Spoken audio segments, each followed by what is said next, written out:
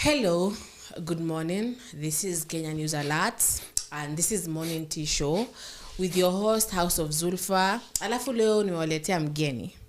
Wacha ajiintroduce. Hello, I'm Philip Lewis and I'm happy to be here with you today, all. Welcome. Relax. Just relax, yeah? Yeah. So Lewis, Yes. tuambie. Umesema aje Lewis? Yeah. Yeah. So Lewis, tell us about you kidogo. Okay. I'm a Christian. Today's on a Sunday, so that's one thing. I'm 21. Yeah, and I love being me. Okay. Firstly, Okay. Sawa. Sawa. I've never been to a studio, so Okay. Sawa. Tuanze tena. Okay, so today, you're welcome. You're welcome here. thank you. It's my At K.N.A pleasure. News Alerts TV. So today we're going to talk about the conflicts. Kuna kitu ambayo inajulikana mpaka mtoto akizaliwa leo atakuwa anajua. Sawa? It is the political issue, you know, between the Luo and the Kikuyus. You know, sio unajua hiyo kitu ambayo ilifanyika pia 07 tukapigana sana. I don't know kama si watu wa other tribes who are fighting ama just only these two tribes that were fighting, you know. What do you think about that? Why is it that everything that is political lazima ikuwe about the Luo and the Gikuyus? Okay, since independence, those two tribes are like they have been on a clash. It's like we have our own titans and Olympians in Kenya. Fighting. Yeah, they're always fighting. But one thing about our fighting is that this never end. Because I remember my history teacher in primary was like, there was this one time Jomo Kenyatta went to Kisumu, and he was thrown stones at.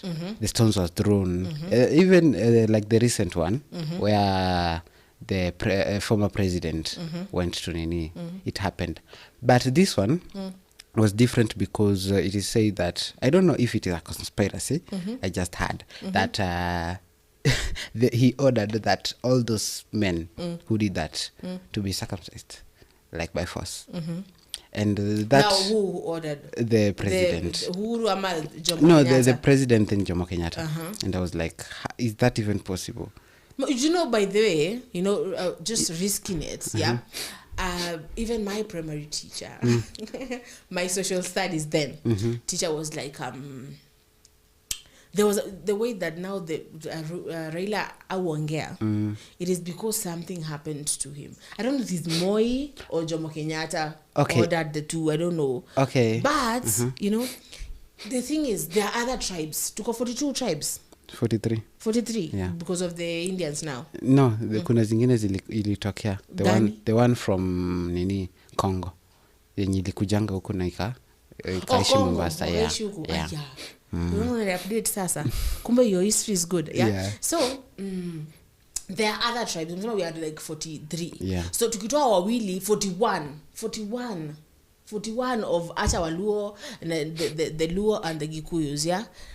And we are here as Kenyan people, and it's like we have no voice when it comes to political issues. Only these two tribes talking. Mara ndako Mulima, Murima wamesema aje na the lake people wamesema aje. Utasikia eti the eastern people wamesema aje, the Nile, the Masai, the Samburu people wamesema aje. You know, only late tumeanza kusikia. Okay, tumekuwa maybe 3 tribes kidogo because of the president wetu ni sai Ruto ni Mkale, the Kalenjin, you know. So it affects us as a people because they fight, and it's like sisi tumesimama hapo wengine hapo kando, let them talk, you know. Let them talk eti wamesema aje, tunaangalia mlima, tunaangalia maji, you know. And it is there have been a lot of bloodshed because of that. There have been a lot of things happening that are not good for the other tribes.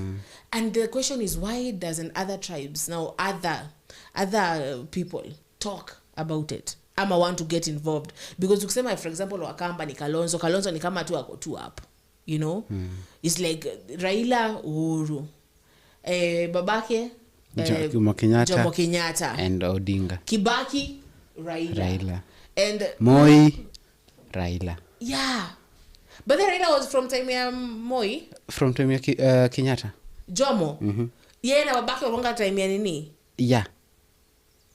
So what do you think about that? That is a question. As a citizen, as another tribe of this as another tribe of this loving country. Of this country, as a people, how, because these political issues, you know, why are there only two tribes talking? Why is that? Okay, the reason is because we are told with everything there must be a beginning. So we can imagine that the beginning, in the beginning there were no, those other tribes were not even heard anywhere. No heard anywhere. Unajua ukisema hivyo, kuna mtu kama Masaku. Masaku like was there kwa mlima akienda kupanda hiyo stuff hapo. The Masaku people also fought. Yes, they did. Also fought. Yes, they did. You know, yeah. I don't just care about the Maasai fighting. But I've not heard about the Maasai. But hata bado kwa history, I don't know, nimesikia kuna watu kama wao au Masako, kuna watu kama Mekatilili wa Menza from the Giriama people. There are which other tribes? You know? But they did fight. But we only told about Dedan Kimanthi. We only taught about Jomo Kenyatta fighting, you know, but we are not taught about other people, other tribes that fought. Yeah, but they did fight. Yeah. Yeah. Because what about the 6, the Kapenguria 6? Kuna tribes ngapi kwa the Kapenguria 6? Do you know the Kapenguria 6? I used to Let me sing they them. confirm them because I used to sing them. That was David Nani, Jomo Kenyatta. Let us go back then and see the Kapenguria 6. There are other tribes there. You know, it wasn't only the Luos and the Nini and the Gikuyus. Let me see the Kapenguria 6, yeah? So that thing really, me unisumbua. And I used to ask my mom back in 07 nilikuwaga class kitu. And I remember asking my mom, like, Hawa, why? Sema? Bildad Kagia, Kungu Karumba, Jomo Kenyatta, Fred Kubai, Paul Ngei, and Achieng Oneko. Now I'm searching how many tribes. The tribes. How many tribes are See, there in the Bildad Kagia ni? Kagia. Is one in Mbere or something? Are there in the Kapenguria 6? Because I was asking my mom, how is it that only 2 people? And my mom was like, atujui imekuwa tu hivyo tangu the beginning of Kenya. Yeah. You know, sawa. And tumekuwa like, okay, sawa. Paul Ngei, is Ngei Kamba? Yeah. Sindio? Kubai. Okay. I think that is it a Luo or what? I can't lie, I don't know. Okay, the thing is, I can say yes. The thing is, other tribes fought. Sawa? Okay, I think at the end kulibaki Odinga na Jomo Kenyatta. No, Jomo Kenyatta akuwa prime minister. And then they said that those people sacrificed, the Luo people sacrificed something, you know, for Kenya. But I think that other tribes too sacrificed because they didn't come only uko kwa central na at the lake. They came also Mombasa. In fact, when they arrived on Mombasa kwanza 1849. That's when they arrived in somewhere Mombasa. Is it the... They arrived there. The thing is they arrived. Yeah. And tribes fought for their land. Everyone everywhere was fighting for their land. Okay, you say when it came to push and shove, eti walibaki watu wawili. But the Kapenguria 6 walikuwa ni watu ambao they were there to take this government, to tell the people to go away. You know, the Mau Mau also and stuff. But I think everyone should be involved in this. I think we need like a Maasai president, you know, sawa kuna mtu ambaye alikuwa ananiambia Tanzania, I don't know if it was a real thing then, alikuwa ananiambia eti huu mwaka ukuwa na president ambaye ni Mkristo, mwaka mwingine kuna kwamba ni Muislamu, you know, that's what they do. I don't know, sija research bado nikajua vizuri, but I think we need that kind of thing in Kenya, yeah? Because how can only 2 tribes? Sasa kama kuna issue ambayo ina trend sasa ina baki ule Luo, kuna this Luo person ambaye kwa ni soldier number 1 wa Raila, ametusi wa Gikuyu sana, amekuwa like a lot of things that I will not say here in live, you know, but and then the Gikuyu will come again and speak something. So as I'm asking, how do you feel as another tribe? How do you feel when it's like you don't have a say, only 2 tribes are going to sit on that chair? Okay, I feel inferior. I feel invisible. Like no matter what I do, I can never be known, you know. They're like, even if I want to run for president today, I like, for example, take the one Wajakoya. Wajakoya did not fail because he did not have good politics. He failed because the strongholds did not know Wajakoya is. Like they were like, we know Raila, we know Ruto, but we don't know these others. Unaona? Aya Ruto had a Kikuyu backup, the one mwenye ametupa. So you are like these 2 people without if you are a Kamba, if you are not going to stand either with a Kikuyu or a Luo, you're not going to do anything. So what is that? Why can't a Kamba just stand themselves na tujue now this Kamba is good, now this Kamba is going to go, this Kamba is going to become ama this Masai ama this like Taita. In fact kuna watu kwa politics Taita, do I know any? I don't ambao tunawajua like tunawajua vizuri. Kuna Wagiriama ambao tunawajua isipokuwa tukatilili Menza, you know. Kuna whether Mijikenda people, you know. Kuna watu, kuna Mbere, any Meru person. In fact kama ni the former governor of Meru somewhere, Kawira Mwangaza. Yeah, Kawira. Is she former? Yes, in fact I'll get impeached. I'll get impeached, impeached. So the thing is, what is that? Like lazima stick na one tribe ndo tukujue politically, you know. Na nani kwanza mwenye alifanya kwanza nini isikue Machakos? Inaitwa aje? Capital ilikuwa ikue Machakos, si ndio? Yeah, by the way. Like kabaki itakuwa ipelekwe Nairobi. I used to hear that story. You know, politically, and you say that we did not fight, but politically we were like there. Back then, we were like there. Yeah, for example, like Masako. Yeah. Not Masako, I mean Syokimau. She predicted a metallic snake. Yeah. That would come with a white man. And they were like, but then Syokimau was a woman. Yeah, Syokimau was like a woman. And she predicted of a white snake, white metallic snake, that would come with a white-clad man.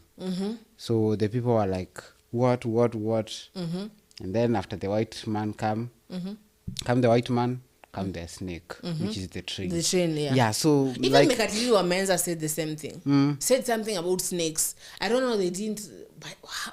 You know, hey, we should like really talk about this. Let's go back there in history and let us meet Syokimau. Back then when you didn't know about anything about the Western person. Back then when you used to do barter trade. Back then when the Kambas were doing the long trade, they were leading in the long trade, long distance trading. And the Wanyamwezi from Tanzania and from coastal people and the Arabs and the Transaran. And you know, we were doing barter trade with no money and stuff. We didn't know anything.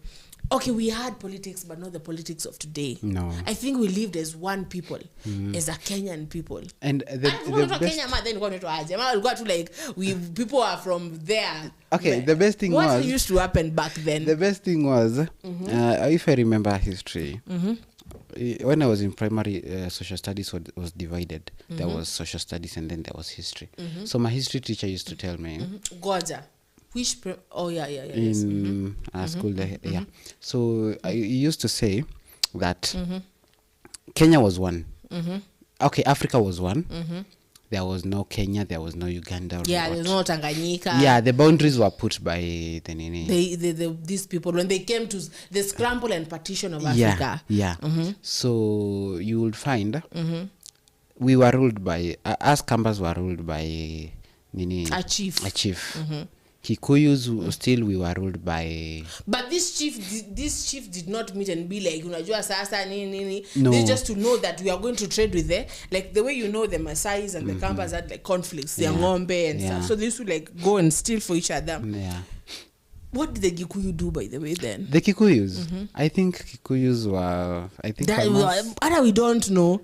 This thing is so confusing because in the mention of these things, you don't know what the Gikuyus were doing. Yeah. You don't know what the Luos were doing. Luos were fishermen. Yeah, but were they like long distance trading? No. No, we don't know anything about them. They were fishermen. Yeah. We just know that they say the Kisii, like for example, the moment that you hear the Kisii people in being now like discussed, inaanzanga tu like na vita. Unasikia the Kisii came and they dislocated the people of Shugwaya. Yeah. They came, they fought those people and those people are displaced. Alafu wakapita wakaenda huko. Unaona? So that's when you hear them and you don't know anything else about them. Unasikia? Yes. But there's mention of the Kamba people. There's mention of the Maasai people. There's mention of the Nandi people, the Giriama people, the Mijikenda, But then I don't know where in history we went and as a Kenyan people tukafika pesa pata other tribes to go to like hapo to go to hapo. To what happened though? We were swallowed. We were swallowed by the big fishes. They did sell us out. Yeah, they did sell us out. Do you know right now, Zulfa? I can tell you name 10 of the 42 tribes. Unaweza name? No. Yesterday I was talking to my sister and we were like, so how many tribes are there? But we were talking about like marriage and stuff, and we were like, so we were like saying, let us write down which kind of person do you want to get married to. So like, tuandike chini. Let me tell you, I couldn't mention like 7 of them. Yeah, like just like other tribes. But they, what are the tribes? I don't know what are the tribes in Zingani. I was like the Gikuyu, the Kisii, the Luo, the Baluya, the Taita, the Kamba. Abagusi Mbere. Abagusi nitashata Abagusi wa kwanza. Yeah. Like, and then we were like, because wanafanya tulikuwa like hebu tuandike chini, who do you want to marry you, which tribe do you want to marry you, and we were like, so tukafika hapo tulikuwa like, and then basically okay, other tribes because atukumbuki other tribes, and that is not okay.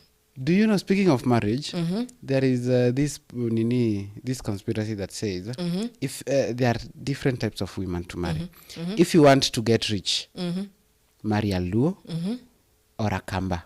A Luya or a Kamba. Rich. Yeah. Where? A Luya or a Kamba. If you want to come from being rich to poor, marry a Kikuyu. Why? But I think that because she will spend from you, but a Luo or a Kamba, a Luo will spend on you. Oh yeah. A Kamba will help you grow. Unaona? A Luya too will help you grow.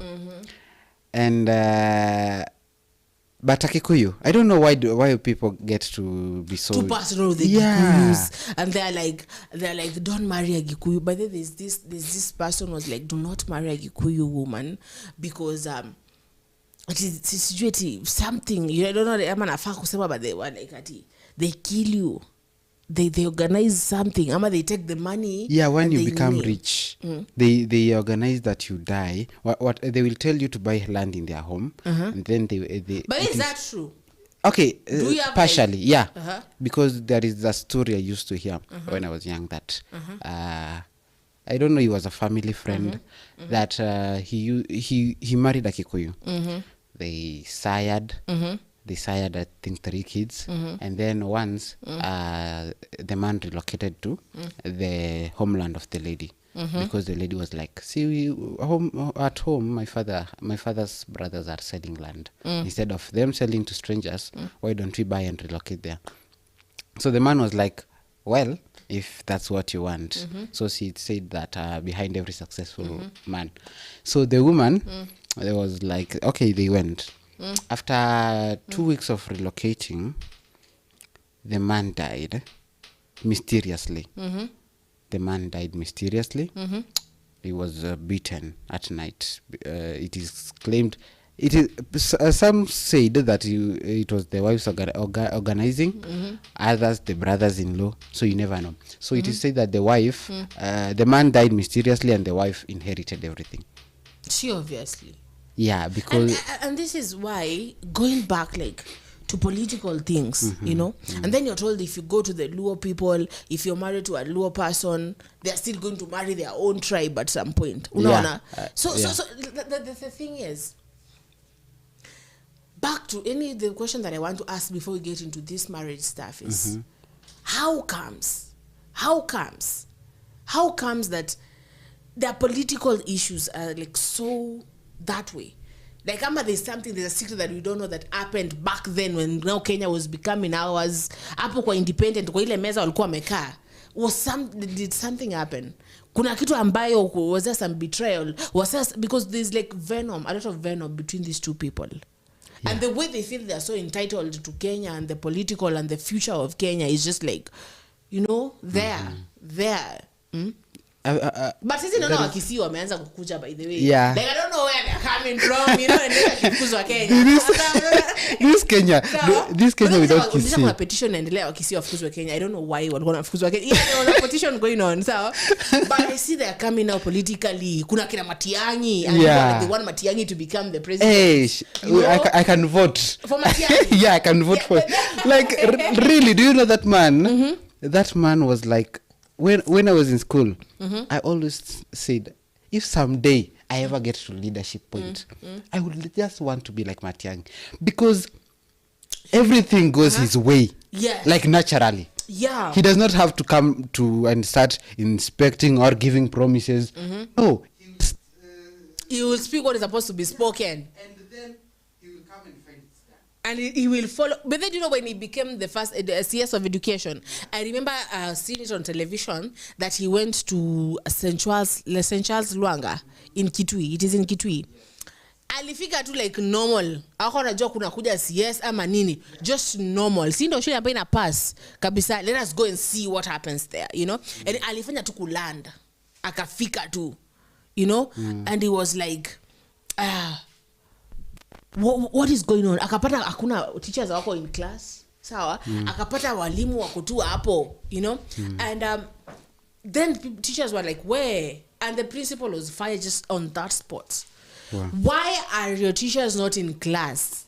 Kunafaa kuwa saizi watu wako lab. Why is that not happening? You're the principal. You should make everything, you know. And there was this thing that was going on. Kuna huyu bado ndo Morara Kebaso something, you know.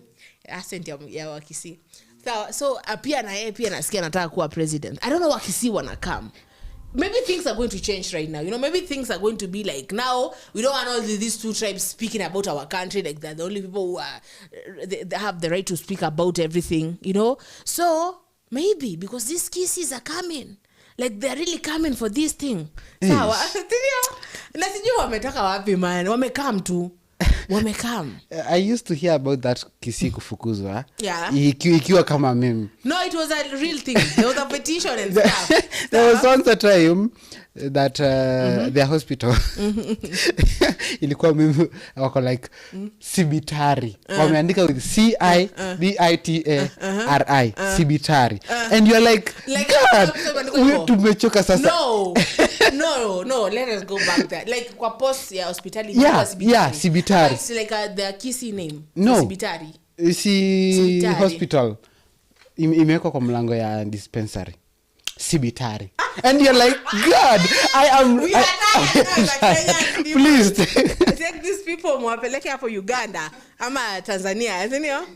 But they're intelligent people. But then if you meet like a real Kisii, they're really intelligent. Like lawyers and doctors and people, they are really intelligent. I had this friend once when I was in high school.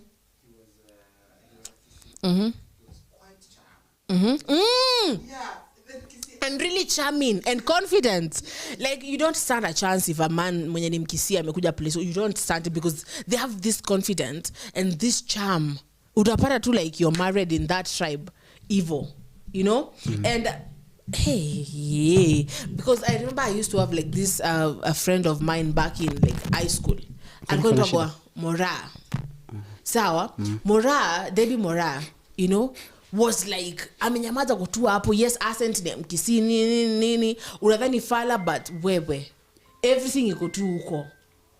Airs and stuff. I think right now like she's a doctor or something.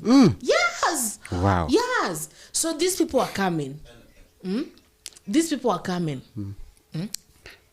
Well, like this Kisii, if the Kisii rise, do you know it will be the beginning of almost everything.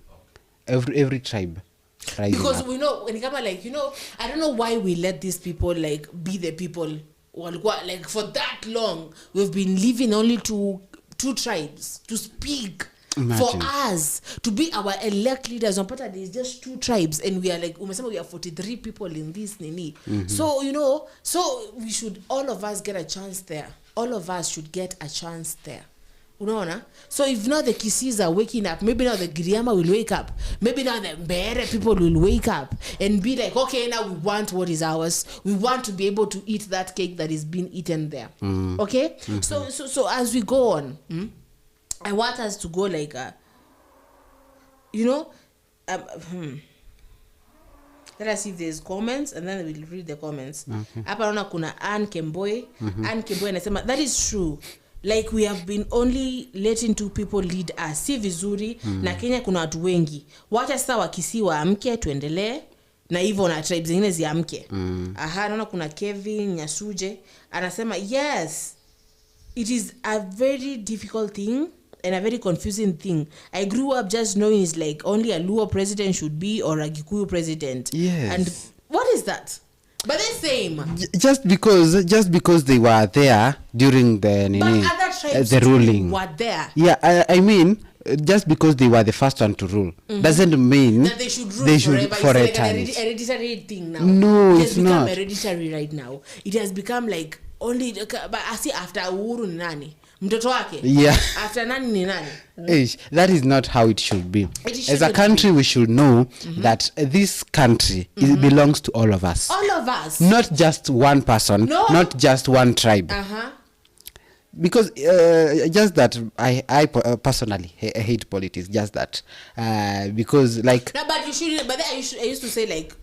When someone asked me politics, I'm like, no, politics are don't give game. me politics. But then I came to realize how, as a person, if you don't know your politics, if you don't know your politics, then you don't know your rights, then you don't know the laws of Kenya, then you don't know what you are as a citizen. Yes. So you're going to let these people just carry you kama upepo, like wakienda tu hivi kama windsocks, wakienda tu hivi unaenda. So I think we should know, we should want to know. As a youth people, we should want to know, we should want to speak, we should want to like speak and know our politics and know our rights and know everything. Sababu maybe wazazi wetu walikuwa like hii politics ni mchezo mchafu, wajaka na wanachukua na Wagikuyu na wanachukua ni mlima na lake peke yake, and then see how it has affected us because we just electing the same people, and as a Kenyan people, as a tribe, as a different tribe from those 2 main tribes that are there, you know, unapata it is just we don't know what is going on. We don't know what is going on. And when you go back to history, go back to our people, we used to be like, everyone used to stand up for their own thing. Yeah. I don't know where we stopped doing that. Ama tulizimiwa wapi, ama ilibaki wapi, ujishikanishe na huyu ama jishikanishe na tribe ndio win. You should be as your own tribe. Venye Wakisii, I think Wakisii wanakuja peke yao ama wanakuja na mtu. Wanakuja peke yao. Unaona sasa? Yeah. So we're going to go on a small break and then we're going to come back and we're going to talk about then can a Luo person get married to a Gikuyu person, and then how does it work? Because even marriage is political. Okay? So let us go on that break. Okay.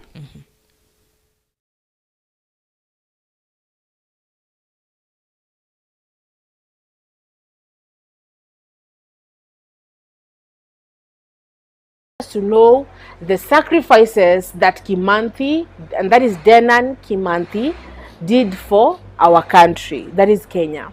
Okay, so welcome. So kujua mtu, unajua lazima ukitaka kujua mtu, okay, when you hear the name Dedan Kimanthi, what do you think of? Ukiambiwa tu saa 6 usiku, Dedan Kimanthi. Okay, when I hear about Dedan Kimanthi, ongea ukishout. Ongea sana sababu kuna interference. Okay. When I hear about Dedan Kimanthi, all I can my brain goes to a hero, a fallen hero, okay, a Kenyan star of those years, someone who stood first, who stood to fight for this country, someone who made sure that this country will not be under the bondage of colonialists for all eternity. However, eternity is long. So when the name Dedan Kimanthi is a hero to you, yeah, it's a hero. The moment our guest anasema, the moment the name Dedan Kimanthi is said to him, anasema is a hero, and that is true. Now that we're going to go back and know who is this hero and how did he become a hero. So Kimanthi was born in the Geje village, Tetu division, in today's county, in today's Nyeri county. That is today's yani kitambo kutoka the Geje village, Tetu division, but wale inaitwa Nyeri county. His father died in September 1920, a month before Kimanthi was born. Sawa? Yeah. Kimanthi was raised by his mother, Waibuthe. Speaking about mothers, do you know that the children of single mothers are such strong ones? True. Very strong ones. Because ukisema because when you're raised by a mother alone, you see the strength of a woman. Yeah. You see the strength. How can because let me tell you, my dear. Jesus Christ. This is our small guest here, so don't be surprised, viewers. Yeah. Okay, we love children. Okay, so being raised by a single mother is the greatest flex of strength that you're going ever to see. Yeah. Like look, for example, our former president, Mr. Uhuru. Okay. When did Kenyatta die in? He died when he was already a grown up. Sorry. What? Sorry. I wanted to use a good example. So a good example. Yes. But sorry. Yes. If I use the current one, Ruto, that one has some mixed up. But let's say he's an hustler. He grew up well, and now he's a president. But in life, you've seen people. Yeah. Like Kimanthi, he was raised by a single mother. Yeah. His mother's name was Waibuthe. Waibuthe. Yeah, Waibuthe seems like a very strong woman, though I don't know. Yeah, I don't see jina Waibuthe. Yeah. Sawa, inakaa ni kama mtu wa the might of a mother. Wasiha na nini? Ufuta na siha. So Waibuthe, one of his father's 3 wives. So when he died, he left 3 single mothers. Wow. Down. So at least hapo ulikuwa na support system. Yeah. So ujinga ni upate mlikuwa mnachuana, but I think kitambo stepmothers didn't hate each other. No, they used to live and cohabitate really good. Okay, Jesus. Really good. Yeah. With each other, okay? Yeah. So he had 2 brothers, Waibararia and Wagura, and 2 sisters. At the age of 15, he enrolled at the local primary school. Yeah. Now that is what used to happen. Yeah, kitambo watu walikuwa nasoma wakiwa wakubwa. Yeah. Because I remember my grandpa telling me, yeye alisoma akiwa around 9 hivi.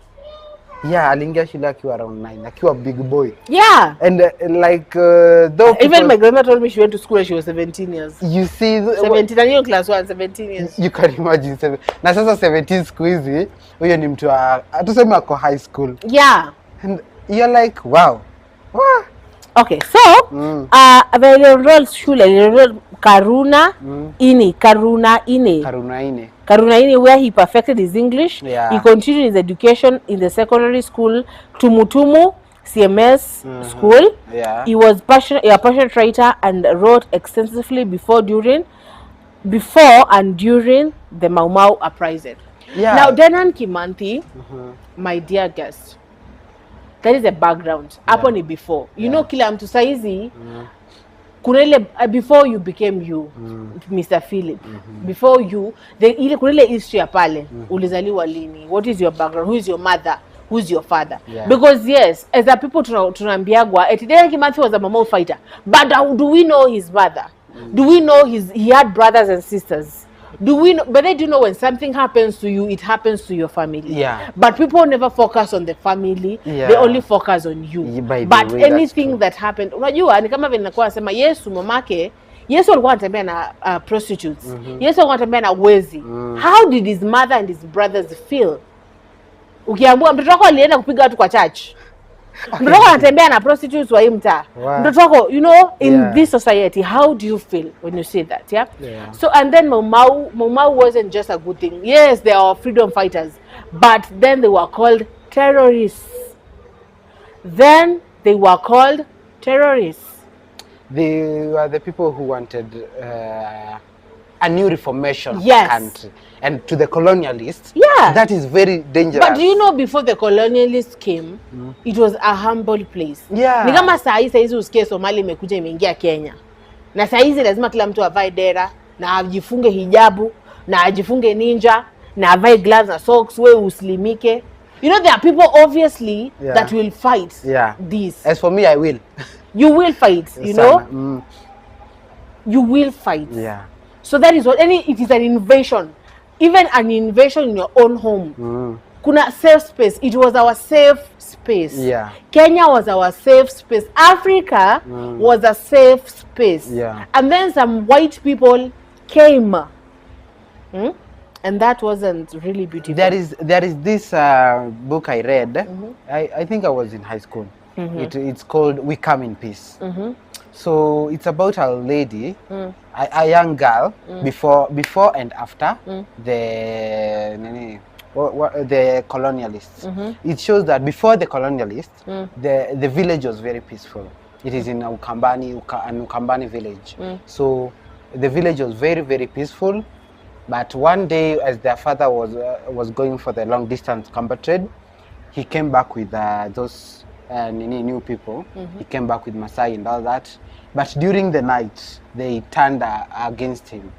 Yeah, the Swahili turned against their hosts, and they were like, they wanted to take over. So, yeah, that is where they started. Point of correction. We Come in Peace is about the Muslims, how the Arabs invaded. Mombasa. How the Arabs invaded that village, because we are told, because we see that lady, that young girl, she's separated from the mother, the father, and everyone, and then she goes to work to a Muslim guy, where the wife treats that girl terribly, and then the girl decides to beat her up. Yeah, then she beats her up, but the first maid who was there, who was old in that home, she's the one who defends her against, because beating the boss of beating your boss is very terrible. So the maid is the one who is beaten to death, but the girl escapes. So my point is, invasion is invasion. Have you ever read Captured? Captured? Not quite, but I'll look. Captured is just the same way. Captured is this little girl. She's with her father and her grandmother. You know, they say that kitambo ulikuwa unalala na shosho yako kama ni msichana. Yeah. Vijana walikuwa wanalala bila babu yao. Yeah. Because I don't think men used to sleep in men and wife used to sleep in the same hut. So they're just peaceful. And then the neighboring, the Samburu, it's about the Samburu and the Masa. That's those people of Masa Beat and the Turkana. Yeah. You know, they are fighting for cattle and stuff. So they are peaceful, and then they're invaded at night, and her dad is killed and she's captured. Now that's what's called Captured. I used to read that book a lot. And she had to resist at some point. And I think that is what Dedan Kimanthi did. Yeah. You grow up and you see how your people. You know, if you see those videos and how people, I saw them and I cried. And I remember I was talking to the producer, Mr. Felix, and we were like, these things is what our forefathers went through. Yeah. And it wasn't good. It was So we were asking each other, what is the difference between Africa, and I'm not trying to minimalize what the Jews went through with Hitler. But as Africans too, were kept in concentration camps. Just as the same way as the Jews were kept in concentration camps by Hitler. Yeah. And when you read later about it, you're told that when the Mau Mau uprising was so high, the British army was asking for help so that nukes can be sent. Walipue. So it could have been something bigger. Yeah. It could have been like the Jews. It could have been. It was, but I'm not trying to compare it to the Jews, because the Jews thing is like, it's kando kidogo. Yeah. But because when you look at the videos, you see that these people were kept in concentration camps. Yeah. And concentration camps are so bad. When you look at those videos, and you're going to see those videos, my dear listeners, they're so bad. Yeah. Our forefathers went through some nasty stuff, Yeah. I'm going to give you this phone and you're going to see some things, okay?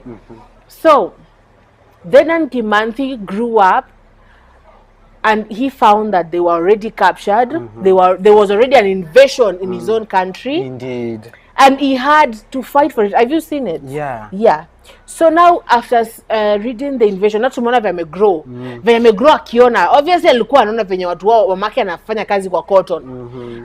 Venye kwanza venye babake ameshakufa, obviously the women were used to work for cotton. And they used to work for free. For free. And the kipande system was, we shall get, listeners, we shall get deeper and deeper into this. But it wasn't a good time. I kept myself in that situation. I was like, it must have been such a tense time. Okay? So we're going to go to know him. So, what did he do before freedom fighting? Okay? So, before becoming a prominent figure in the Mau Mau uprising, Dedan Kimathi held various jobs and roles. Here are some of his occupations before his involvement in the freedom struggle. 1. He was a teacher. He worked as a teacher, sharing his knowledge and contributing to the education of his community. So you're from school now, because then they used to go and perfect English and then go to college, and then ukishasoma education at college where you're a professor now, because that education was top notch. Yeah, you're taken to even outside the country. Yes. So Dedan Kimathi now tumeona kama mtoto mdogo pale akiwa 15 years old, ameingia kwenye primary, amekuwa mzuri kwenye English. Alafu ameenda tena sasa amefanya kazi fulani, si ndio Sasa tumeona what did he do before, because we want to know the man before the hero. We want to know who was that man. Okay? So now the man, he becomes a teacher. Okay? After becoming a teacher, he teaches. But then observe. But it is painful. Put yourself. Now I want as my, me, I love being creative, my listeners. Put yourself in those shoes. Now here you are. Rudy. Imagine it, yeah? Rudi hapo. My guess. And jiweke in that situation. Umezaliwa kuna wazungu. Ni black and white kwanza. Sawa? And you can imagine in those days, only the whites. The whites went to school. The blacks were like, if you are a black and you come to school, you sit like that. Well, the rest of the class is here, you are like, kulikuwa ile racism. Hata restaurants hawezi enda huko. Ile ni ya wazungu. Ile ni ya fulani, ya Wahindi. Ile ni ya Arabs, blacks nini huko. And it is our country. So this man is looking at everything, is observing everything. Indeed. Pain and bitterness and wanting freedom. Where are the where are they? Where are these? That is freedom, They wanted that thing. So, he becomes a clerk. Anacha kufunza because maybe he's seen that some parents are dying, some children, some boys are being taken out. So he can't focus on that pain. So he goes to become a clerk, Then he held clerical positions in different organizations, gaining experience in administrative tasks. sawa. Yeah, Huyu but ni he mjanja, was- amesoma, yeah, amekuwa mwalimu, yeah. ameobserve, amejua, amebecome clerk. Amejua, when you're a clerk, you know how to manage stuff, you know how Yeah. to put to combine files, Yeah. to typewrite, Yeah. to, you know, filing system and Kabisa, stuff. all Sindio? that, yeah. So after that, he becomes a soldier. He serves in the King's African Rifles during World War II. However, he later decided, due to the harsh condition and discriminatory treatment faced by African soldiers. So when they said partition and scramble of Africa, unajua hawa watu walikuwa wanachukua blacks kwenda kupigana huko kwa Hitler. Do you know that? Yeah, yeah. So they used to come and carry them and go. You know, come carry go. Come carry go. There's a song like that. Come carry and go. So, so they used to come and carry our African men, and then they go to fight. One wanakuwa kwa front battle. Venye David alifanyia Uria. Yeah, Uria. Yeah. Anaona kwa front. Ni Africans wanakuwa kwa front. Ni whites wanaekwa huko. Ni Africans the first line. You're the ones who are going to die. Bomb ikikuja inawapiga nyi wa kwanza. Okay. So our guys amekuwa nini soja? Amekuwa mwalimu, amejua vitu. Amekuwa clerk, amejua administration. Amekuwa soja. Sasa he is learning. Yeah, and now now he knows combat. The discrimination of that. Yes, but he is how learning. African men are being discriminated. And he knows how. Unajua ukikuwa kwa army utajua how your opponent thinks. Utajua how your leader thinks. You will know compact. You know compact. You will know compact stuff. Unajua ni waeke pale to attack pale nini. So tell me, if you were Dedan Kimathi, being raised in such, going to become a teacher, seeing your students' parents dying and being overworked in concentration camps, then becoming a clerk and seeing how you're treated, even not paid sometimes, and then becoming a soldier, going to fight a war you don't even know. You don't even know why you're fighting. So how would you feel? That thing is very diminishing. It even, let's say it kills the soul, and sometimes just you're like, and you remember that you did not choose that. He was so sad. Those times they did not choose to become soldiers. They were just taken. Like they come and select the strong men, you know. They select the strong men from the village, and they're like, yes, we need you and you and you to go and fight for the then King George. I think it was King George, I think. Yeah. So they're like, they were taken and then forced to fight a war they don't know why they're fighting, a war they don't know how it began.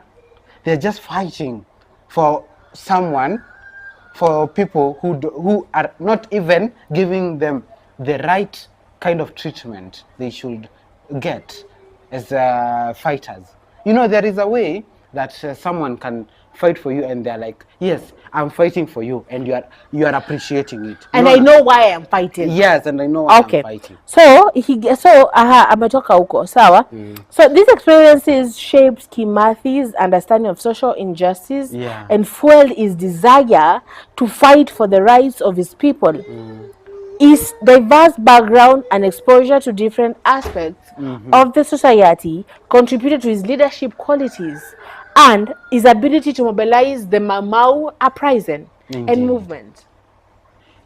By then he was like, you know, I've seen how this is going. I've seen how we're being treated. Yeah, and this is not fair. This is not how we should be treated in our own country. It's like he was backed up into a corner. Umeamka uko sawa pazi, nimepata education. Nimepata job. Inafika a place they back you into a corner like hata nyinyi mmetuzoea sana. Yeah, and they're like, it is our country. Now you're taking out kwa country to oppress. Now you're taking us out to kwenda to fight ambayo hatujui ni nini. Na hadi tukifight instead of nyinyi kuwa fair, you are like mnataka tukufe sisi wote. Na nyinyi ndio mbaki with the victory. And yet the victory should be for ours, because we are the one who are in the front line. And if we fight this war, but say that Asheni country to go free, because you have taken our men, because they used to take our men. Yes, indeed. I think that's why in the world there kuna a lot of men. Like now in Kenya, it's the ratio for men and women is 7 because they took our men, our brothers, our fathers, our husbands.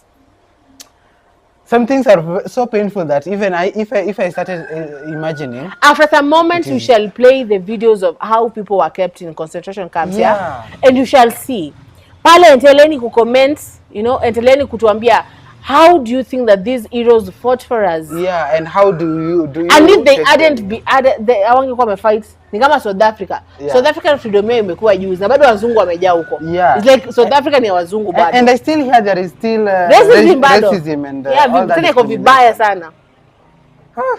Somebody once told me they would like me to go to South Africa, and I'm like, oh dear, I'm too black for that. I don't know. But then bado huko kuna hiyo shida. See, why can't they just get rid of them once and They for got all? rid of them late. In 2000. Yeah, around Around huko. So our producer now is going to play those videos. The videos of Dedan Kimathi. The operation videos. Yes. Okay. So let us go and let us go now and know wife and family. So sasa ameshaanza kujoin Mau Mau. Ashaanza kuwa like sitaki, but bado you know the heart wants what it wants, yeah? The heart must want what it wants. Moyo ukipenda umependa. Umependa moyo. Moyo wake Dedan Kimathi ukampenda msichana mmoja anaitwa Mukami.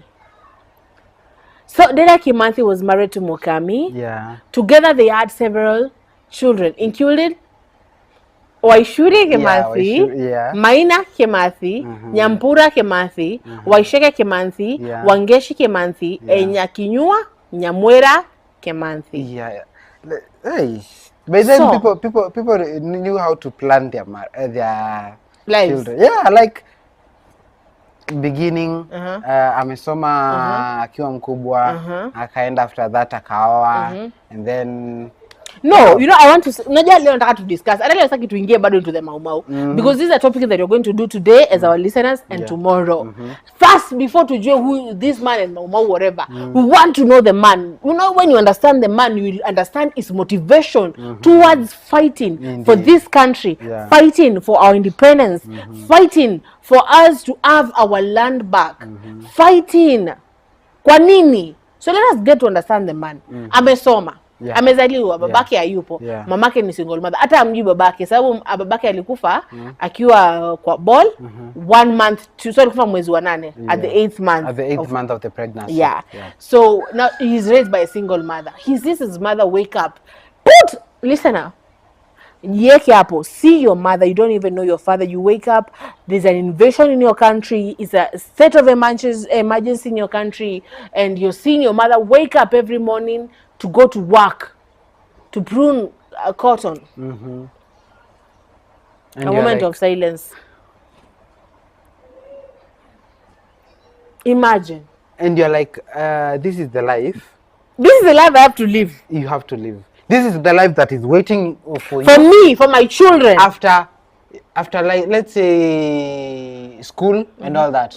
This is the life. Right now in this era, you are like, you see, you have a choice. But then there was no choice for our black child. The life that you see your parents in is the life that you're going to live. Is the life that you are going to live. In that life is the life that your children will live, and your children until I don't know God knows when, until kingdom come. So he observes it. Yeah, and he's like, no. Anaipea a chance. Anaenda shule. Anasoma. Anakuwa mwalimu. Anafunza. Anakuwa clerk. Before. Have you seen the Sarafina movies? Sarafina? Yeah, South Africa. Oh yeah. Sarafina. Yeah. That one. Yeah. Have you seen that movie? I want you to look at that. That is a movie of Safrina. Indeed, this is very. So this man observes. Yeah. And he's giving it a chance. Yeah.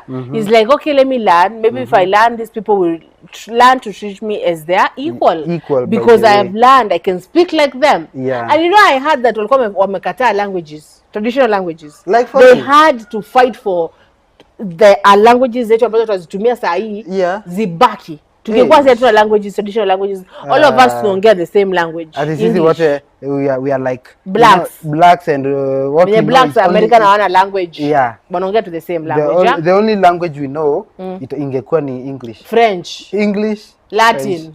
Spanish, because we are learning them. Yeah. You know? So sometimes this guy gives a chance. I don't know if the videos are ready so that you can see them. Okay. Okay. So we are going to play those videos tomorrow because we are introducing the man. We are introducing the man. Yeah. So anakuja anapenda. Hata sikusema watoto wote by the way. Alizaa watoto wangapi? We 1 2 3 4 5 6 7 8 9. 9 children, yeah. Wow. So Muthoni Kimathi, Wangoi Kimathi, Wanjugu Kimathi. It is important to note that the family of Dedan Kimathi has been actively involved in various activities to honor his legacy and to seek justice for the injustice suffered during the Mau Mau uprising. I don't want us to tuguse story ya Mau Mau bado. I just want to know the man today, and then tomorrow you can understand. We are going from the man to the hero. Yeah. The man, the Now boy, it's the the boy, man. the Yeah. man, the hero The tomorrow. husband. The husband The now. father. The father, the brother. Yeah. The son. Because you're told you're a son, you are a son Before you're a brother. before you're a brother. Yeah, and you're a brother before you're a husband. you're a husband, Before you're a father. father. Yeah. And then you're a separate man. And then from a father, now You're you your own man now. Yeah. You So become tell what me, society tell wants me, to how see do you feel? What does this man, when you look at him, he was trying to live a normal life. Yeah, this is a man who was trying to make something for himself. A man who walked and was like, yeah, this is not the life I want. No, this is not a life that I will choose. You know, he was a father, and I am sure he did not want his children to live the life that he lived. He did not want his grandchildren or his great-grandchildren, or not just that, even his neighbors or friends' children to live that life. So he decided, I will be another kind Let of me man. ask you a question. Yes. If you went back in time right now and you found Dedan Kimathi, would you tell him that he's going to be shot and killed and hanged? Okay, it is said that if you went back in time, you should not interfere. But, I would interfere. But if I would tell him, interfere- Dedan, you're going to be shot. No, firstly, if you interfere, you just kind of tamper with the reality. But at the point of Dedan Kimathi, trust me, I would tell him, you know what, you are going to be betrayed, and this is going to happen. Because I had a question somewhere and they were like, maybe Dedan Kimathi was the president that we never had. Yeah, I could say that too. Maybe. So would you interfere? Me, I would interfere. I would tell him, Dedan, my dear, you're going to be shot. Yeah. So avoid kwenda kukata zile miwa. Because apparently alikuwa nakata miwa. Ndo alipo ndo alishutiwa. But we shall get back to that tomorrow. Was he shot or hanged? Shot. It was shot first. Then he was apprehended. But we shall get back to that tomorrow. Tusiweze kuharibu spoilers. Za kesho. Spoilers alert. Sindio? Yeah. So Dedan Kimathi is there with his beautiful wife. Yeah. He loves, Yeah. he marries, and have you read the book? Is it The River in Between? Yeah, The River in Between. That kind of love story. Hey. That kind of love story. Yeah. Maybe him and Omboy and Mukami used to meet somewhere And they will just in a river and they just like share love and share stuff and be like, one day when we fight for this independence. No, maybe no. They were not like, let's fight for this. No. They were like, my love. Let me say, what is my love in Gikuyu? I'm trying to search that. Mwedwa wa goro. Mwedwa wa goro yakwa. There will come a day When we will be good. Yeah.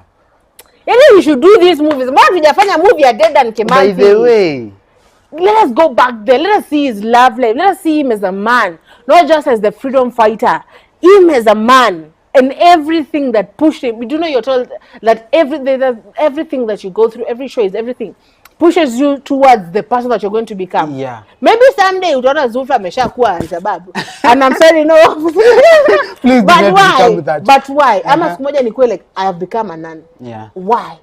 Sababu development character huku nini? Yeah. Nikule, nimeacha basi acha niende. Ukienda kwa huyu. Ukienda kwa huyu heartbreak. Character development. So this man. He was like, yeah, I have loved you, let's make babies. No, but we need a free country. Yeah, now that. No, I think before that akimari udema kwa anafikiria kuhusu kupigana yeye. No. But the moment that you see your child, yeah, and you're like, no, what I went through, no, umezaa kijana, uko like, kidogo kijana kifia 15 years, anachukuliwa na kapigane war, and I will lose my child. No, my child will not live this life that I lived. You know, the moment, let me tell you, the moment that you become a parent, and you look at your child, and you're like, I want to give you better. Mamangu alikuwa anakaswa kunibaia nguo za Christine, ndakuwa nakubaia nguo 3 za Christine. Yeah. You know, so Kimathi looks at Waichuri. Kimathi is the firstborn, and it's like, Waichuri, you're not going to go through what I went through. Yeah. So pale kwa love life ako nafikiria hivyo until you have your own child, you're like, no. And so, you know, that reminds me of this book I read, The River and the Source. They are like somebody, one of the characters, nilisoma kitambo when I was in primary, around class 6. So one of the characters was like, he wanted to become a freedom fighter. Yes. So, but his, I think, I don't know, it's his friend or father or brother, went and never came back. And do you know that really scared almost the whole community after they knew that. So I was like, I think that same reason scared Kimathi. Like, going the same and never, reason. Yeah, going and never coming back. And they're like, yeah, that same reason is the main thing that made Kimathi not want at all his children, grandchildren, or great-grandchildren to suffer the same fate as his fellow soldiers in the king's army. And neither was it really necessary for him to just lay around. So he decided to become a better man, a better father, and a better hero for this country. Yeah. So to me, Dedan is he's not just your hero. To me, he is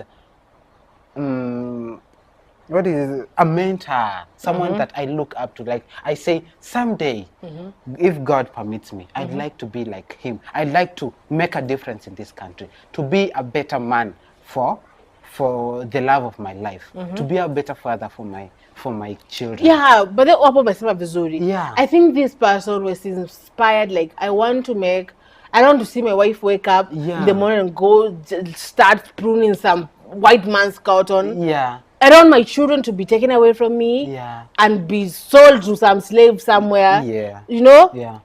And it was like, you know what? We need to do something. Yeah. I, as a man, I need to protect my family. Yeah. And what can I do? Yeah, he found that he can do 1, 2, 3. Alifikiria maybe if I become a teacher, it will be different. It wasn't different. If I become a clerk, it will be different. It wasn't different. If I become then a soldier, it wasn't different. Now I need to do something different. Yeah. Okay, I'm going to read some comments here. Yes. Yeah. So, kwale kuna mtu anaitwa Plenson Felix. Anasema Naison Zulfa. Anasema Denan was indeed a strong man. That is true. Yes, that is true. That is very true. Yeah. Okay.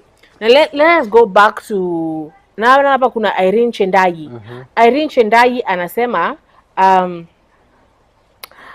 Denan was one of the unsung, like really unsung, because mi kuniambia mmemwekea to street Nairobi and his family keeps on saying how they are treated really bad. Imagine. I don't think that is everything. Maybe the government should do more, you know? Okay. Yeah, this government should do more for our heroes. Not just naming streets after them. Because now there is a street named after the Gen Z that was shot, you see, after Masai. But the government should even put a respectable places for them, and even they should even name counties or so. And that is my opinion. I'm not a historian or a politician, so that was just Ibaki in county ya Denan. Yeah, something like that. Okay, so tell me, I have asked a question, yeah? So now you're there, you're back there, and everything is happening the way it is happening. I'm thinking the car inakaa venye saizi kunakaa hivi. Yeah, kunakaa kunyesha. So it was like it was cloudy all the time now. Hakuna sunshine now anymore. Tell me, what would you have done? I would have tampered with the whole history thing. I would have really tampered with it. Firstly, I would tell the Mau Mau that the Kapenguria sticks are going to be caught. I would make sure that in every place I've made sure that they will not be found. Secondly, I will tell Didan that he should not, by any chance, go to the place he wants to go that day. Mwambie kaa kwa nyumba. Yeah, kaa kwa nyumba. Unasikia? Or But just then get no, hata spoil. We're not going to spoil for the people right now. We are not going to spoil for them right now, yeah? Because today tumesema tuongelee just the man. Just the man Denan. Yeah. Okay? Yeah. But then unajua Denan kwa dread kama hizi zangu. Dready. Yeah, what a dread. You know the moment that you decide kuanza kulea madread umeanza kuwa rebellious. Yeah.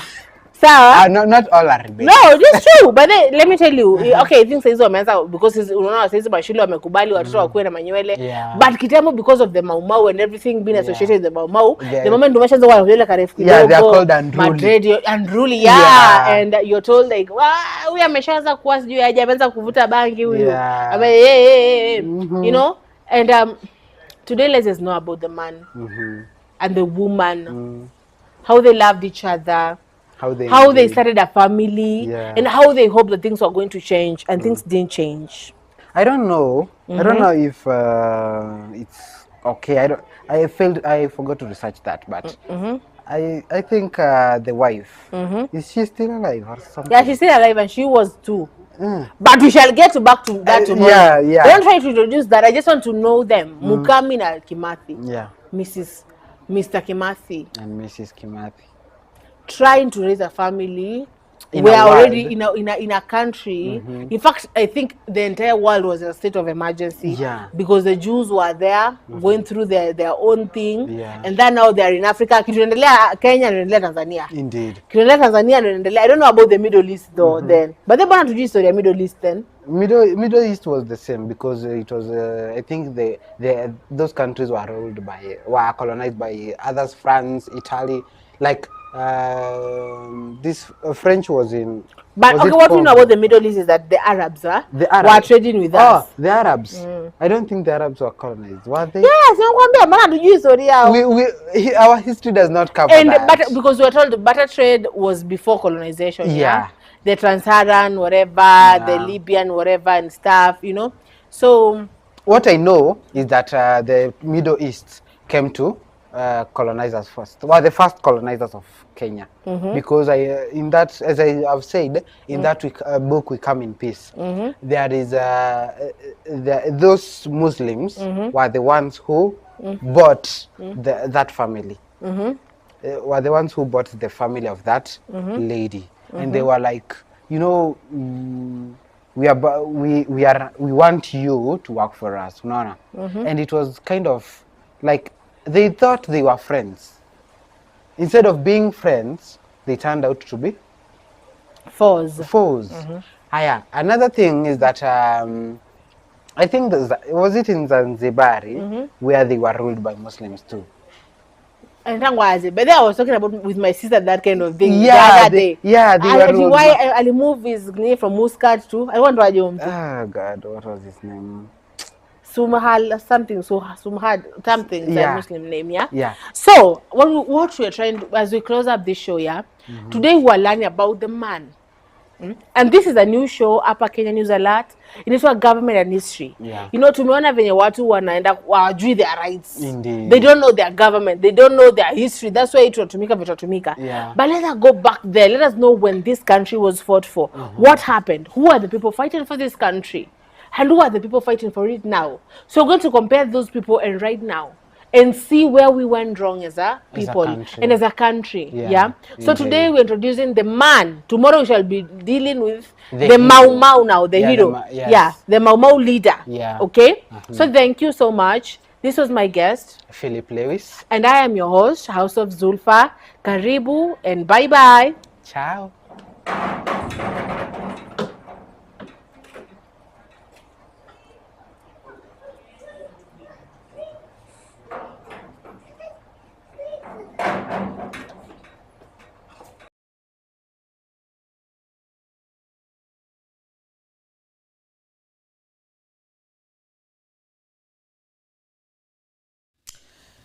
Hello, habari, good morning. This is Kenya News Alerts, and this is Morning Tea, and I'm your host, House of Zulfa. And today also nimeletea mgeni pia ambao tuko going to discuss some issues, so I'm going to let the guests introduce themselves. Hello everyone, I'm Lewis Philip, and I'm happy to be here with you. Welcome. Thank you. Karibu. Asante. So Kenya, ukoaje? Niko poa. Yeah, kupambana na hii life too. Una feel Kenya ikupeleka aje? Kenya is not everyone's cup of tea, so. So yeah, we just have to bear with it, to bear with it because it is our country. It is our country, it is our home. We can't, because we love it. Yeah. Unajua unaambiwa ukipenda unakuwa fala. Unakuwa tu fala, unafunga tu macho to some things, you can't do anything about it. You can't do anything. You won't abandon it. You can't. Ukishapenda hata akue aje. Hata kufanyia. Now Kenya is our love, yeah. Our first love, by the way. Yeah. Hadi akitua to break, we are like, tusha like maybe hakuwa na intent. Yeah. Maybe ilikuwa mistake. Ilikuwa makosa. Maybe hakuwa najua ni mie na heart. You know, you give it excuses, yeah? When you love something. Indeed. And this is Kenya, it's our first love. Yeah. Because the moment you're born, you're Kenyan first. I think you're Kenyan first. Yeah, you're Kenyan before first. Before you're even your tribe, you're Kenyan first, yeah? Yeah. Before useme wewe ni Mkisi. Sindio? Yeah. Yes. So, welcome to our studios. Thank you. So good to have you here. My pleasure. Yeah. So kuna kitu ambayo imehappen. Sisi kama ambaye unajua our former president. Mtoto our first prime minister. Yeah, Mr. Uhuru Jomo Kenyatta. Wewe jina yake kwa ni Jaden for real? I hear Jaden. Call him Jaden. Mwenye alimuita Jaden alijaribu. Inakaa joke sahi. Yeah. After when you're called as a child, when you grow up, inakaa nani alikuita hivyo? And everyone is like, it's like sijui parents think because you're cute and you're little and then you call that name. When you grow up, it's not a serious name. Yeah. Ni kama like right now a man comes and aitwa Jaden kwanza napasua. I'm a junior. Those names are like not serious at all. There is this mzee akiwa kijana alikuwa anaitwa Junior. Sasa hizi mtu anamtanga Junior ako like and that mtu wamekuwa mabeshte hivi. So ako zile za mimi nakaa kijana mwenzako. That's your name. Unaona? Yeah. Like ni kama mtu fulani kwa Sweetie. Jina lilikuwa ni Sweetie. Sweetie. Yeah, like the name was Sweetie something. You know? So Jaden, our former president, yeah. Anajua ukiretire na kuishi Gatundu. Yeah. North. His home. Yeah. Na kumekuwa na some things happening, tukamsikia alikuwa kwa harusi. Yesterday actually morning we were discussing about how alikuwa kwa harusi ya mtoto wa Kalonzo Misaada, now Mrs. Martin Nyaga. Yeah. Na Uhuru alienda huko. Yes. And people are like, no, this is not just a marriage, you know, because in Kenya everything they do is politically inspired. Yeah. It's political, every move. Nilikuwa naambia watu jana nasema everything that Kenyan politicians do is politically inspired. Hata ukisikia ati sukari iliamka Mumias, something political. You know, political. Yeah. And so when you look at people, Kenyans were like, maybe these guys are just not there. Uhuru agenda pale just for arusi, you know, because for the longest time amekuwa hatujui nini endelea. Actually the first time we heard of Uhuru after ameretire ni juzi walipopatana kwenye kanisa. Yeah, our president and I think Raila was there too, you know. And akasema mimi naangalianga tu TV. Na sasa tu radio mimi niko tu naangalia tujaluza kwani where have you been? You know, because the moment you went home and you handed over mamlaka to Ruto, you just disappeared. So where have you been? Mimi naangalia tu TV na news nini, you know. So that's the first time we heard of him, and then the second time we are seeing him making moves. Tunamuona kwa nini ya Kalonzo, kwa wedding ya mtoto wa Kalonzo. And Kenyans as Kenyans, because we have freedom of speech, were like, no. There is something. That is something. That What do you think? Like how unajua Kalonzo anatisha for presidency 2027. Yeah. So tell me, what do you think about that? Do you think alienda tu hivyo? No, that can't be at alienda hivyo because they are besties. That is not possible because the same teacher I was talking told me that I was talking about the other day told me that in politics there is no permanent friend or permanent enemy. Yes. So you can't tell me that Juzi Kalonzo was who was Raila's Korana was now is besties with the president. Okay. Ruto. That is not possible. Yes. So there must be something that transpired in between there. Politically, kabisa. You know? Yeah. And the funny thing was, and Kenyans really observed that, we didn't see the couple photos. We were just seeing the photos of Uhuru and Kalonzo. So they were like, these people are just getting politically married, you know? Yeah. Yeah, because kama ni harusi unataka kuona picha maybe Uhuru apiga na the couple to be. Yeah, by the way. Ilikuwa tu tunaona tu picha za Wamalwa, tunaona picha za Kalonzo, Mr. Kalonzo, picha za Mr. Uhuru, Mr. Jaden. Yeah. You seem to like that name. I love it. Jaden. Jaden. So, they were people were like no. Maybe sasa Kalonzo ameshikana na mlima. Unaona? Yeah. Now because and we talked about that. Yeah, we said why does it mean like every other tribe has to shikana with another tribe? But that was yesterday. Yeah. Yeah. That was I'm just recapping it so that you may understand now. Yeah. That was a move ambayo tuliona. Uhuru ameshikana hapo. Unajua mlima is a big political thing. Sasa nikitaka kura hata tukisema kisses are coming and you want to be independent as other tribes to vie for things in this country, yeah? Yeah. Bado unajua you have to play the game. Indeed. You have to play don't hate the player, yeah? Yeah, hate the game. No, the game is like that, yeah? So Kalonzo ameshikana na mlima. So that means the mlima itamsupport. Wacha nikunywe funda la maji, yeah? Okay. Yeah. So the mlima, okay, this is politics, dearest. And politics is like have you ever played chess?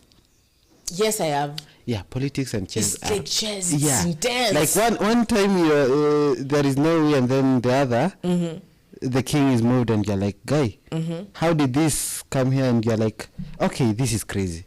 So so politics is something that you should not even bet about. No. It is more unpredictable than football. And the thing is, you have to play the game. You have to. Yeah, you have to. Tunasema yes, but you have to. When you look at it, when unakaga unaona lazima ujishikanishe na either Wajaka ama Wagikuyu. Either ujishikanishe na the two. Now Kalonzo, people were like Kalonzo anajishikanisha na napi? Na mlima. Yeah. So that happened like I think yesterday. Not yesterday, I think the previous day, yeah. And now tunasikia sasa jana Ruto ameenda kumvisit Uhuru. Wow. Now that is a topic. Sasa ngoja nikuoneshe. Now that was one move. Ameenda and we're like now sasa huyu amejishikanisha na nani? Na mlima. Now Ruto is like ngoja guys, what is happening? Ameenda huko. Yeah. Junasikia alifika hapo saa 6 mchana. Yeah. Hakuwa na magari. With the public transport and like so how? Sasa kila mjue na kam. Yeah. Unaona? Yeah. Kwa like rada ni gani bro? Sasa mwanza kujishikanisha na mtu mwingine nini. So I'm going to read this, yeah. And let me listeners comment and ask anything and tell us. Let us share this, yeah. So let me read what's happened, yeah. So in an unexpected twist that has left political circles buzzing, President William Ruto paid a surprise visit to his predecessor Uhuru Kenyatta on Monday at his rural Ichaweri home in Gatundu South, Kiambu. Yeah. Sawa? The meeting comes nearly 3 years after sustained political animosity between the two, which has been punctuated by public spats, dramatic incidents, and accusation of political retribution, the meeting also raised eyebrows and sparked speculation about potential though in their coming election. Indeed. Niambie. Okay, this is Kenya. And in Kenya hakuna kitu inafanyikanga by chance or By mistake. chance, yeah. But especially when it is the politicians. Hapo huwezi pata ati you know they did this because of this and that. No, the Ruto, I don't want to say he was scared, but maybe he is. Because anaona hapa Kalonzo might rise. And as I said, Kenyan politics is not something you can predict about. Because right now, Kalonzo is, let's say, with the mountain. Is with the Murima. So, maybe PK, do you remember PK? Yeah, PK might say, I too want the support of my people. Or even Gachagua. He's not that... but not, you know, the moment now, like Gachagua jasema ana vie for anything. So when the Murima stands now, Murima is the entire Murima. Yeah. Murima ikwangi divided. Hakuwezi kuwa kuna Gachagua pale kando na kuna Uhuru pale kando. When they say we are going to support Kalonzo, is the entire Murima. Yeah. Sawa, that's the good thing. I think that's why they've been politically ahead and powerful because they stand together. Not like other people that they just tukona huyu, you know. So continue. So the visit might be for, maybe he wants Uhuru's support this time. he wants his support. Okay, with the fact that they have been on a clash lately. So you remember hizo pesa za bodyguards retired presidents. I remember Kansedena speaking about that. So they have been on a clash maybe for 3 years. For 3 years. Yeah, you can imagine. It happened, it happened when 3 years ago. It happened that let me remove these glasses for a moment. It's a serious issue, and by the way, today you look cutesy demure. Very demure. Very cutesy. Thank you. So it happened. I remember ilifika wakati ambao tulisikia eti walikuwa bado ni deputy and president Uhuru and Ruto. Tukasikia kuna clashes na happen na wasikizani huyu ako huku, and that was animosity went until the last time. Ikafika place mpaka sasa now Mr. Uhuru wasn't supporting now Ruto for presidency. He was supporting is for Mr. Raila, you know, and I think that really fueled and agitated a lot of people and the promises, especially Mr. Ruto. Sindio? And now kidogo, you know, it's like a Kenyan thing that every president like goes for 2 terms. Now this Ruto president now is like, how comes umeenda kusupport watu wengine? And he knows the moment that Mlima ina support the another place, Apple, you don't have a chance. Indeed. You know? So it's like, let me go and see. Let me now put yourselves in Ruto's shoes. Akaoneka nini happen. Nini inaendelea? Hebu nenda kihumu jamani niambie dada. Unaona ni kama is going back to your ex and being like, so niambia utanipea child support mpaka nini, ama utanilipia nyumba mpaka na sana naona umeanza kulipia shiko nyumba tena. Unataka aje, you know? So it's like naenda huko, hebu niende huko, an emergency thing, or maybe a PR thing. Unaona? Maybe we don't know. So what do you think about it? Okay, according to me, Ruto wants the Murima support. Now he doesn't have it since alinini Gachagua. Actually unajua alikuwa na Murima support mpaka the moment that alinini impeach Gachagua. Because Gachagua is from the Murima. So the moment obviously says Murima iko like atumtaki ametrolea mtu wetu hivyo. So right now maybe he thought the only support that he had near Uhuru. But he's trying to patch the relationships to build the bridges that he burned. Unajua unaambiwa of which the Spartans walikuwa wakienda war, they burned all the ships. So unajua if you don't win this war, there's no going back home. You're going to die in this land. I don't know if you know that thing about the Spartans. Yes, I used to hear that. Everywhere they went.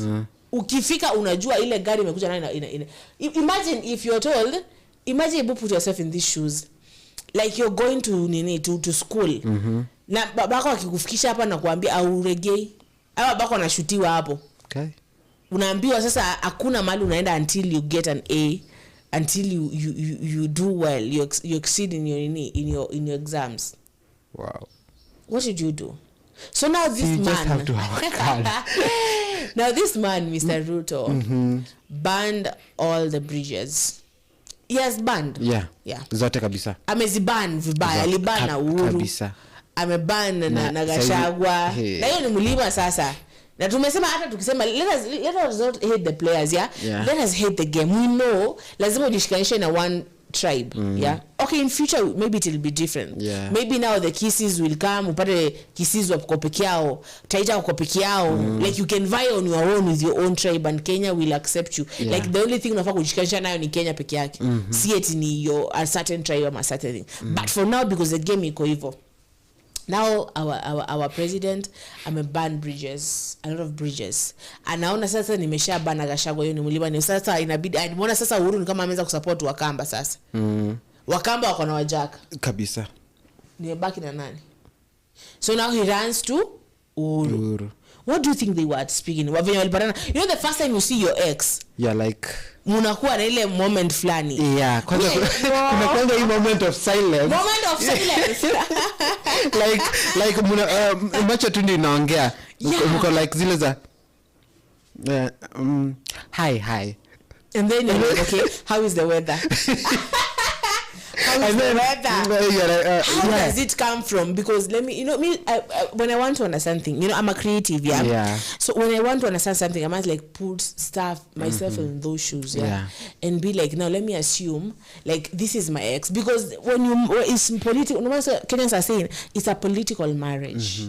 So at some point, Ruto and Uhuru, they were politically married. Yeah. And then things happened in the bedroom ambazo tu understand. Yeah. Unaona? Yeah. And now after 3 years you're going to see this person again. How does it go? Mnanyamaza kwanza for a moment. Mnaangaliana. This love, like some hate and love. You know, hate and love works together, yeah? Yeah. Me, on the moment someone tells me, I hate that ex, I'm like, you love that ex. Because the moment that you let go of someone, you're numb to them. Yeah. You're numb, like hata afanya nini utakuwa like but at a head, so you meet and you're like hapo, so maybe we'll meet na tukue hapo in that. I told you, our viewers and listeners, let us put ourselves there.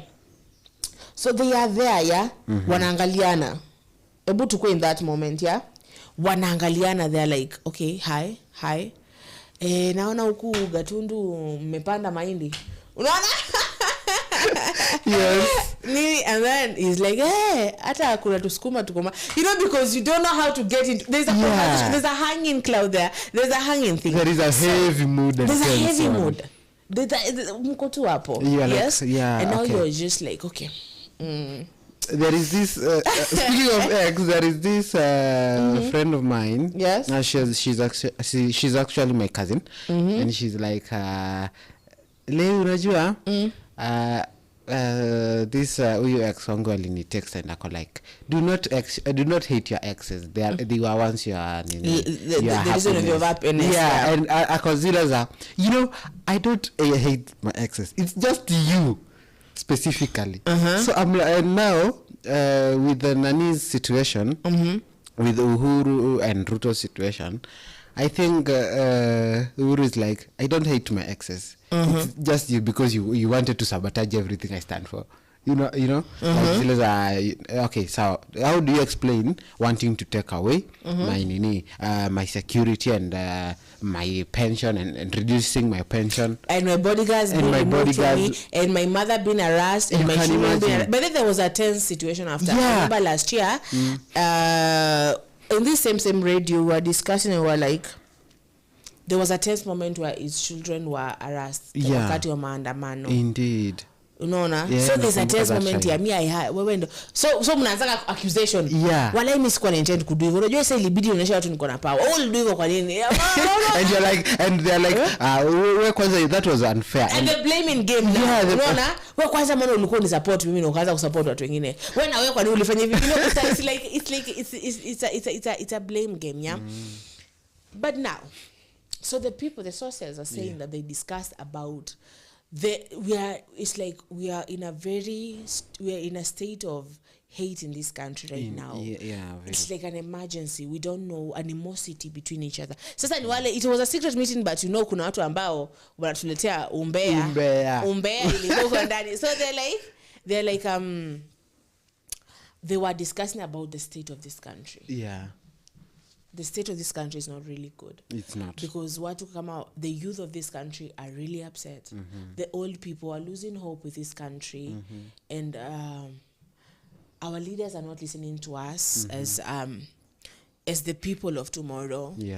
So there's a lot of things that happened, and we are there. It's like, speak. We're waiting for as the people of Kenya, we're waiting for the government to address the issues that happened during Maandamano, because we lost a lot of people. We are saying that we are not employed as the youth people, and the youths are the people of tomorrow. The youths were killed because of speaking, and we are speaking. We are saying there's issues going on, and the government isn't listening to us. So they are saying there's animosity. Because if you saw what happened with the Maandamano, the Gen Zs were really angry. Really angry. Unaona? With the government, you know?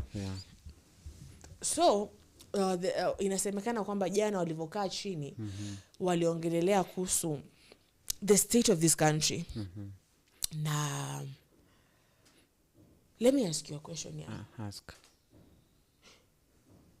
As a youth, are you happy? As a youth? Are you happy with the state of this country? I can't say I'm happy. Because firstly, life in this country is intoxicating. And it is becoming unbearable for the youth. Firstly, there are no jobs.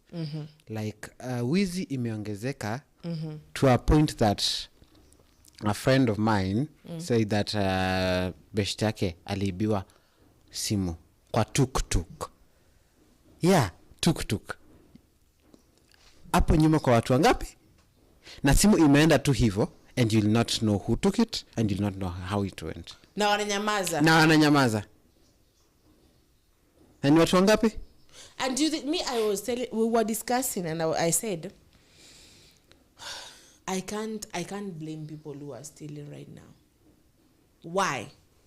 These people went to school, because the government promised us, go to school, get a degree, you're going to get a good job. And then you go and your mother sells all the land and your father is sacrificing everything. You go do your engineer degree, you go do something, and then there's no jobs. And you are promised that if you focus on education, you're going to get everything.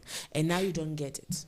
And now you have to pay rent. Na sisi kama kitambo vya 1,000 ilikuwa ni 100k. Sasa 1,000 ukishabai unga una fare kurudi nyumbani. Imagine. Ukishabai mafuta hauna fare kurudi nyumbani. Ukishalipa stima hauna, you have to pay rent. You have to eat, you have to dress.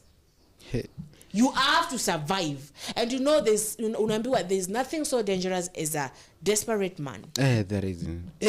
People are desperate. Kenyans right now are desperate. Really desperate. No jobs. Hakuna hiyo employment kwa tunaambiwa we shall create him. No, amna. See, I've heard, like it gets higher. The expenses of life is getting higher and higher. I've heard that unemployed teachers wanapelekwa majuu. Sasa okay, watapelekwa majuu. Why? Those people have families in this country. Why? There are schools in this country. Why are they getting pelekwad maju? Because huku, I don't know, they are not. Hakuna opportunities za kazi. Imagine. What is that? See, the government should create. Is the government taking them maju? Ama ni wewe unajipeleka maju? Government inakupeleka. Na sasa ubaya ni, unajua inakupelekanga inakuache huko. When is utafute kazi? Inakupeleka inakuache huko. Just because you are a teacher, unaenda tu huko. You can imagine. Okay, for example, wachukuliwa wapelekwe Sudan. Like right now, as a youth, and as a youth, I can say that we just feel like we don't belong here anymore. Because how can we belong to a country? Do you know that where instead of the youth being given opportunities, old people are the one who are given the opportunities, and our watu wameishi miaka yao. That's why our youth are going back to drugs. Yeah, our watu wameishi miaka yao, hawa watu wako na pesa zao. We need that little amount because we have families out there. The things that we are doing, hii bangi si ati we just decide wacha leo niamke nikuwe mvuta bangi. No. Stress. I am in stress. I am in depression. To escape. Yeah, something hata kama ni 5 minutes, it will take my mind off things. And we are blaming them. And we said, "Achana mayus, so wao nikula tu madarati, wanatafuna mogoka, wanavuta bangi, wanalewa, wanajidunga, wanaiba, chafu." It's the state of this country. We are desperate as the youths of this country.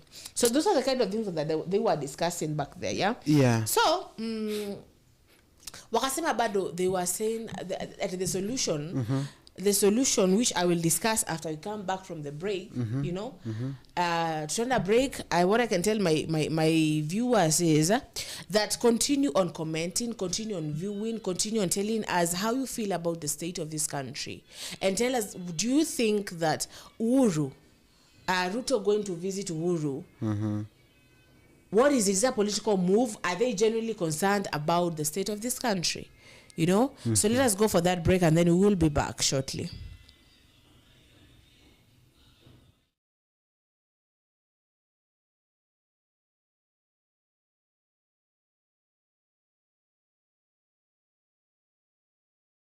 The only sane body that brings the country and the leaders together. Okay. Because when religion is not there, and the leaders will be like this judge who feared no man or God, you see. So the religion ensures that God's voice is at least heard, and these people, even if they do not fear other people, they will fear God. Unaona? So the religious body is one of the main that should be respected, and these leaders should know how to bring it together. Si juzi kuna huyu priest alikata pesa za Ruto kwa kanisa ya Catholic. Yeah, like that is one of the akasema pesa irudishwe. Yeah. So you see, and there is this another nini. So the question is, the question that I ask, Sawa, you say that the number one body, the most sane body. Yeah. But the question is, they don't speak up. They didn't speak up when everything was happening bad. When they were receiving that money, until now the Gen Zs were like, no, is when they spoke up, and they were like, oh. Unajua hata kwenye Yesu kwa Biblia walisema Kaisari apewe yake na kanisa ipewe yake. Give to Caesar what belongs to Caesar, and to God what belongs to God. Give to Caesar what belongs to Caesar. Anaambanga hivyo. Give to Caesar. Something like that, yeah. But the thing is, I think that sawa, church ikue kwa nini kwa politics. But politics isingie kwa church. Yeah. Unaona? Do you get that? Yeah. The church should speak up. The church should keep things balanced, you know, be like, no. Sawa? Because unajua hata England bado, they were ruled by like popes and stuff. Yeah. Pope ndo alikuwa na bonga anasema hiki kitu inaweza my ways. Yeah. And I remember kama unajua history ya Henry the 6th. Of Tudor. Yeah, lately he has been my case of study. Yeah. And his 6 wives. Yeah. And that person was dangerous. Used to just like and nini undead. No one undead. Amani. Unalive his wives. Like just random. Executing. Yeah. So Henry of the Tudors, yeah. I think is the one who changed the church. Yeah, because and now the Protestants were born from there. Yeah, from the Church of England. But back then, from uko history, the church lazima ikue in government, kwa serikali, even in our own traditional by the listeners and viewers, we have this show that you have created our government and history. We shall be going because it's from saa 9 to saa 10. We'll be having those discussions there. So now the church used to be, because wasikia hata chief alikuwa anataka kusacrifice even then, sawa? Yeah. But umepata sana like ni kama church na government imeingiliana sana, unapata ni kama now the government is controlling the church. And church should be an independent body, not the religion, because kuna the Islamics, sawa? Yeah. Kuna Hindu. the Christians, the Hindus, yeah, you know? the Buddhist, yeah, Buddhist and all other things and all other whatever that imeshikana hapo kwa religion, si ndio? So now when the government inakuja inakana kama ambaye ina control church, unapata we don't know as a people who can we trust, and we know who are these stakeholders, you know. I want to research who are these stakeholders ambao wanaongea kwa government, yeah, you know. Yeah. Na watu wakishikana, okay, that is a good advice from the former president. Sawa, church na nizishikane zikuwe one thing, yeah. But the question is, if wakikuwa one thing, will they speak with one voice ambayo it is good for the Kenyan people, ama will they speak with a voice ambayo is not for the Kenyan people? Me, I think wakishikana wanaekwa tu kwa mfuko. This is Kenya, my dear, and money, kwanza this time kwa hii serikali ya Ruto, money now speaks louder than and money shouldn't be, because there are people who don't have that money. Sasa now we are told, I want to ask you, unajua Hustler Fund? Yeah. Did you deal with Hustler Fund? Yeah. Ulichukua Hustler Fund? Nilichukua. But then your Hustler Fund ilikuwa ni ya nini? Ya kutusaidia ama ilikuwa tu ni like something ama me, you know, I used people hear people say it is money laundering and stuff, you know. And it is said that the Hustler Fund is something that is supposed to help the youths, and people who wants to start up businesses and hustlers, you know, out here. And nasikia kuna watu ambao wanasema wamesaidiwa nayo, but the majority wako like haikunisaidia. Uliambiwa ukilipa unaongezewa limit, but haijaniongezea limit nili to 500 bado. Now how can I start business with 500 shillings, you know? Because 500 ni unga moja ya ugali and maybe sukuma. Yeah. Unatembea mguu kwenda home sasa. Right? Yeah. So tell me about Hustler Fund. Okay, Hustler Fund. People, but that was the thing that was going on yesterday, bado. There was something like that going on. Ruto alienda kwa nini? Alienda KICC kwa sherehe second anniversary of Hustler Fund. So tell me, has it helped you and your friends that you have talked to about them? Imekusaidia? Because when umesema, since yesterday they met, na wakaongelea kuhusu eti religion and the civil and the stakeholders, ukasema money is the only thing. Yeah. Now, money, we are told money ya Hustler Fund yatusaidia sisi. Has it helped you? Okay, Hustler Fund.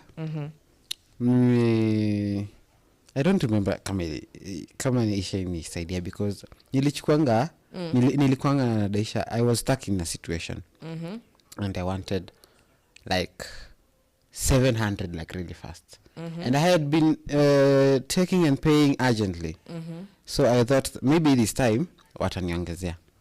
Nikakuja kupeana tu ni ile 200 yangu, and they are like, and I'm like, how can this help me when all we hear are fake promises that ukilipa unaongezewa, and hakuna kitu kama hiyo. So it's very very, and most of my friends are like, hii kitu itusaidii, because unachukua inaanza kuzana almost immediately. Inazana. Yeah, almost immediately. Yes. So you're like, okay, sasa hii inazana immediately. Hiyo kama haijanisaidia yenyewe. Nishaanza kuzana. Na hiyo pesa ya kuzana. Imagine. Na kesho shakwambia sasa iko 519, 520, 525, 600. Mimi kama yangu I took 500. Na sasa I think it is 700. Wow. Now I was like, I have to like clear it because I don't know, you know. Sawa? Yeah. So tell me. Tell me. Lewis, tell me, what are we going to do about the state of this country? Because unajua unafika place unaambiwa, I told you as we started this show, we were like, it's our love. Yeah. It's our love. And when it's your love, you don't give up on it. You don't give up on it at all. Yeah. You know, because love doesn't give up.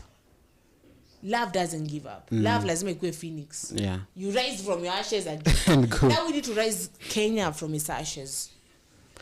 Someone once told me. So another question is, do you think that these meetings that they're doing, is it like, unajua nilikuwa nasema ni kama these leaders do things for, like ni kama for example Kalonzo kuwa president, maybe ni bucket list, anataka ku like anisha kuwa president, unaona?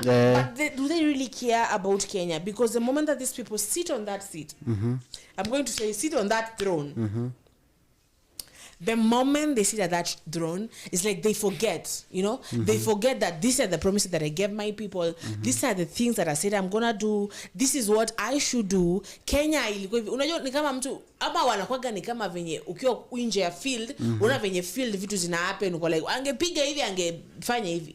You know, but when you get there, you sit on that system, umeenda umekalia ile kiti, you're the president now, you're the minister now, you're the deputy president now. Now it's like you forget. Ama what happens, you know, because atupo padli pazuri. Yeah. Because ukiobserve vitu ambavyo vime happen in the 2 years, we are not happy as a Kenyan people. Yeah. So you as a Kenyan youth and a Kenyan people and a Kenyan people of tomorrow. Yeah.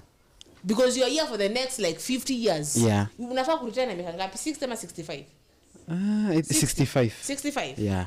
You are far from there. So you have like another 45 years of working. Yeah. Sindio? Yeah. How do you feel? Okay. Miaka inaenda mbio. Like it's like, I don't know, the earth is going at a higher speed around the sun that it used to than it used to. So right now I might be 21. But years are going at a rate that hadi mtu akiretire hata kuwa anasema I did this in my youth. Your kids will ask you, Dad, Mom, what did you do at your 20s? Your country? Yeah. Says we are owned by the Chinas. Yeah. What did you do for your country? Okay, one thing I can say, see, I'm defending him, is that ruling is not easy. It is not. It is not. Ushaikuwa prefect wewe? Yeah, nishaikuwa prefect. Yeah. Ruling is not easy. You lose friends. Yeah, because everyone needs you to be on their favor. And a certain way. Yeah. And you can't be a certain way. And you can't be there for everybody. Yes. Ana Nyashinski alisema, I can't be there for everybody. Yeah, Sawa? yeah, yeah. Na sisi impress kila mtu bado. Yeah. Unaona? Do you know, I think that's what they say, beauty is in the beholder. Yeah, the eyes of the beholder. You know, na? Yeah. Kwa rafiki yangu wanasemaga beauty is in the eyes of the beer holder. Indeed. In the beer holder, not the beer holder. Yeah, you know, when you're drunk, you see everyone is cute and beautiful. I'm told that. I don't know. It is Maybe true. I'll try and see. It is true. Very true. But true, everyone becomes beautiful. Very. And you're everyone. Like everyone. Even the funny thing is, waangalie the following day after you are sober. You'll be like, oh my God. What was I looking at? What on earth is this? So what happened yesterday? Beer happened, yeah. Yeah. So everyone, maybe maybe this person, because anasema life became expensive so that he may try and stabilize our shilling. Those are the things that he said. Yeah. He said that we have a lot of debts that we have to pay that our children shouldn't pay. That's why I am doing things to pay staff. Maybe he is doing that. Maybe that is what is good for us and we cannot see it because we want easy. Maybe, you know, sometimes such a one the negative only. See the positive. See both sides. Usone 6 ikiwa 6. Maybe I could have said in a car 9. Unaona? Yeah. Sawa. So maybe because you said we were in a lot of debt and we have to pay this debt, and by paying debt we love to pay taxes, we love to contribute as the entire country, we love to stabilize our shilling isikuje ikuwe ya Uganda, unaona? By the way, oh my God, do you know I'm told in Rwanda waliamkaga is Rwanda or which country, they wake up, you had like 300 million kwa bank and then you wake up that 300 million is 10,000 and you're poor now. Okay. And you can do nothing now. Tell me. Okay, that is kind of scary because almost most of the people pesa zao ziko kwa bank and they're like this is my everything. So do you, the thing is, the question is, do you think that everything he is doing for this country, and as Kenyans we don't see it because we want it easy? Ilikuwa tu easy wakati wa Kibaki, wakati wa Moi, but we have a lot of debt now. Tumekopa wa China, tulikuwa tuuze airports. Unaona? What do you think? Okay, let me start by saying in high school my principal was was it history or business teacher. Aliniambia in the era of Moi, the late President Moi, Kenyan money was in the same value with China's money. And that was around in I think if not 92, it was 72, somewhere there. So you can imagine at that rate the Kenyan money and the Chinese money are at the Kenyan economy and the Chinese are at the same and now are at the same part of the economic society, you know. So you can just imagine from there to now. Right now a Kenyan dollar, a Kenyan shilling and a Chinese okay, I don't do currency, but ziko na a difference kubwa sana. Ni kwan. So unapata that difference inachangia sana tukiona our president is doing nothing, tukiona that what he's doing is not what we expect him to do. He's saying that he's doing for our level best. Yes, he's trying his best to make our life endurable, but is that what is happening? Is that what we think? Unaona, sometimes we are like maybe he's lying, and sometimes we are like, okay, maybe he's saying the truth. We are to go 50-50. If we throw ourselves into him, he might see us as fools. If we don't give him our trust, he might see us as hardcore, and then he akazilaza. Even if you don't want this, it will still be happening because we can't do anything right now. If we try to do anything, you saw what happened to the Gen Z when they tried to speak up. Let me ask you a question, yeah? Yeah.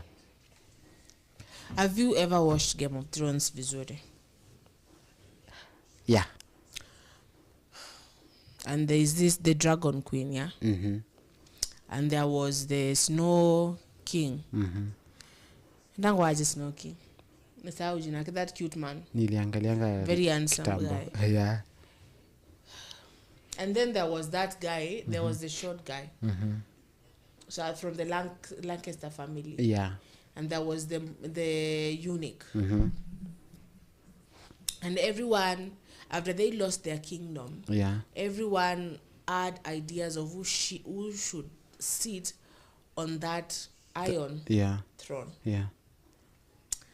And the Dragon Queen felt that she was doing everything for this, for the 7 kingdoms. Yeah. And the eunuch also felt that way. The Lancaster felt that way, and the snowman also felt that way. So maybe as a Kenyan people,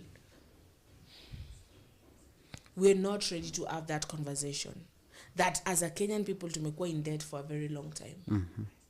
Na tukiendelea hii maisha ya rahisi na debt zile zikiongezeka, at some point China itachukua Kenya. Unajua ukipeleka kitu kwa loan, unaona inachukuliwa, wanakuja kuchukua. Unataka kwa Shylocks, wanakuja kuchukua. So maybe this president is doing everything. Maybe msije mkanipiga. Maybe. And we are not ready to listen to that conversation. We are not ready to sacrifice, to do the things, you know. Unaambiwa pia entangwaje mtu amechaguliwa na chikaga kwao. Entangwaje? Nini? Something a prophet is not accepted in his own hometown. Prophet is not accepted kwao. maybe he is doing everything he can do to save Kenya, but we are not sure. Unaambia it comes hard before it is better. Yeah. You know. So we don't know. What can you say? Okay, according to Kenyans, which I am a Kenyan, according to me, I can see that he's trying. He's trying his best. Even though he's... we were told a journey of 1,000 miles starts with one step. Unga ilikuwa mia ngapi? One something. But now it is around 90 or something. Kuna hiyo ya 90, kuna hiyo ya 100. Yeah. So people are grumbling for it, but now unaweza nunua at your own. But then you know unga kitambo 40 bob, I am told by my mom.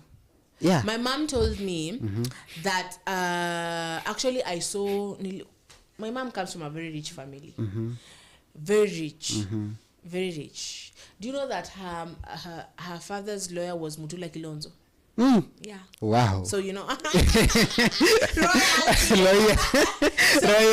So she comes from a very rich family. Very rich family. And I saw vitabu counters ambazo kwa zimeandikwa kuhusu budget ya duka, because they had a lot of shops. They used even to work with Comesa. Wow. Comesa, the African bloc. So I saw and I was like, ngoja, ameandika sijui eti sumuni. Sijui kuna vitu fulani, kuna stock fulani imeletwa sijui eti ni shilingi 3. Hiyo shilingi 3 is like sijui ni bundle ngapi za unga za chapo. 3 bob. Unasikia it is like 10 bundles. 3 bob. 3 bob. Aniambia nyumba used to be paid like kama akiwa kole. Nyumba ilikuwa inalipwa sijui eti bob moja. Nyumba. Ukiishi place mzuri ni 10 bob. But that 10 bob was big. You know, it was like unaishi one bedroom and shilingi 10. Wow. Una get? Yeah. You know. So it was a good time then. I don't know where we went wrong, you know. Now what we want to struggle kuhusu unga. That is what you were saying. Yeah. Yeah, they were struggling kupata unga. And you are like sasa okay, utapata unga. Na mafuta je? Ya kupika, ya kukula. Si unakumbuka hii time yenye kulikuwa kwa mafuta ilikuwa imepotea. And it was like everyone is claiming that the president. Sometimes we should even look that we should even see that on that point. Unasema hivyo. There's someone who asked me, maybe we are blaming the president, but maybe the president, unasema barabara fulani imeharibika, hospitali fulani haina pesa, maybe the president anapeana hiyo pesa, but by the time inafika pale kwa MCA wao ndo wanaharibu. Maybe yeye anapeana 10 billion ya kutengeneza barabara, because we are discussing about this person called Morara Kebaso, and we were discussing alilo hospitali Taita, akaenda huko Taita akapata, ukienda, I don't know if you ever gone to Coast. Ukienda Coast kuna barabara ambayo iko, there's a national park there, name inaitwaje? Kwa national park pale kubwa sana. Is this Serengeti? I've never been to Coast. No, it's we know it. Hata kama hujaenda Coast, you know it because umeisoma. It contributes so much in the economy and the tax paying of this Masai country. Mara or something? No, Masai Mara iko place ingine. When you're going to Coast kuna nini hapo? I'm forgetting the name. Is it Serengeti? No. Kuna that place, yeah? And barabara iko vibaya sana. Hiyo barabara ngao the last imetengenezwa ni 2000. Na pesa inashinda kitolewa. Kumekuwa na magavana, kumekuwa na ministers, kumekuwa na nani, but mpaka sai na pesa inatolewa ya kutengeneza. So this person asked me, maybe you're blaming the president, but the president maybe anatoa pesa because inabaki ilitolewa. Yeah.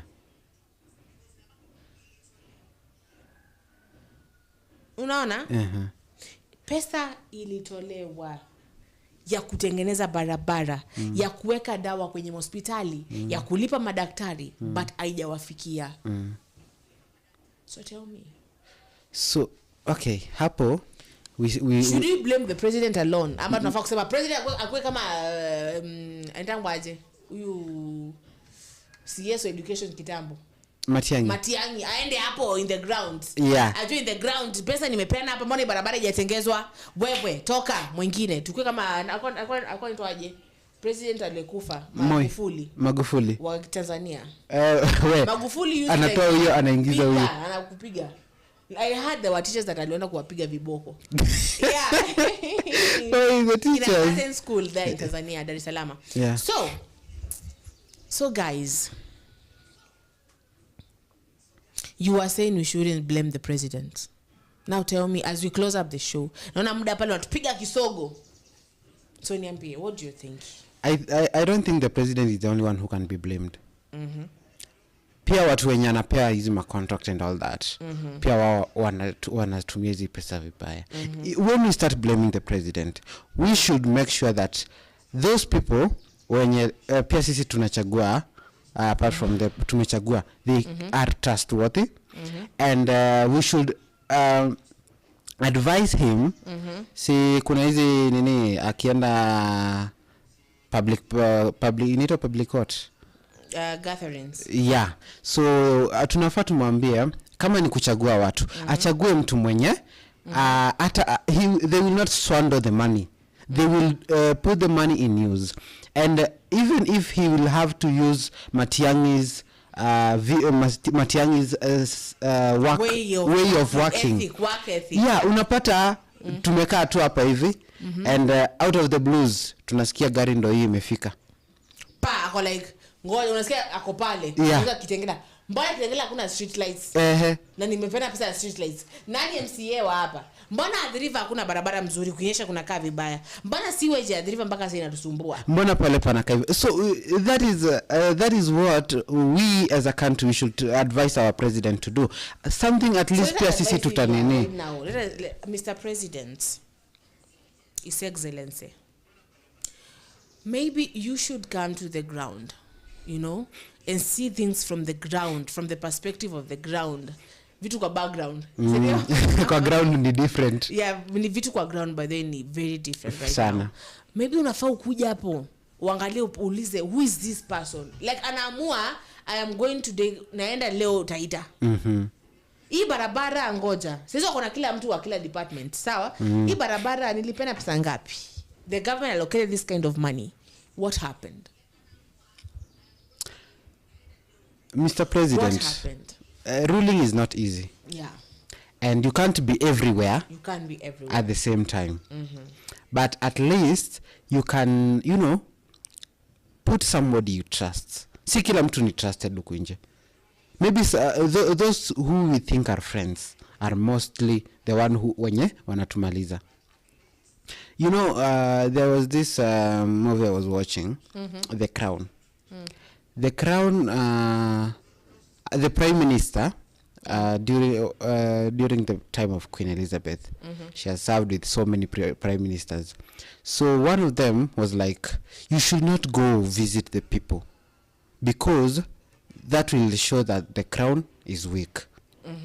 But the Queen said, no, that does not show that the crown is weak. It shows that the crown and the people are one.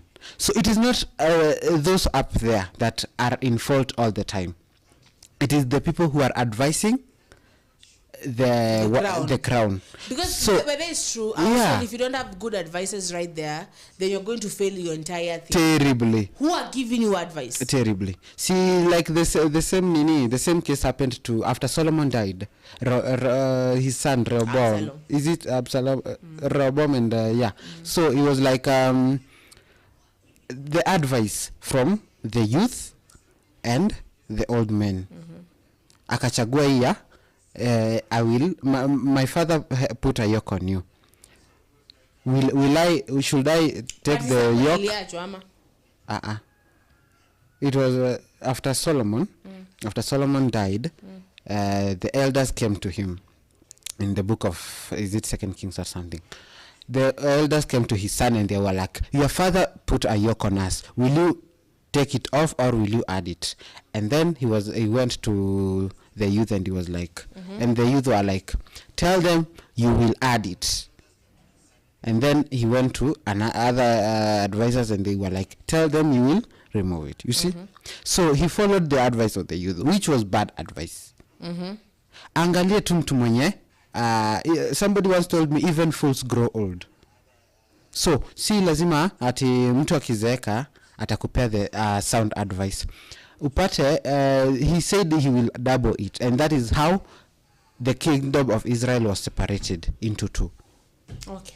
So the advice given to the president should not be undermined by one person. It should not be at the interest of one person. It should be at the interest of all of us. And when the president takes all that advice, I kalie chini, I fikirie, I combine, and then akuje na the point yenye ame come up, yenye imekuja kwa akili yake, yenye yeye ameona this, I have taken and considered all your voice, and I have decided this and that. Unaona? So okay, I think that is all from me. Okay, so guys, it has been a really wonderful show. Thank you, Mr. Lewis, for showing up. My pleasure. Thank you so much for for wale watazamaji wamekuwa nasi. Ni wapi?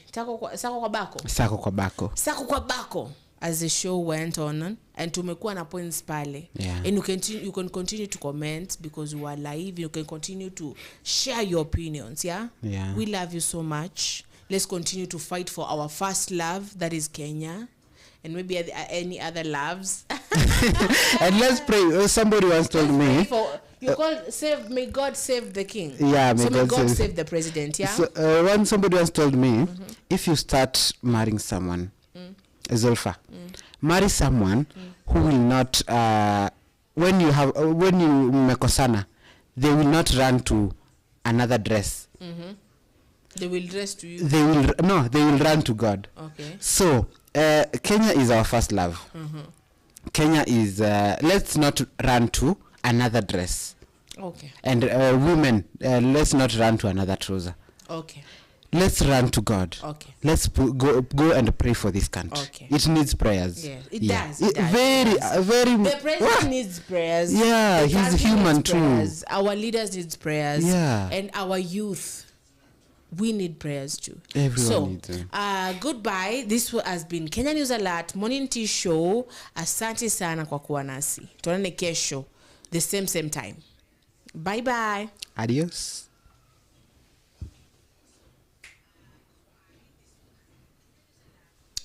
Yes.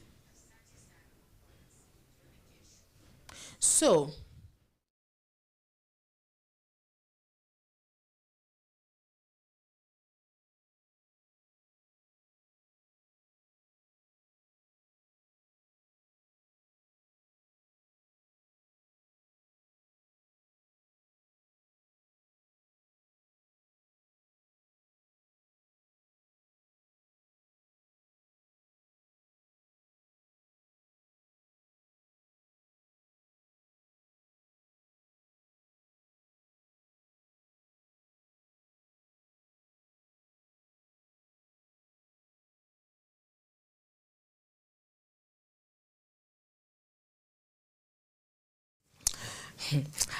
good morning. This is Kenya News Alert, and I am your host, House of Zulfa.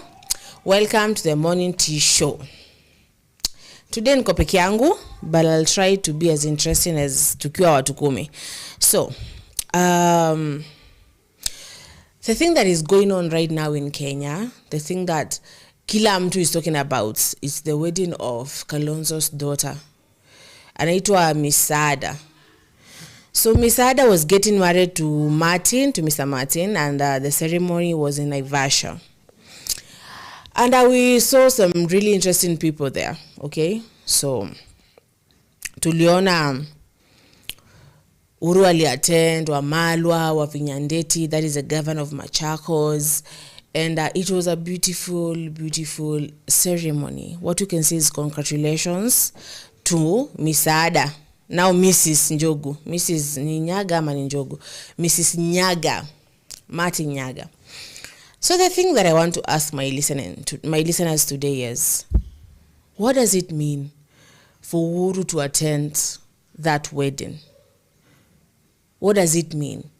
You know, keeping in mind that everything that our leaders do is political or politically inspired.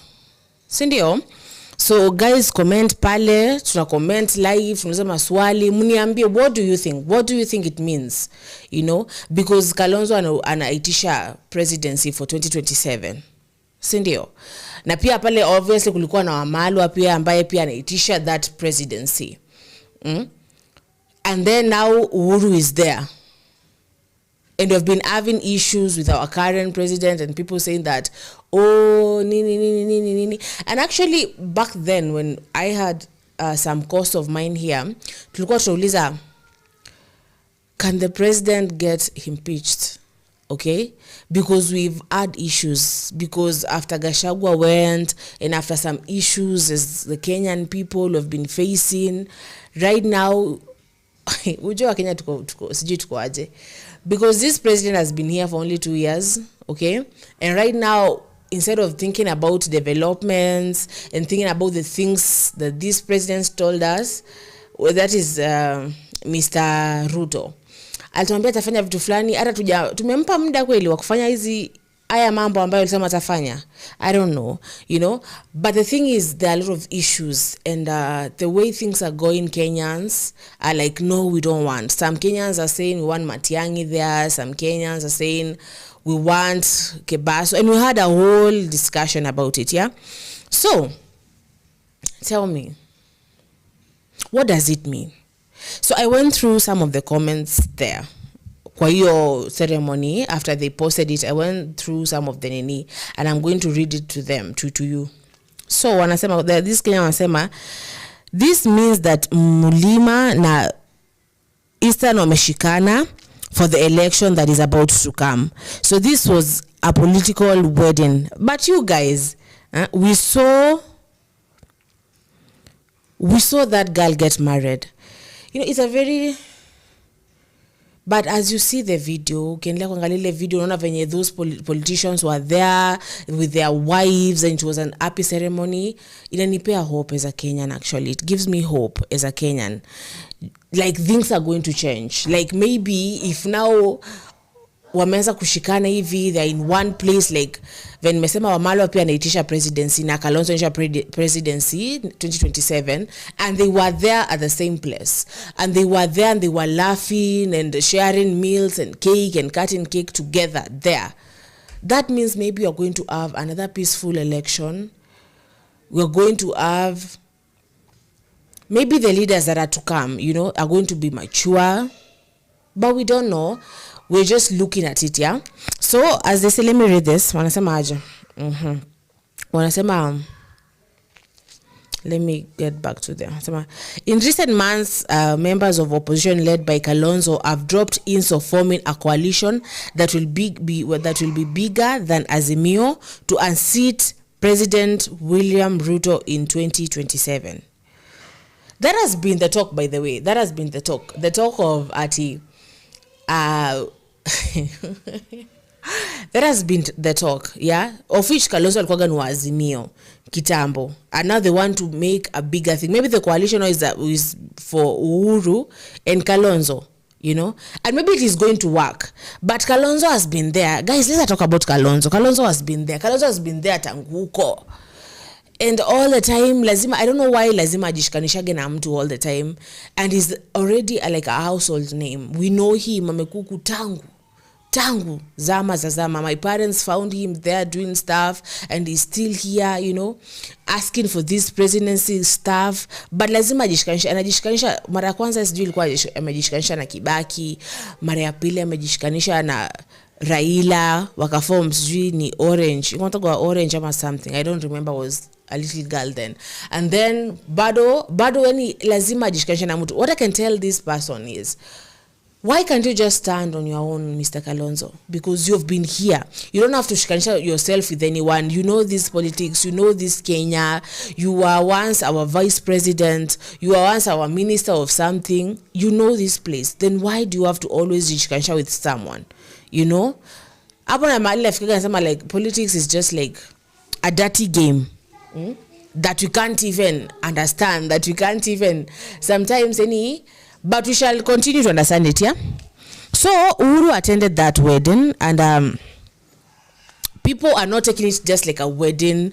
People are talking about different things. People are talking about this is just not a wedding, because hata ukiangalia kwa mtandao hata hakuna picha nyingi za hiyo harusi hamna. Picha ambazo zipo ni picha za nini, za Uhuru na Kalonzo wakiongea, you know. Those are the pictures that are there. So that really makes us think otherwise, you know. Are there like cardinals for nini? So wanasema ngoja niangalie comment. Kuna comment hapo wanasema the couple in question aren't in pictures at all. The underpinning is that you, Kalonzo, and Uhuru are getting married politically. Yeah, and I can actually back that up, you know, because why? You know, why? And the way we've seen Kenyan politicians doing these things before, hivi tu ndo hivyo, Ruto na Uhuru the same, hivyo ndo hivyo. Unaona wanashikana just some things. I don't know why we are always carried by these things.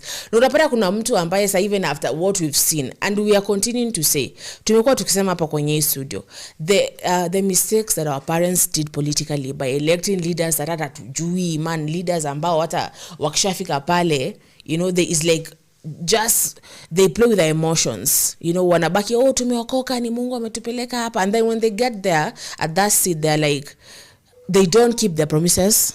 They start doing things that they didn't even say. It's like now tukiongea hata wasikizi, and then now we fall for the same thing. Now tumeona Uhuru na Kalonzo ni hawa. I mean, how desperate as a people can we be? You know, tukiona kitu kama hii eti harusi au watu wamekuja tuko like wameshikana basi, sijui nini. We shouldn't do the same mistakes that our parents did. Sawa? Wengine, man, these politicians. Okay, again kuna mwingine amesema you have seen all the signs now. Murima is with you now. Sawa? So hiyo nasema pia Kalonzo sasa na Murima, which is the Mount Kenya region, wameshikana sasa for 2027 elections, you know.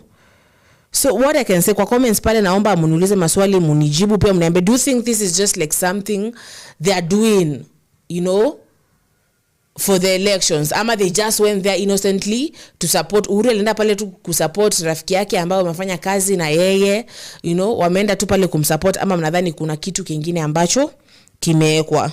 Okay, so naona pale kuna mtu anaitwa Masi amesema obviously it is in Kenya, and in Kenya even ndo vitu zina work. In Kenya even ndo vitu zina work. So true Mercy, by the in Kenya this is what they do things. Unaanza kujishikanisha na church, mwingine anajishikanisha sijui na nini, mwingine anajishikanisha sijui na nini, and we fall for it. Aya pale kuna Dena na anasema hello, this is a good show. Anasema this is just rules for politics. You know, politics is a game, and a very dirty game. Aki, true. You can never know what is true with these people. Aki, you never know what is true with these people. Okay, naona kuna planes on Felix anasema Zulfa, you're on point Zulfa. Thank you. It is true. You guys comment pale muulize, because me kwangu hata sometimes I don't understand these things. I don't understand how comes a wedding sasa ishakuwa something, ishakuwa not a wedding now, it's just something differently and totally different from that. And also there was this thing that was going on there, very cute actually. Kulikuwa na mabibi na mabwana, and they were doing these TikTok challenges. I don't know who got them to do that. I am not the bride, you're not the newlyweds and stuff, and they were kissing, and they were, sometimes you go and question yourself, like, is it like really genuine? Are they like doing this genuinely? Me, I never get anything with politics. You never get anything with politics. Pale namona pia anaitwa Ndizi anasema hello, it is true. Mimi hata I never believe anyone that is a politician, because it's like they are made of lies. But some maybe are honest. Yesterday I had a guest here and we were talking, and I remember he said there's this one politician, Matiangi, Mr. Matiangi. That guy always does what he says, what he's required to do. That guy, yani, whenever he's given a task, maybe if he becomes our president, you know, maybe we shall see something different, because he does. Maybe atakalio kiti alafu a change, you know. But that guy venye tumeona from akwe CS wa education, from akwe from in interior security, amekuwa tu like on point, amekuwa anafanya whatever is required of them. So maybe not all politicians are liars, you know. Maybe some, tuseme 90% of them, but maybe 10%. You know, we must have hope kama kuna mtu ambaye kama Matiang'i anafanya. Sawa? Okay, what else? The question that I'm asking is, was Uhuru attending that wedding just for political issues, just for PR and stuff, just for us as Kenyans to see it? Ona sasa hawa sababu tumeshinda tukilia sababu ya our current president, sasa hawa wameshikana, maybe it will be different. But these are the people that have been there, you know. These are I don't know, me as a person mwenyewe, let me say what I think, you know. Me as a person mwenyewe, we've seen these people do the same things. Na ndo maana ulipata, because we've seen the same things, and us as a youth, as a people, and the people of tomorrow, tulienda kuandamana pale. These people, Uhuru, Kalonzo, Raila, Ruto, Wamalwa, are people who have been here, are people who have been kuuza sera, wamekuwa akiuza tu sera. They have been here, you know. They have been doing these things that are doing that they're doing right now. So was it genuine though? That is the question. Aya, namwona pale kuna anaitwa Adele Anyango, anasema no, maybe he just went for the wedding, but in Kenya you never know. True Adele, you never know. In Kenya you never know. That's why I think we really need to get to know our politics. We really need to get to know our rights. We really need to get to know the constitution. Because as ukiuliza, ni wangapi wanajua constitution? Ni wangapi wanajua their rights as a Kenyan people? Ni wangapi wanajua? How many Kenyans go to kwa bunge ya wananchi? And you should be there to know what is going on. How many Kenyans go? We don't go. We don't know what is what. Unaona? So, naona pia kuna mwingine anaitwa Kila anasema hello, me just think that ilikuwa tu ni harusi and those couples were really really beautiful. True. Actually, I never knew about Kalonzo's family. Okay, I have met his wife, but I've never sijaijua watoto wake ama nini, but I usually heard that akona mtoto ambaye ni DJ kijana, but I never knew about the daughter. Such a cute couple. Such a cute couple. Again, we congratulate anaitwa Saada, Miss Saada, but now is Mrs. Martin. But then does she keep her name? Does she keep her name, by the way? You know, if I was getting married and I'm from like a prominent family, I would keep my name.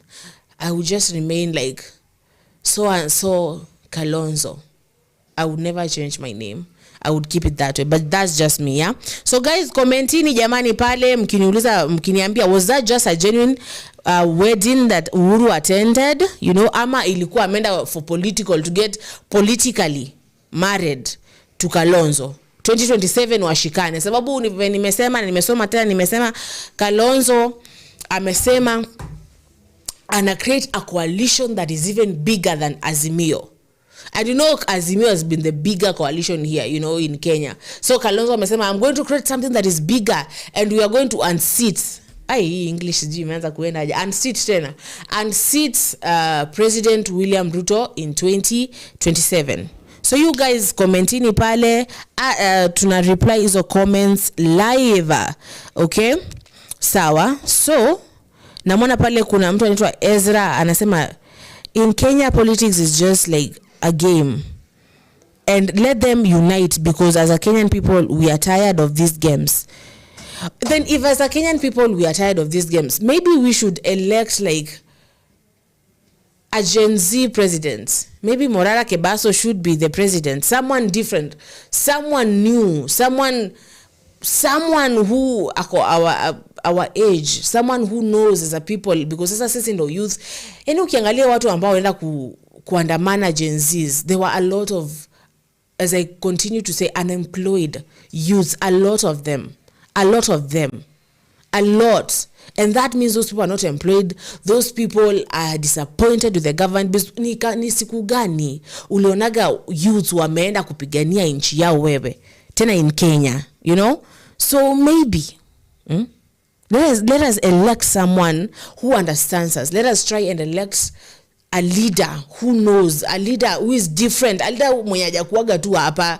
Maybe sometimes nakaga nasema ama these leaders wenye wamekuaga is like being a president kwa bucket list, like they just want to tick it, like just to tick, not for us as a country, as a people, not as not for Kenya as a Kenyan, as a republic. Maybe they just want to is a bucket list, because mtu anakujanga anatuambia vitu tunasema maybe this is the one, maybe this is the guy that Mungu ametuma atutoe Misri, and then kidogo haya ndio hivyo sasa. So maybe it's a bucket list. What if now the Gen Z tumeamka, venye tumejiinua sahi, what if right now we be like, you know what, let us elect someone that knows what we're going through, yeah? Okay, naona pale kuna Aisha Kemboi anasema it's a beautiful thing, the wedding, but me, I didn't trust even for a moment about the former president attending the wedding. True, yeah? Okay, so guys, we're going to go for a short break and then we're going to come back. Nipate me comment pale, meambia, what do you think? Was it like a politically marriage, ama they just genuinely went to attend that wedding? Okay, let us go for that break and we'll be back shortly.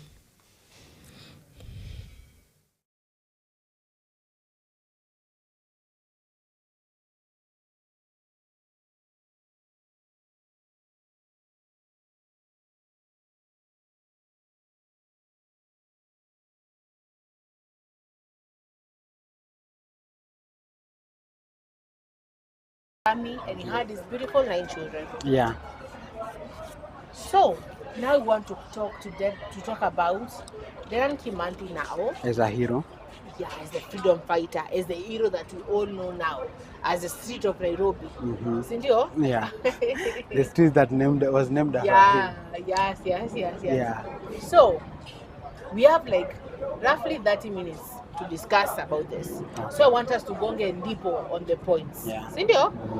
Twende sasa. Who is K.N.A to you as a freedom fighter? To me, as a citizen, I'm not a freedom fighter. To me, K.N.A is a hero. To me, he's a change maker. He's a visionary. Someone who saw, who envisioned Kenya not as a country, but as a free nation. Not as a country which was under any bondage, but as a country that everyone had freedom of speech, had the freedom to correlate, had the freedom to travel without, and every child out there had the freedom to go to school, to learn. You know, my dear guest, Lewis, yes. It was a tense moment. Yeah. It was a very, very tense moment. Yeah. Imagine being born where you know hauwezi pita kwa ile njia. Na si eti hapo kuna umbwa, sababu you will be shot down. Yeah. Hauwezi ongea design fulani because you'll be taken to concentration camps. Yeah. And you're in that state. And now you're a grown man, you know, you've been living here for like 30 years and it is still the same. And now your children, you're like, okay, ndakufa hivi na watu wangu watabaki into this. And if no one doesn't speak up, people are going to die. And my children might not even own this land. Because they say they were fighting for their land. And Wagikuyu, they say, Wayaki is freedom. Yeah. So Wiyaki. Yeah, freedom. Wiyaki. So they were fighting for their freedom. And now Yeah. Kimathi with Dwight Lokami, they sit down. Now, I'm thinking somewhere in the heart, John and the fire is like there. And you're doing it in harsh voices because when you are then, you couldn't just speak out. Yeah. So wako like, no, so they were the first freedom fighter. No. They were there, but wako wamejoin bado. So what do you think? Just kama sisi unajua kuna watu wanavuta bangi na unaweza kuvuta bangi. Yeah. What makes you mpaka ifike kwa like now let me go search them. Okay. Unajua kuna klabu nyingi but haujaingia kwa klabu. Yeah. Then one day unaenda kuingia kwa klabu. So now this is then and Kimathi and Lokami. Wakicha na kwa like walai. Maybe even their child was harassed, we don't know. Yeah. Unajua kwa kila creative thing is what if their child was harassed and they're like I know. Hii imefika mwisho. Imefika mwisho. So if we put it that way, that would also be I'm sorry. our motivation. It's windy. Yeah. It's windy out here. We should get our ears flipped. Too bad I don't have any. So that was the motivation. Yes. And we are told that anything can motivate you. Yes. And there is this movie I was watching that said everyone is a ticking bomb. You just have to know the right button to press. Yeah, because if you have a yellow line and you have a red point, Mali, if I cross it, Zulfa, no matter how friends we are, itaishia hapo, and you can even swallow me alive. So I'm sure there is Mali ilifika nani akaona hapana, hapa ni mwisho. They have taken our land, they have taken our this. That, and you have taken me like back. That everyone has like that, the ticking bomb. Yeah, you know? yeah. And you've taken me really back. About something, but you may say my But let us get back to the freedom fighters. Okay. So, as I was saying. So walifika place wakapiga walikuwa kwa yellow line. Sawa venye alienda kwa kuwa soldier. So that was the yellow line. Yeah. But sasa red line yake udhani ilifika wapi? Red line like I know. Red line I'm sure ilikuwa maybe one of because the reason one of the reasons was because of the oppression that African soldiers were going through. That can make sure maybe even his brother was oppressed. Maybe he died in that minute, or his child and was. He had 3 brothers. Yeah, or his child was shot. Or he was harassed. Yeah, he was harassed by those people. Or his daughter was forced to go and bring some cotton, or to go wash toilets for a white man. You see, yeah. Or maybe even they came to his home and said they threatened his land where he was after taking millions and millions. Yeah. But maybe. And because obviously there's something in set of akaingia kwa forest. Yeah. You decide to kuacha home kitanda yako uende ingie kwa forest.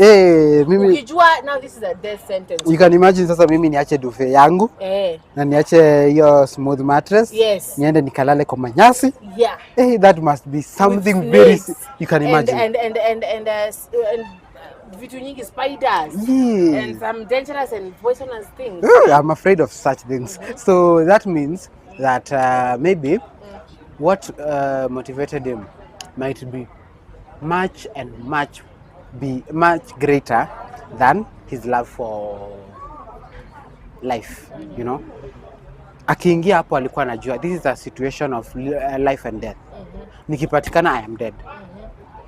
So nikiingia hapa I am getting here knowing very well that I am fighting for the freedom of this country, for the future. Because I'm sure hakuwa anaona tu hapa. Unajua sometimes what leaders fail to see is that they just look at the smaller picture. Yeah. Wanaangalia tu hapa chenye watakula saa hiyo. Like sasa hizi when someone is angry they'll just see my chips and they'll be like, "Wa si anakula poa." So some leaders were like, "Okay, sawa, hii yenye nakula, kesho nitakula hii." No, he was like, "Hii yenye nitakula haitoshi, si sawa. Kesho nataka kukula something better. Maybe mine is chips and nini. So kesho nataka kukula, let's say pizza, you know? And I want to eat it freely, you know? Yeah, so Kimanthi was like, today I'm hiding, but I want to make sure when I come out of this hiding place, I am going to a free country. Yes. I am going to live a free life. Ama if I die, Rojo, do you know his slogan was what? We fight till the last gun. Wah! Makofi kwake. She knows. A moment of silence. A moment. We fight till the last gun. Upate hakuna gun anymore ya kufight. Yeah. That man was like, yani, I'm going to die here. Like, the way I told you, Spartans used to know, nikienda huko, unajua Spartans aungeacha your arrow and your bow. Aungeacha ile shield yako. Ukiacha, you have to go back for it. That shield. Angali ukufa ukichukua your shield yako. You know? And let us say, Dedan Kimanthi's shield was his country, his land, the freedom of Kenya, the freedom of Africa. Because now these aliens had come to Africa and they were scrambling and partitioning Africa, and it's like now our Africa wasn't our own. They were telling us, stop speaking in your Gikuyu language, stop speaking in your Kikamba language, stop speaking your Taita, your Bagusi, your Baluya. We want to speak just an English, just one language. So they're changing everything about you. They're sending you to wars, to fight to wars that are doing the Wow. That was the hardest. I am sure, as a reincarnation of a freedom fighter, I am sure. As mtu akona mababu ambao walipiga. Yeah, I am sure that was the hardest thing to do. Knowing that you're going to die, Zulfa, knowing that, Zulfa, you're not going to leave this place alive, no matter what you do. It's either you die here, or someone else dies. Die here. Or someone else dies. Or someone else. Kuna rafiki waniambiaga alikuja akalewa na Mkisii. Yeah. Kuelewa na Mkisii, unajua Mkisii na Bahigi eti wako na hasira, wako na nini. Sawa? So windy, yeah. Okay. Yeah. But we must separate his nature. Hii ndio kitu yenye nani alipigania. Dedan Kimonte alikuwa anapigania. Hii hewa ikugonge hivyo bado kula kwenye paradise. Yeah. So our viewers, yeah, if you need anything advertised, if you want us to work with you, there's a number that there's a number in your screen that you can call, you can chat with, and we will talk to our team. K.N.A is a large team, our executive producers, and then they will tell you how we can locate you and how we can come to work with you. Because Dedan Kimanthi alipigania mpaka tufanye advertisements na wewe. Yeah, by the way. So we do it till the last advertisement. Yeah, till the last gun. Yeah. So what am I saying? Akaniambia alikuja akalewa na Mkisii. Sawa? Yeah. Unajua kuna hii rumor ya Wakisii wana vita. Wakisii wanapigana. Yeah. So she tells me that Kisii alikuja eti akajam siku moja. Na kapata amempiga mara 2-3. Mara 4 alifunga mlango. Okay. Na kamwambia it's either I die or you die. Unaona? Yeah. 20. 20 is either you die or I die. Nasenge tu Wakisii wako na hasira. Hata mimi ni Mbaluya niko na hasira. Yeah. 20. You know? Yeah. And they fought. Let me tell you, they fought. Alichukua mlango akafunga na akaweka kiti hapo. Ndio kusikuja mtu wa nje atakuja kusaidia tibaki kuna mtu amesaidia. Yeah. That is what Dedan Kimanthi did. Au timu kona asili, timu kona guns. Hey. We are going to make our own makeshift guns. And they used to make makeshift guns with like door handles, yeah? Wanatumia hiyo handle, sijui hiyo konji. Yeah. Sijui kwa na make aje, but they used to use they were really creative. Yeah. And you've given me it, walikuwa wanatumia viatu, wanavaa viatu aje. Yeah, walikuwa wanavaa viatu. Mguu inaangalia nyuma, kiatu kiangalia mbele. So, if they are going south, if you look at the footprints, you'll see the footprints are going north. So that is how creative they were. If they are going west, their shoes, they will convert them and utaona wanaenda east. Yeah, they were like, and that thing really worked sana. Until I don't know, maybe somebody alikuja kuwageuzia because they are traitors. Yeah. There were traitors. And there's this lady, I know she something, she wrote something. She said that it used to give them nicknames. No, they was hii ilikuwa ni kama unashaka bonanga a Russian spy movie. Yeah. It was the same exact way. Alikuwa anawapea nicknames upate your name would not be revealed. Sasa anakuita wewe sijui ni Nyawa Anthony, something way the mother of the birds, you ni something any names. Yeah. So I can't know. Sasa akisema mtu fulani sitajua nani. Yeah. I just think niseme ati Philip Lewis, no nishajua. Yeah. But if I call you like something like the tree, who will know who is the tree? Nobody.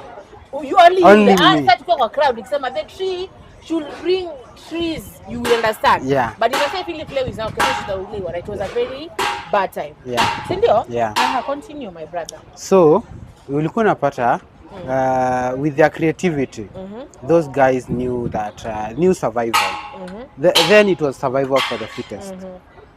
And it's at times like those that we as a country need to acknowledge the creativity of our leaders and the struggles of our independence. And we should also know that as a country, not only strength can win, Yes.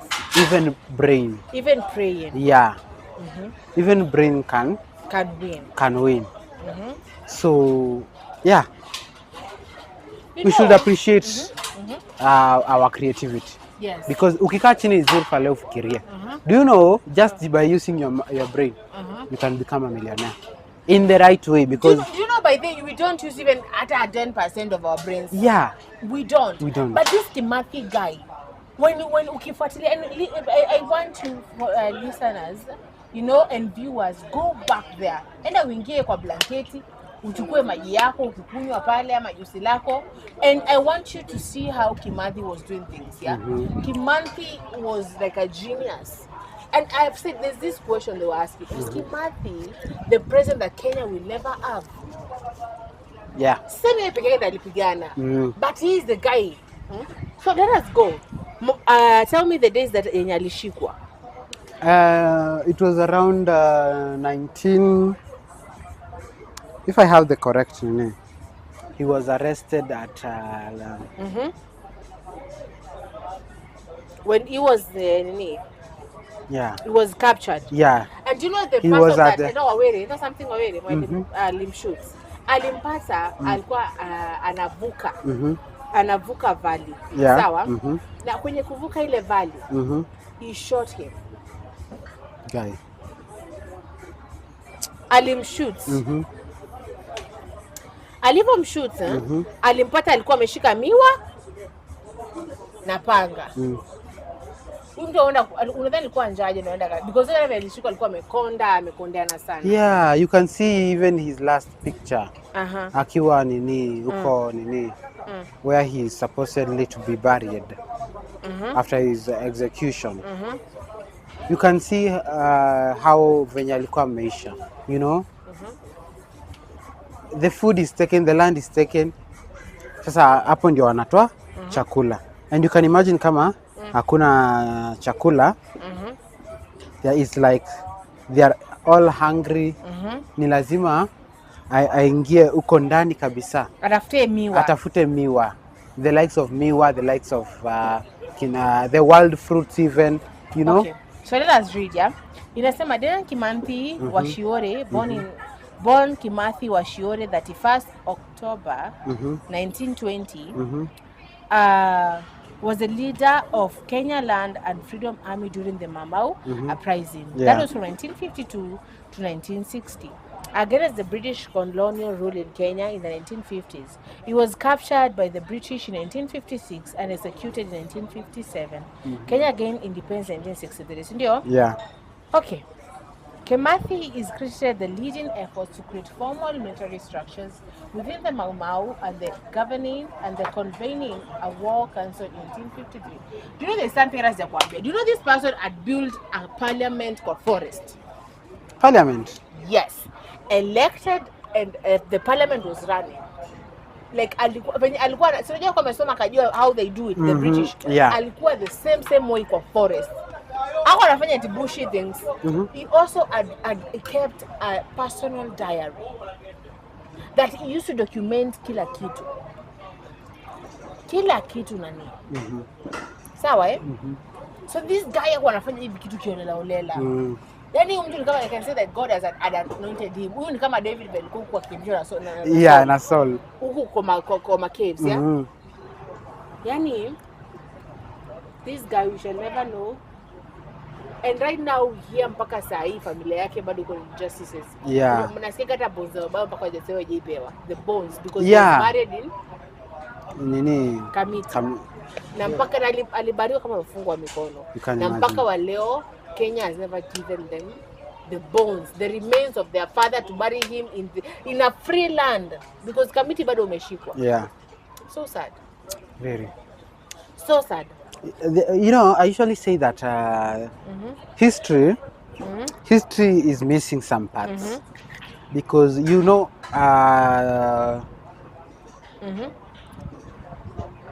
Queen Lady Jane Grey from England. She's a queen that England never had. You know Paul Gay. That is a president that Kenya never had. You know that Kimathi, Dedan Kimathi, is a president that Kenya never had. You know, those and history will always remain blank of their achievements, and as it remains blank, unless we say that in an alternate universe those people lived, Any of these people but what they could have done, their visions for their countries, just died with them. Lady Jane Grey was executed 9 days after his coronation. her coronation. Yeah, sorry, Coronation, her coronation. Aya, Paul Gay was assassinated. Is it Yeah, assassinated? he was Yeah. assassinated. So you can imagine. Aya, Kimathi, he was sold out By his own person. by his own people. For 60 shillings, no, 150 euros. That is 27k. But watu washtuka ni kama Yesu mwenyewe alizwa na That, 30 bob. yeah, that is silver. Watu washtuka either. But do you know this one haikuwa imefika at that point. Inafikanga at a point that you are like, yes, ikifika hapo, yeah, tunaweza expect. But haikuwa imefika hapo. Haikuwa imefika to a point that one of our own who understands us, who is born in our own area, you know, ingekuwa sasa ni mtu Ushauri ule mtu mwenye kutoka job, nje, yeah. Na mnatumika vibaya. Tuseme mko mjengo mahali na mnatumika vibaya. Na tuseme foreman anatumia vibaya. But huyo mtu yeye ako willing kulipwa so tatu mjengo. Na nyinyi mkiongea enda kusema huko. So maybe that is the person. Si huyu mtu ambaye limshoot alikuwa ni part of the guards. Na I heard that alinuaga basi ambayo ijetumika mpaka wa leo. And his children suffered the same fate of walikuwa Muririmo wa Kimathi. You know, the end of Kimathi. Yeah. You people, you are the people who, yani alikuwa hiyo kitu chochote akinunua akafungua restaurant inachorwa hivyo na watu Muririmo wa Kimathi. The end of Kimathi. The end of Kimathi. So K.N.A, guys, is one of the, we will never know. But at least we can have some clues when you look at him, when you look at his IQ, when you look at as the man he was, the way he made decisions, the way he executed his plans. Yeah. I think he was executed in 1957 and he was caught, captured in 1956 and died in 1956 by hanging. And his wife then alikuwa jela. Alikuwa jela pia. Alikuwa wanafanya pamoja. Yeah. Beke alikuwa jela then. Akaambiwa njoo uone watoto. But when she went there with watoto, akaja kuja ona bwanako the last time. When alifika hapa akapata bwanake ashahangiwa. Yani like they were playing psychological wars with the families of the people. Kuja uone bwanako at the last time na watoto and then you come to find it's just a body. So umekuja it's like they're showing you ndo huyu ulikuwa nadhani ni mwanaume fulani sana ni immortal. Do you know? These people weren't fair to us. These people are not fair. I understand And that is not blacks combat. are like the way they are right now. Yeah. Like blacks were like, whoa, this is why. This is why. And I don't think, as an admirer of England, I don't think, I do love England. It is my dream country. But when I remember what England did, though we are told let bygones be bygones, some things are hard to forget, you know. I don't think if the family of those people will ever forgive them. How will you ever forgive? Wewe ungekuwa na can't. familia ya Kimandi unaona je mzungu? You can imagine. And you have seen your videos of your father being kutumiwa vibaya. And you know watoke bado wako alive mpaka saa hii. Yeah. You know watoke they are alive mpaka saa hii. So tell me. How would you look at them and be like, All you can do is just say that as they knew they were getting into that kind of place, they were ready for it, and we congratulate them yesterday. and we thank them. You know, I was talking to someone yesterday. Na akaniuliza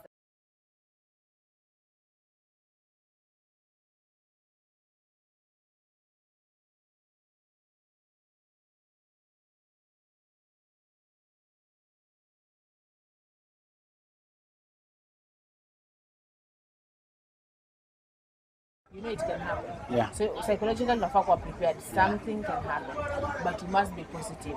So maybe at the moment that these people chose to go fight. Yeah. We are told, hope for the best, but expect the worst. So they were hoping for a free country, but expecting death, you know. And psychologically, I'm sure that even the wives, they knew how dangerous this was. It was, but they were willing because. Yeah, because they love the country.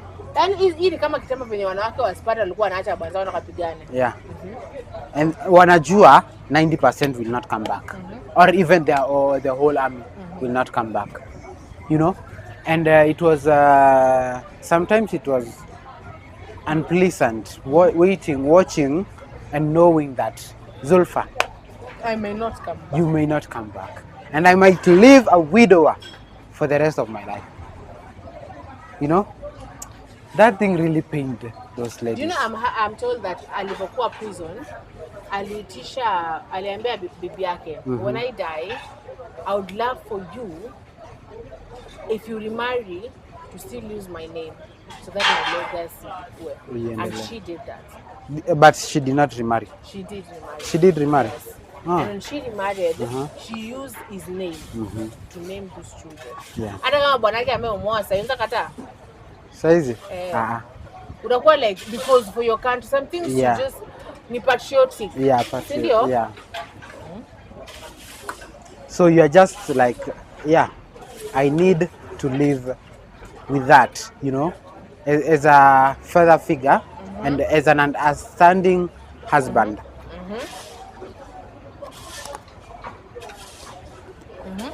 You need to know, I married this, and she is a freedom fighter, you know, and as a freedom fighter, she is a hero, not just to me. Ni kama when you're married to a police officer ama to a doctor, you talk to a doctor, when he gets paid, hata kama ni saa 4 usiku ataenda.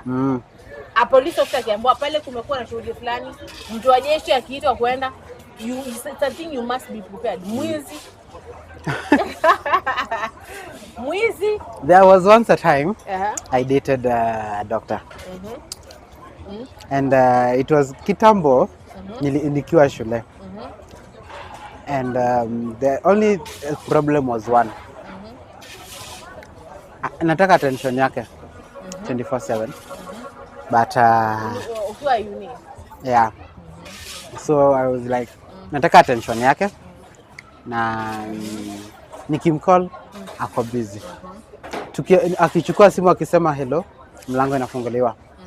Doctor, there is someone here, the patient wants to see you. And I was like, when will we ever talk like for 5 minutes? No. Kama hajaambiwa aende. Yeah. Na lazima aende because they are hypocritic or lazima aende, can't let anyone die. Hata kama nani Yeah. you. Sawa, unless you ni mgonjwa all the time. Unaona? Sasa the worst part ni hadi ukijifanya wewe ni mgonjwa, unaenda unapatana na nurse mwingine, anakuangalia anasema uko sawa, na nakupima sijui ni nini, anakuambia you are okay. And you are like, when I want him to come and treat me or her to come and treat me, and they are like, no, we are the doctors, we are nurses too. So it was hard because, and I understand that is how the wives of the freedom fighters felt. But they knew it was necessary. Yeah. They knew it was a necessary sacrifice. You will want warmth at night, but in few years your husband will be killed. So after this I end up pigania dunia sahi. Yes, you want this person to come and cuddle you at night. Yeah. But he has the duty to fight for this because men were falling. Nilikuwa nakwambia jana, maybe that's why. Yeah. Sisi Kenya hakuna wanaume wengi. Maybe that's why. Yeah, I told you the ratio is 1:7. So you can imagine one husband should marry 7 ladies. Two. So one man should have 7 wives. Can you imagine that? And with those 7 wives, they should make babies with them. How babies? They used to go to the forest. Yeah. Have their conjugal rights there for forest. Yeah. nini, then Yeah. you come back home, unaiba ball yako nini. Yeah. Ukifika second day unaenda kwa forest, you know, because alikuwa kwa forest there Kimani for a very long time. Yeah. Sawa? Yeah. And I think our viewers ambao tuangalia saa hii like what they understand. Yeah. So ikifika hapo ni pale unasemanga I have done my best, you know. I have done my best, and the only thing remaining is I leave all that to God, because how do you he fought to the last yeah he did his but best. there's something that you don't know. Do you know after he was captured kuna huyu general ambaye ilimwacha akuwe president, sawa? Yeah. Kumwacha si atakuwa president, akuwe anamfuatilia, alimwacha if I die you're going to be now the next general of the Mau Mau. Yeah. We don't talk about him, but if you see kuna video fulani Jomo Kenyatta after ameapishwa kuna mtu fulani alikuwa anakaa chizi hapo kwa macho kubwa. And I remember, you know, when I got by Mori, General by Mori. Yeah. Sawa? Ndo aliatwa sasa ateke of the nini. Akaambiwa na tena, do not let go of this country. Usikubali mpaka uache mzungu wa mwisho. Hakuna mzungu ana own land huku. And Kenyans own their land. Yeah. Even after Kenyatta was installed as the president, akutoka kwa forest, he continued to fight. Yeah. Imagine that's something that will come to cash later on. Yeah. But we don't know about that person. So we are going to know about General by Mori later. Yes, Sawa? yes. So to give us our last, we have like 10 minutes remaining. Yeah. So give us our last remarks, you know, anything that you want to tell us about, whatever, and then we can close up the show. My dear viewers, as we go on 12th to deal to celebrate our, is it Jamhuri? Jamhuri. Yeah. Let us be happy. Jamhuri Day. Let's remember the people who fought for that Jamhuri Who fought for Day. this country. The people who made it possible Yes. for us to be free to Today. the extent of celebrating such a day. Tumekaa hapa Paradise Hub. Yeah. Tunakunywa tu, tunakula tu, tunatolewa vitu hapa. Yeah. Nini. As we stay and as we live in this country, tujue those people really did it. Those people tuwakumbukange. And if you know a family of a freedom fighter, sometimes enda tu uambie thank you. Thank you for the sacrifice, for the sacrifice that they asked you to give. people and your family or your father did, you know. Waambie tu asante, because They gave up it takes a lot of courage. And kahunes. Yes, and Yeah. knowing that, yes, I'll start fighting you, and we will never see eye to eye. I'll go hide while you will be free. And hapa ni kwetu na najificha Imagine kwetu. Imagine mtu akuja kwao ni vile anza kujificha. You know, it takes a lot of courage. Waanze kujificha. But you know it is necessary ujifiche ndio at least sufuria zako zibaki zako. Yeah. Imagine, like for example, let me tell you right now, as you know, right now I'm not living my own space. Yeah. Yeah. And I love it because I'm living with family. Yeah. You know, but sometimes you need your own space. Yeah, you need Like sometimes privacy, just want to you be know. naked in Yeah. your own house and just be like, you know, wacha nikae hapa nimejifunika dress na watch Netflix. Yeah. Yangu. Yeah. Unaona, unatoka tu some kama unajua hii language. Yeah. There's some language says musambale. Yeah. Sawa? Yes, that is So you French. just want to be like that, yeah? Musambale, yeah. Yeah. And now you can't do it. But hiyo ni nyumba tu. Now imagine your own country. Whereby kuamuka ni lazima ukume kutembea pale hivyo. Kipande system was like Yeah, ile in your kubwa. own country. I think my grandpa has that. Yeah, ako nayo and he was like hii ndio tulikuwa tunavaa. Oh my God. Written the number. Oh my God, no. And I was like, how old are you? Like, were you born even in the 1800s? Because that thing looks old and it's made of, is it wood? So ni kama like ukiongea shule ukiongea Kikamba. Yeah, the monitor. The monitor. Yeah. In your own country, you're a grown up, and it is like nilisikia kusoma kitabu fulani inaitwa ya Muhammad Ali. Yeah. It was a very tense time. Kuna kitabu kama Muhammad Ali. Yeah. Let me look at the camera because it is a serious thing that I want to talk about. So anaona muda hapa natupa kisogo, tumekuwa hapa Paradise Hub. Na tunashinda tukisisitiza sisi kama news, Kenya News Alert, we are ready to advertise for you anything that you want us, wherever uko pande zote za Kenya. There's a number ambayo iko pale kwenye screen yako, text pale, piga pale, say what you want. We shall speak to our executive producer and our team will get back to you. Sindio? Yeah. So we were talking, this is another show, about tunaipa nini, and I see people are, but then people are loving it, people are loving it, you know. Government and ministry, we need everything that we're going through right now is because maybe our parents didn't take the time to know our history and our government and how they correlate and how they make us people, you know. So we are going to teach you. We are going to start by learning. Tukisoma leo kuhusu Jomo Kenyatta, kesho tunasoma kuhusu Ruto. We compare them.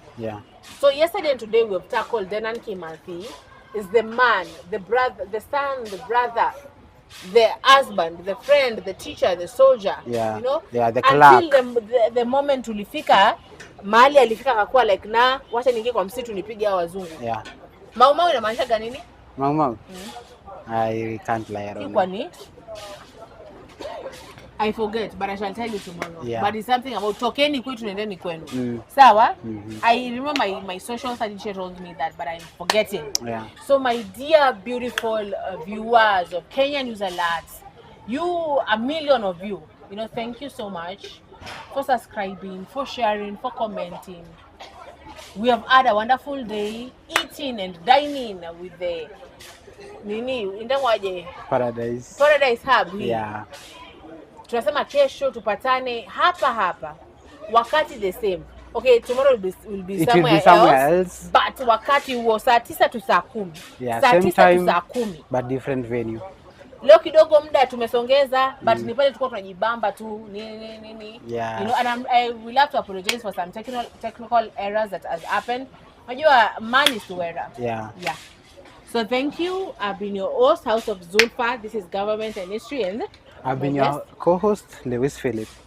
Thank you. See you tomorrow. Bye-bye. Ciao.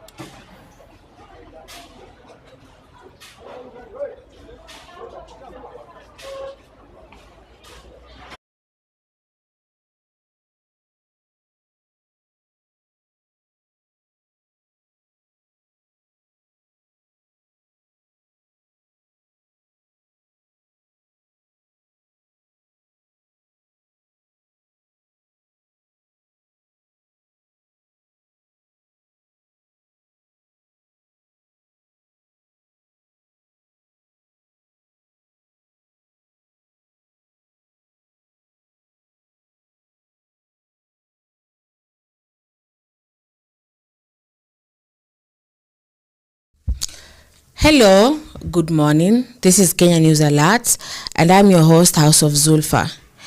Karibu sana kwenye show yetu ya Morning Tea. Okay, so leo niko peke yangu. Kidogo guest leo amenipotea. Okay, so mtazamaji, tuko pale live YouTube and you can comment, you can subscribe, you can share. Okay, so I want this to be like a very engaging conversation. Sababu ile show ambao tunaongelelea vitu ambavyo vinadhiri saa hii, things that are happening right now. Okay, and we're going to start with kuchambua gazeti. Tutachambua gazeti, tutajua tuko na gazeti la kwanza ni Taifa Leo, and then the other one is The Standard. So let us see what are the headlines hapa. Okay, kusomea vidokezo. Magavana wasema wamelazimishwa vifaa vya matibabu vinavyomeza mabilioni ya SHIF. Alafu wanasema mwanachuo Mtanzania alijua Nairobi na kujirusha. Then kuna wataalamu wa ODM walioingia serikalini sasa waabudu Ruto, you know. But the headline yenye iko sana is Ruto and Uhuru are talking politics. Okay, so let us get into that right now and then tuendelee kudiscuss as you join. Let me open it.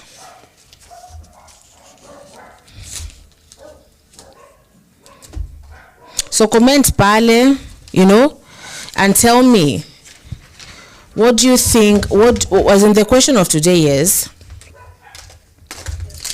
what do you think is happening? Yes? What do you think is happening when Ruto and Uhuru wameamua kumit after all that time? Okay? Okay. So, inasema Uhuru meeting jolts political landscape, fuels 2027 election talk. Sawa.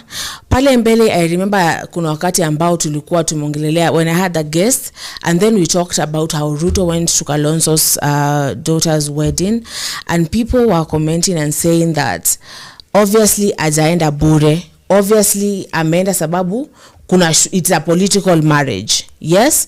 And then kidogo tukasikia pia ameenda, as in President Ruto ameenda kumwona Uhuru after a very long time, and people were asking what is happening.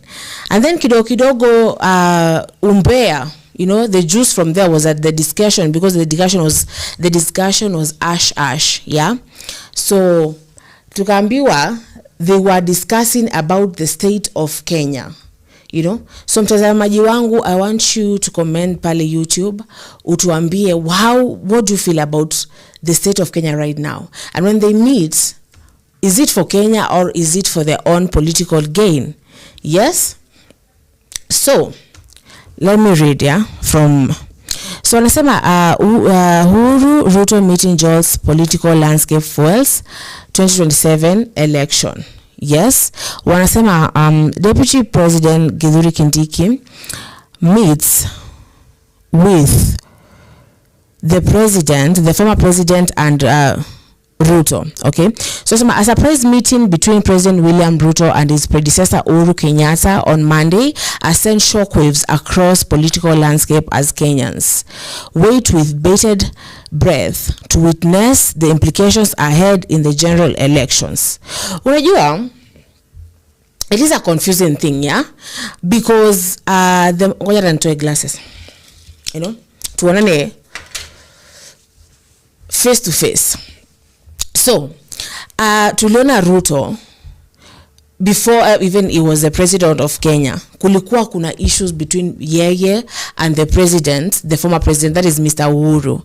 And then for some time ukabaki wamekosana, sijui nini, Uhuru ameacha kumsupport kuhusu election ambayo iliyopita and stuff. Yes? And now kukakuwa na bad blood for some time, for 3 years. Sindio? And then, you know, as we said, everything that happens, everything that a politician anafanya, everything wanafanya is always, there's a reason why they are doing it. There's a reason why they are doing it. Hawafanya tu hivyo bure, wanafanya kwa sababu ya shughuli fulani. Okay? So, tukaona after some time, Ruto, as in the president, Ruto, kukuwa na issues, impeach Mr. nani? Rigathi Gachagua, and there was a tense moment in Kenya. Sindio? And then that's when we come to see Uhuru amejitokeza. Tunamwona ameenda kuvisit huko kwa Kalonzo, and then kidogo anaanza kuongea na nani? Na Ruto. Now as Kenyans unasikia, we are waiting, we don't know what is happening, because at a moment we're like, okay, maybe he's going to support now Kalonzo. Okay? And now maybe sasa Vesa we meet na Ruto na wanakuwa na ash meetings, and we don't know what is being discussed there, then maybe, you know, maybe they're going watashikana tena. So we don't know what is going to happen in 2027. At this point, like, what is happening? You know? So let me continue. Wanasema talks of possible reapproachment between Ruto and Uhuru have not only thrown a wrench in the political works, but also thrust into the 4 questions about the political fate of Mount Kenya region and future of the opposition party Azimio coalition, in which Uhuru sits as the council chairperson. And yeah, by the way, that happened. After some time ilibaki Uhuru ndo amekuwa nani? Amekuwa chairperson wa Azimio party. So tell me, this is the coalition party. Sindio? And then there's inaitwa Jubilee ambayo ni Mr. President. Sindio? Na wakati ambapo Uhuru alienda kukaa pale kando na akakuwa chairman wa the other party, it meant that now these people are wasikizani. Okay? And sasa ni hawa sasa again tumewaona wako pamoja. What does it mean? What does it mean? Okay? As we think about that, I'm going to continue reading. Wanasema, during the meeting held in Uhuru's Ichwari's backyard, the two leaders are said to have conferred on the need to address various issues such as fostering national unity, addressing pressing economic challenges, and advancing Kenya's development goals. Now, unajua, what I can say is, okay, we are tense because we don't know what this means for the political and the election that is coming. That is 3 years from now, 2027. Actually, hata mwaka ni kama ambao ushaisha. So, anajua Kenya tunarukiaga sana. Kwanza in fact tunapenda kurukia vitu like just hivyo tu, you know, tukiona huyu amemit na huyu we are talking.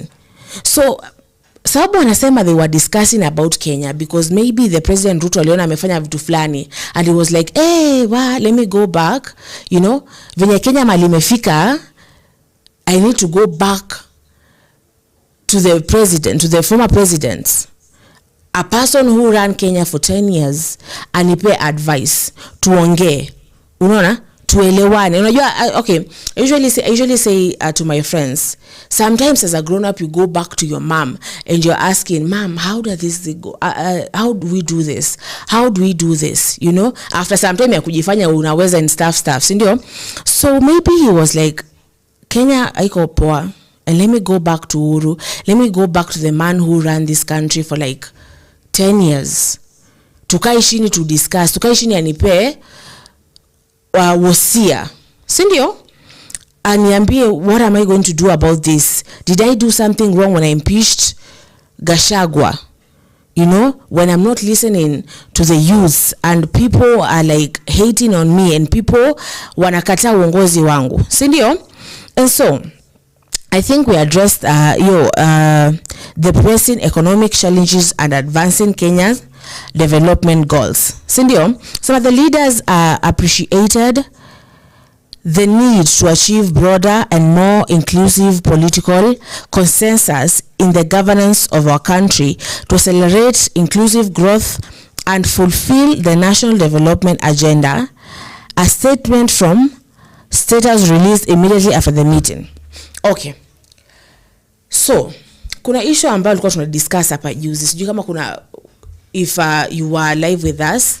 Tulikuwa tunasema Kenya sisi imekuwa ni kama is like only 2 tribes speak for the entire Kenya. Only 2 tribes speak for us. 2 tribe ni gani? That is Murima and the lake people, you know. So it's either Wajaka ama Wagikuyu, si ndio? Those are the people that speak only. Those are the people that wako like, okay, ukitaka kukua president, ukitaka kuwa deputy president, ukitaka kuvai for anything, jishikanishe either na Azimio ama Jubilee.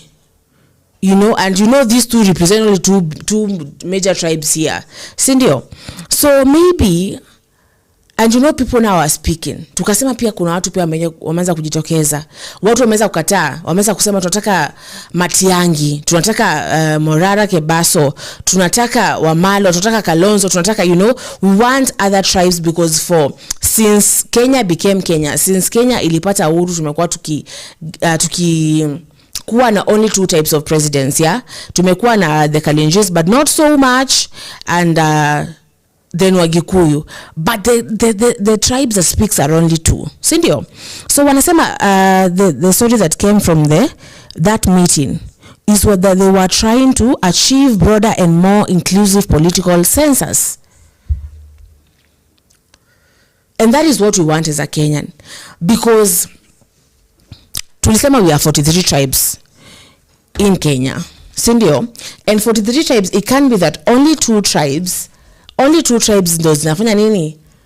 Zinatu lead. Only 2 tribes ndo zinaongelea everything, you know? So maybe they go sit down and they're like, okay, maybe it's now time hizo tribes zingine wakule hiyo keki ambayo iko hapo, si ndio?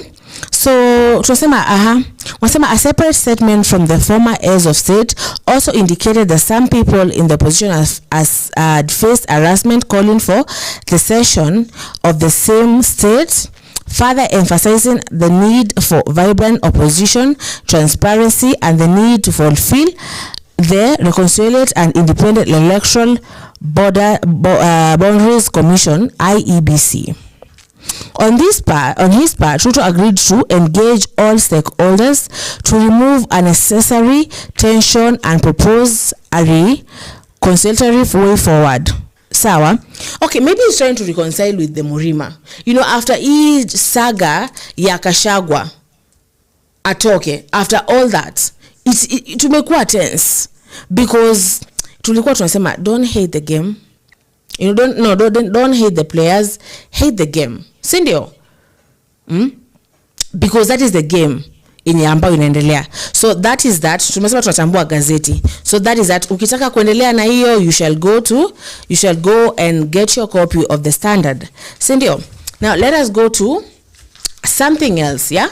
Kuna Uhuru Ruto talks over strategic moves of sign of weakness in Kenya Kwanza. I think that is bado more about everything that they were discussing, because that is the hot topic right now.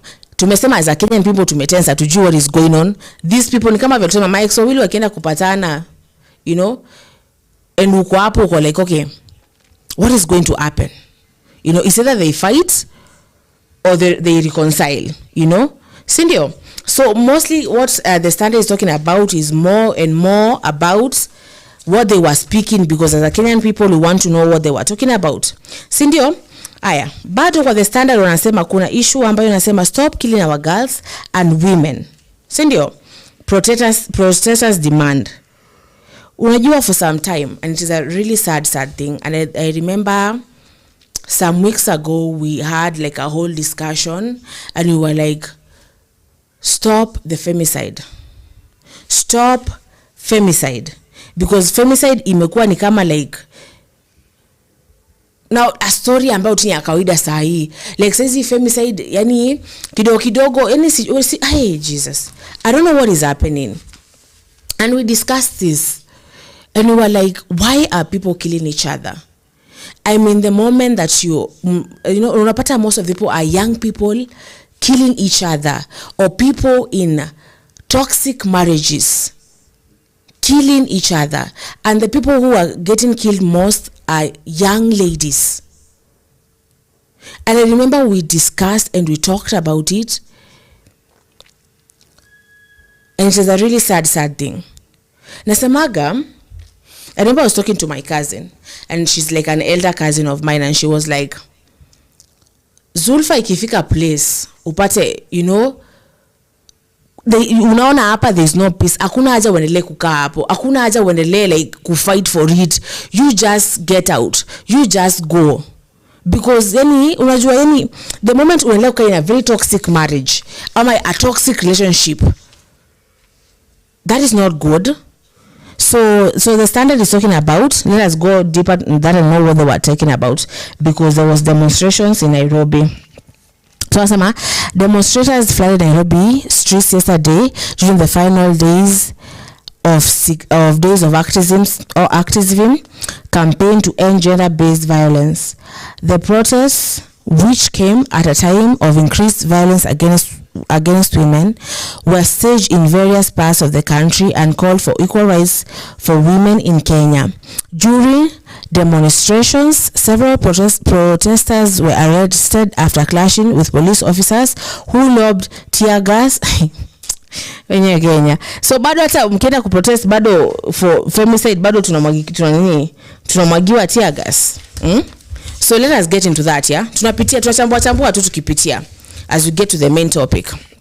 So wanasema the 16th day of activism against gender violence came to an end ironically as police unleashed terror on activists in Nairobi amid calls on the government to ensure perpetrators of violence are punished. Score of rights of activists, among them Amnesty International Kenya Executive Director Irungu Houghton, was tear gassed and arrested for participating in a peaceful anti-femicide march in the city. Enyewe seriously tunaambia police ni nini? Police ukisoma kwenye social studies ama history, I don't know what they call it right now, yeah, wanasema police are here to enforce the laws, and the laws which are made by the MPs, the parliament, so the government, sindio? So guys, seriously, as a government we are failing when people are there, you know, protesting about women being killed, our sisters, our mothers, our wives, our friends being killed, na mnakuja kuturushia tear gas. Seriously. That is so sad, because let me tell you, mwaka imekuwa tu people being killed, and these are ladies being killed. I remember one of the most saddest story nilisikia ni ile story ambayo kuna mdada ambaye yeye na mtoto wake mdogo waliuliwa. And it was really sad because huyu mwanamke alikuwa ametoka from a toxic marriage na akapata mtu ambaye anamwambia atamsaidia, and they were killed. Na more than 200 women have been killed this year. So it is so sad when we are protesting this, and then police mnakuja seriously, mnakuja kumwaga tear gas kwa watu ambao wana protest kukataa our moms, our sisters. It's a sad thing, yeah. So let us see. So when you want to know more of that story, you shall go to the standards and know more of that story. Sindio? What else? Tunachambua tu hapo juu. Okay. So let us go to Taifa Leo. Now Taifa Leo wanasema uchaguzi mashinani wapasua chungwa. Sindio? Wanasema inadaiwa washindi wa kura za mchujo mashinani walichaguliwa na wanasiasa ili kufanikisha malengo yao binafsi. So apparently kulikuwa na election ambayo ilikuwa inaendelea mashinani, you know, for mchujo. And so let us get into that. Sindio? Okay. Wanasema ODM ilianza uchaguzi wake November 27, huku ikitangaza baadaye kuwa shughuli hiyo ilifaulu. Sindio? Wanasema hisia mseto zimeibuka kuhusiana na uchaguzi wa majuzi, huku baadhi ya wanachama wakihisi kudanganywa baada ya matokeo kutangazwa. So apparently ODM walikuwa wanafanya some elections hapo ndani. You know, people, I don't know any, this is the question that I was asking. It is only 2 years tangu to kuena the new president, and right now tushaanza campaign. Like in Kenya na politics, tushaanza campaign. Hata atujapeana, you know, it's like fiti.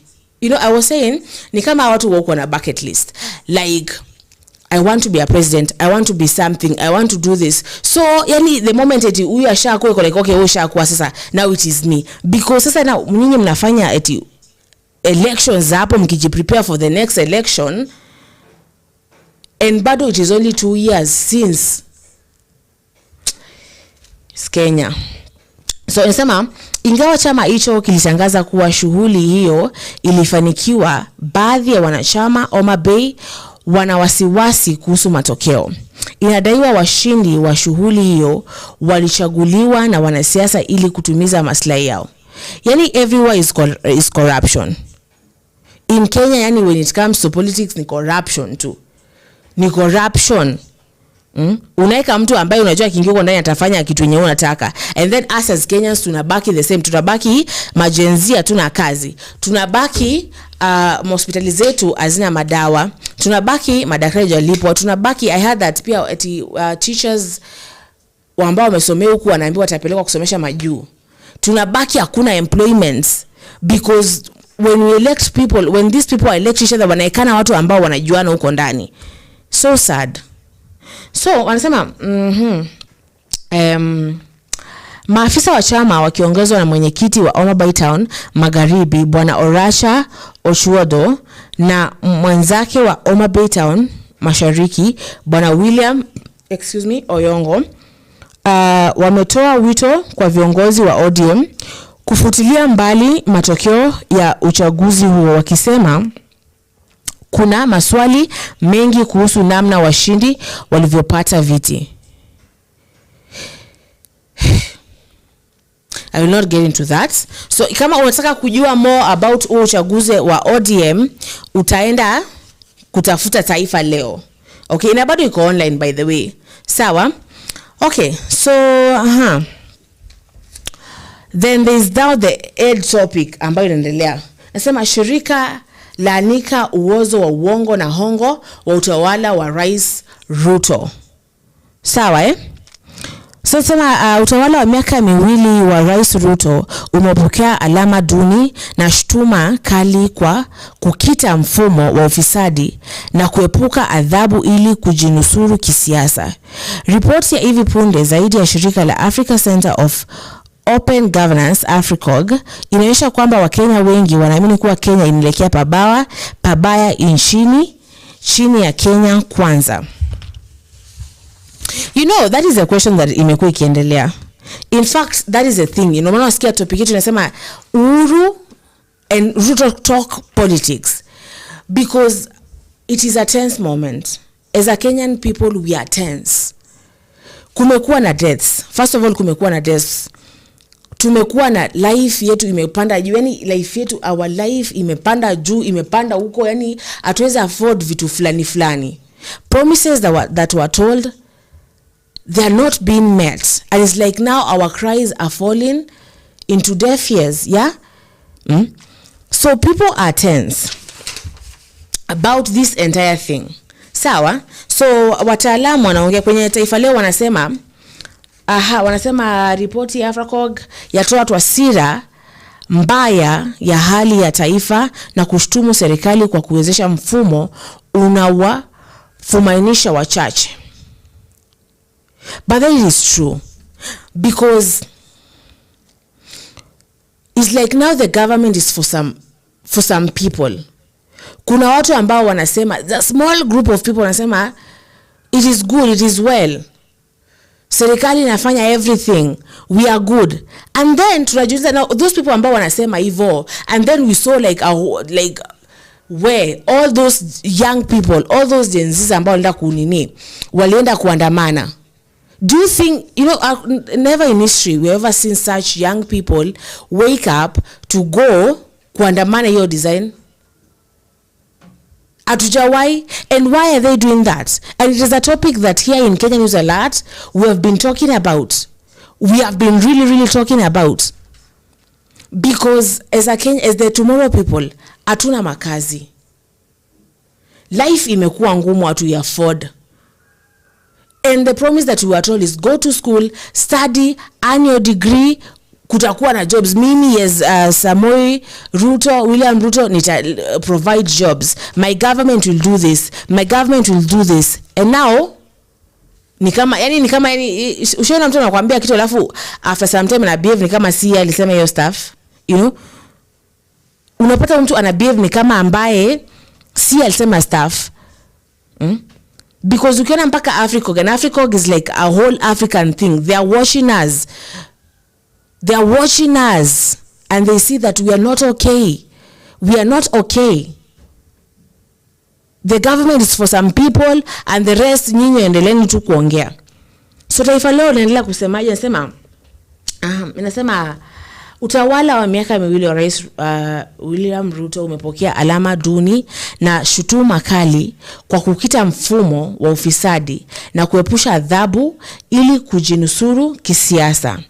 Ripoti ya hivi punde zaidi ya shirika la Africa Center Open Governance. Now this African Center Governance is like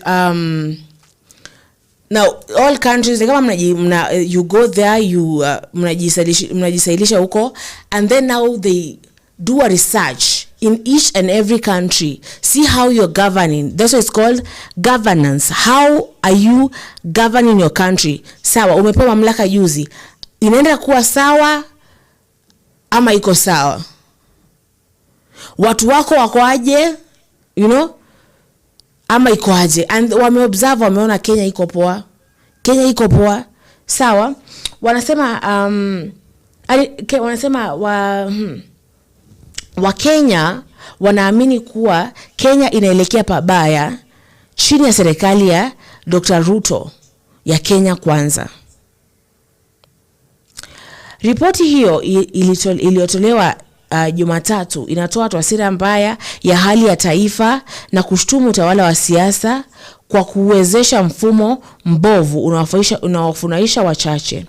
Ikifafanua tathmini yake mbaya, ripoti hiyo ilitaja kashfa kama vile mikataba ya mabilioni ya adani iliyofutwa, sakata ya ugizaji wa mafuta ya kupikia mchele na mbolea ya ruzuku kama baadhi ya sakata ambazo zimekuwa nembo ya utawala wa Kenya Kwanza. Ripoti hiyo inashtumu rais na kwa kuendeleza sio na siasa za kujikinga kupitia upendeleo, kandarasi za kutiliwa shaka na uteuzi. So these people have, when they start doing their thing, they go deep. They go deep. Wanakuja kwa ground pole pole. 2 years wana observe. 2 years wana observe tu pole pole. 2 years wana observe tu. And they come, they are like, you know what? This is not good. Kenya kilimo ilikuwa the first thing. Ilibaki because I remember they were saying tunapeana fertilizer ambazo ni free and sijui nini. And then aya fertilizer ikabaki, aya zimeanza kuuzwa. As youth hatuna kazi. Why is that? The government said that we are going to do this, and they are not doing. And even outsiders are observing this. So I'm going to go, tutafika hapo alafu tutaingia kwenye kuangalia comments, and then we shall continue as we talk about this. So my viewers, what do you think about the state of Kenya right now? What do you think? Tunaelekea wapi? Tunafanya nini? And what can we do as the people of tomorrow? Because yesterday I was saying Kenya is our first love. Na tukiachilia na tuseme eti my dears, we shall lose our country. Tutakuja tupate na tushauzwa jamani.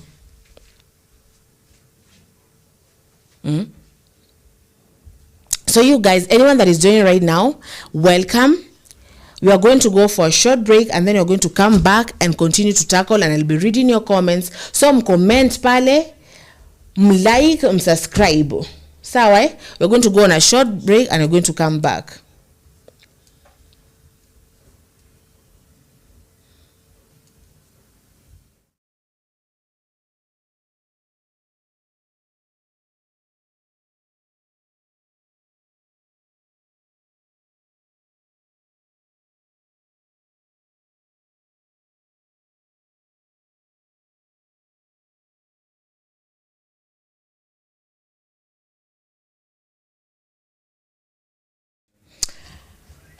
Hello, this is good evening saye.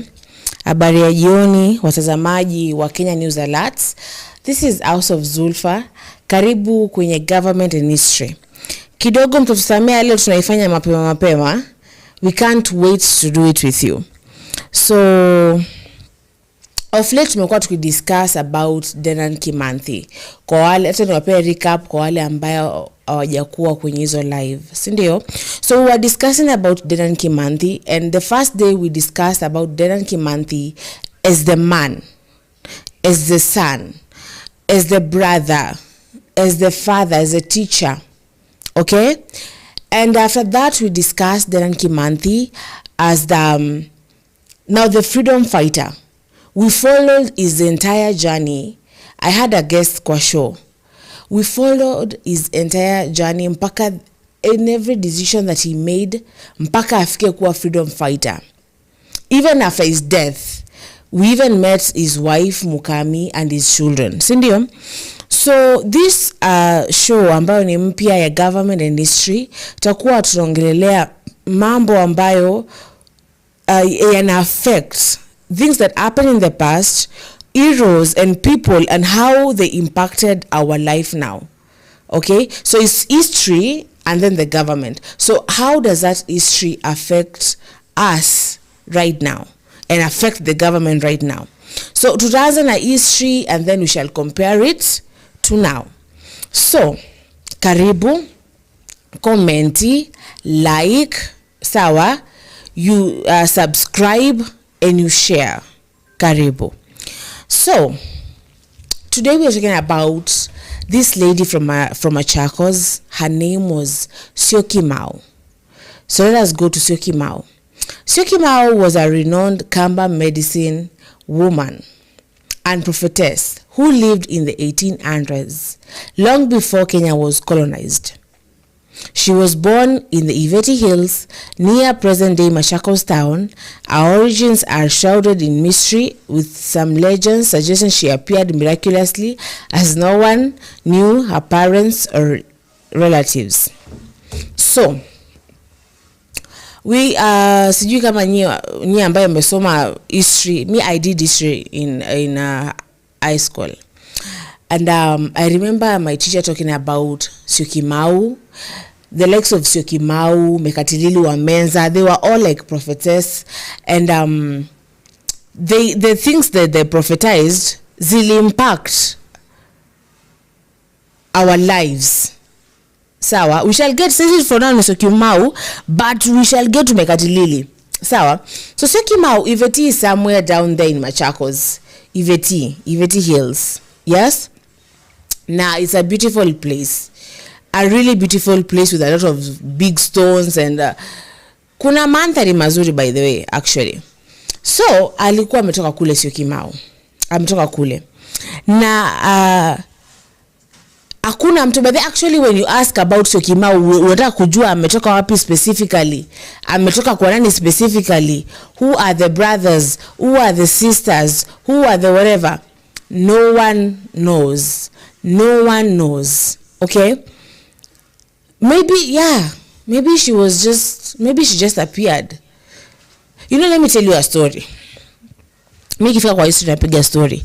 So let me tell you a story about my grandmother. Told me a certain story, and she said that there was this I'm going to call it like a fairy, or like a watu ambao obsessed na vitu kama Disney and Marvel, you understand, maybe a goddess. She was like a goddess, and my grandmother told me that there used to be different, I don't know, let me say fairies or goddesses for different things, and you used to see them. So she told me that there was this one in particular, alikuwa anaitwa Ndambi, and Ndambi used to be in the river. Such a beautiful girl. Ulikuwa unampata, she told me that ulikuwa unampata jioni, msera mrembo kabisa, mweupe pepe, anaoga. Na alikuwa anaoga kwa, unajua, if you go to like a natural dam, utapata kuna like a circle ya maji safi, and then now kuna a stream, and then utapata the entire dam. So she used to shower hapo kwa this clean, very clean water. Alikuwa anaitwa Ndambi. Why am I talking about Ndambi? I'm talking about Ndambi because people say they don't know where Syokimau came from. Sawa, they just hawezi kuambia eti wale ni watu wa Syokimau. You know, kama venye tuliongelea watu wa Dedan Kimanthi tukasema alikuwa na watoto, alikuwa na bibi, alikuwa na bwana. We know nothing about Syokimau. Eti alitoka wapi, mamake ni nani, we know nothing. So maybe she was a goddess or a fairy or something. The god or the gods had sent here to come and warn people, you know, about wazungu ambao walikuwa wanakuja. So my grandmother tells me that these goddesses used to be there. Kulikuwaga ziju wakulima, kulikuwaga ziju wa ng'ombe, kulikuwaga, that is mifugo, kulikuwaga na uwe wa maji ambaye kutoka Ndambi, and you were told you should not look at her while she's bathing, yeah? But ulikuwa unampata hapo. Now you imagine wewe ni kijana, unapata dem super anaoga mahali, you know, utakosa je kumwangalia. So tuachane na hiyo either way. Let's continue with Syokimau. So Syokimau prophetic abilities were believed to have been granted by a benevolent spirit that visited her when she was a young girl. Ishaanza kwa saa movie ya Nigeria. So we know Syokimau existed. So there's no point of sahi kwanza kusema eti hii ni story ya jaba, eti kulikujaga mtu spirit ikampea powers nini, because we know that everything that she prophesied did come true. And we have named buildings after her, we've named places after her. So damn, those benevolent spirits should find me. Okay, so Syokimau, she became famous for her accurate predictions, including foreseeing attacks from neighboring communities like the Maasai and the Kikuyu, which allowed the Kamba warriors to prepare and defend themselves. By the way, I don't know, the Maasai na the Kamba walikuwa wanapigananga ng'ombe all the time, like all the time. Alafu back then ni ile wakati ambao used to smoke signals. You know, I was talking to someone the other day. Tulikuwa tunaongelea tunasema, now imagine dating in that time. Dating and the only signal, just because unatuma tu text ama unatuma pin and then whatever. Now imagine back then if you're dating a girl from the other village or a boy from the other village, na unabidi washe smoke. Inabidi like washe smoke na maybe your day mwendea kwa anaangalia hiyo side, alikuwa anaangalia side nyingine. How do you communicate? Like it must be a very very very difficult time for dating or doing anything. Hata acha hivyo, when those people are coming to attack na mtu amesema wacha ni washe smoke signals, unapata upepo inapiga side nyingine, hiyo upepo inaonyesha watu wengine wa maybe it is Machakos and Machakos is bigger and inakuja mpaka inaonyesha watu wa hii side hiyo smoke. So watu wa Iveti wanadhani wao wana get attacked, na kumbe smoke ilikuwa huko mbali kabisa side ya Masi, na watu wa Masi wanakuja kuatakiwa, but because of upepo it matters been very, very hard. Yeah, smoke signals. Damn. So listeners, niambieni, what do you think about that? What do you think about the dating time ya huko? Alafu hizi smoke signals kweli zilikuwa za work all the time? Alafu ama ile walikuwa sema either ni smoke signals ama kupiga drum ama kutuma messenger. You know, we should thank technology, yes? So Syokimau, she conducted prayers and made sacrifices under a designated tree known as the Idhembo, which served as a shrine. So wanasema Syokimau alikuwa anaenda kufanya, you know, when you are a prophetess, kuna zile duties ambazo uko nazo. Tumeangalia movies za Nigeria enough. Tumeona Mama Jia akiwa prophetess. Tumeona hizi movies. Tumejua you must go there, wear like a red thing, a red cloth and be all weird and stuff, you know. And then like ukwe na makuku huko na masanamu huko and stuff. So that is what Syokimau used to do. And I think that shrine is still here. Like when you want, if you're from another place, you can go to Iveti and you'll find the shrine of Syokimau. So she used to conduct prayers and make sacrifices. Sawa. So prophecies extended beyond immediate threats to include significant events such as the arrival of Europeans and construction of Kenya-Ugandan Railway. So, when you're a prophet, I'm told that you sleep and you dream. Ama the prophecies are poured onto you. I don't know. I'll say tunasemaga it is God. Then I don't know. They used to say maybe spirits, ancestral spirits. Yeah. So ndo zilimuoneshaga, na I'm told my grandmother tells me that she said kuna nyoka kubwa inakuja. Hiyo nyoka inakuja na nyeupe. She said it's a white, long, very very very long snake, and it is white. Now imagine sasa amekuja ameamka asubuhi amesema nimeota hivyo. And you know you guys obviously unajua kitambo alikuwa anawapea prophecies za kusema naona ng'ombe zikiibiwa, and then the Masai wanakuja wanaiba ng'ombe. So umezoeaga prophecies zake ni zile literally. And now she says naona kuna nyoka kubwa anakuja mweupe na akikuja kutakuwa na shida. And things will change. Actually, we shall get to I shall mention some of our prophecies and how they came true and how they affected us and how they affected those past people and how people are colonized according to our prophecies. Yeah. So tujeke tena nasema let us imagine. Let us put ourselves up. I love putting myself kwa hiyo shoe. So this is Syokimau amekuja ameniambia Zulfa, naona kuna kuja nyoka mweupe mrefu tena sana na akija kutakuwa na shida. And now obviously mimi I'll be like ndakuwa rada anywhere kuna tunyasi niko like alisema kuna nyoka anakuja, nyoka atakuwa mkubwa. So you know we don't think because unajua ni kitu we didn't know Europeans, we didn't know white people, we didn't know them, they didn't know us, we were all strangers to each other. Okay, so obviously hakuna mtu ambaye angefikiria kama the white snake inamaanisha really, sababu we used to do long distance trading ilikuwa ni mguu. Okay, so no one knows any technology, no one knows any kind of infrastructure because we used to use like hizo forest, because wanasema tulikuwa tunatubega hizo manjia za kufatanisha. Unasema Mombasa inaweza, ukiamua Mombasa ni huko chini, unafuata tu ukienda huko chini mpaka uende, and most people died. People died through those long distance traveling. So no one knew about what Syokimau was talking about. No one knew at all. So maybe they stayed wakaona hiyo imeisha hakuna. You know? Then later, let us continue. We shall get to the prophecies. Let us first know who was Syokimau as the person.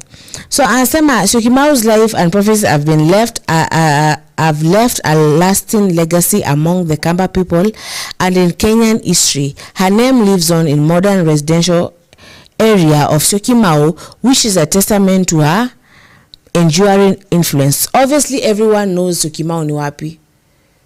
Syokimau. It is named after Syokimau.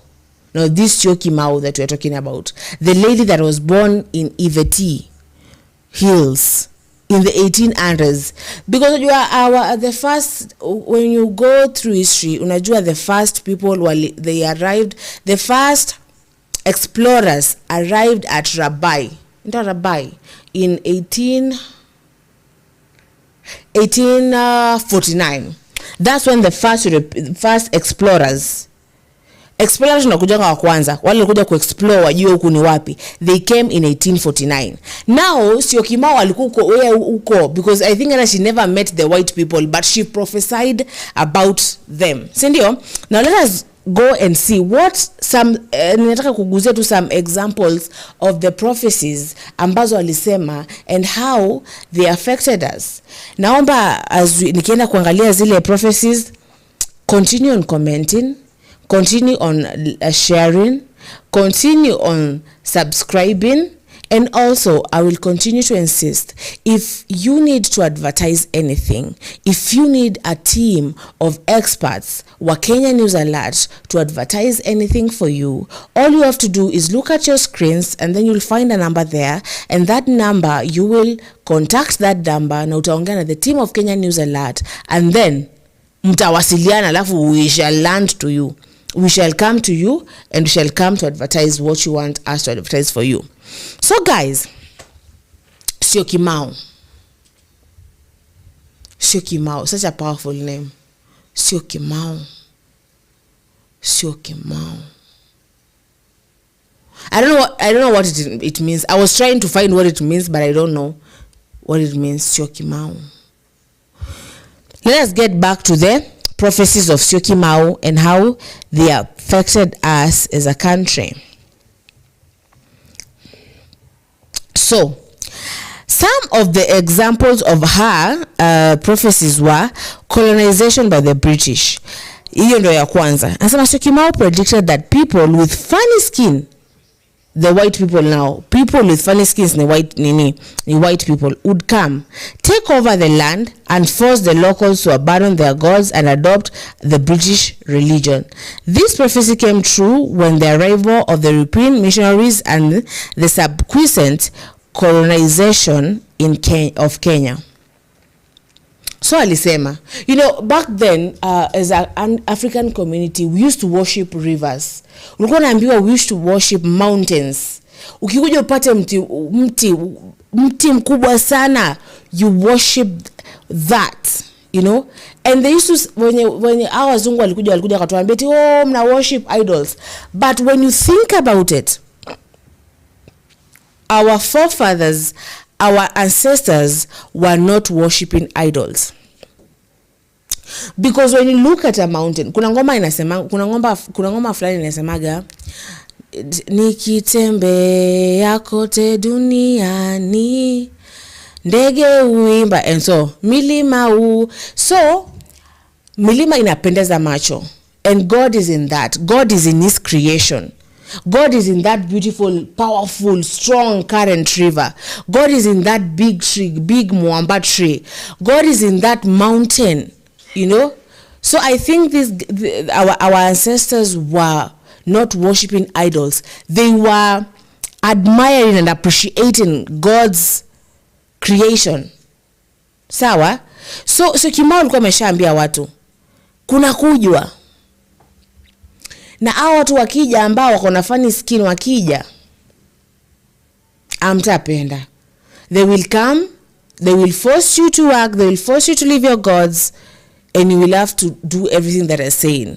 And maybe people were like, unajua unaambiwa prophet anakataliwa kwao. So maybe people were like, asa funny skin ya kina nani? Funny skin ya kina nani? Unaona? Aya. So the second prophecy of Syokimau was attacks from neighboring communities. She could foresee attacks from neighboring communities like the Maasai and the Gikuyu, giving the Kamba warriors time to prepare. You shall go through it. Because I have told you, Wakamba and Maasai, like that is one thing. They used to fight for ng'ombe and fight for stuff. Fight all the time. So that one I've touched about. Then the third one is modern architecture. As about Syokimau foresaw a generation that would build houses on top of one another. What? Wow. Umesikia wewe? This one was a goddess, yeah? Syokimau foresaw a generation that would build houses on top of one another. Now those are story buildings. Aliona magorofa. That was 1800s. Wakati hata tulikuwa tunajenga na udongo. And we used to thatch the roofs with this kind of, sijui ni nyasi gani, but we used to use thatch kind of roofing and udongo. And she foresaw like 100 years from now, like huko mtajenga nyumba ambazo mtajenga magorofa. Damn.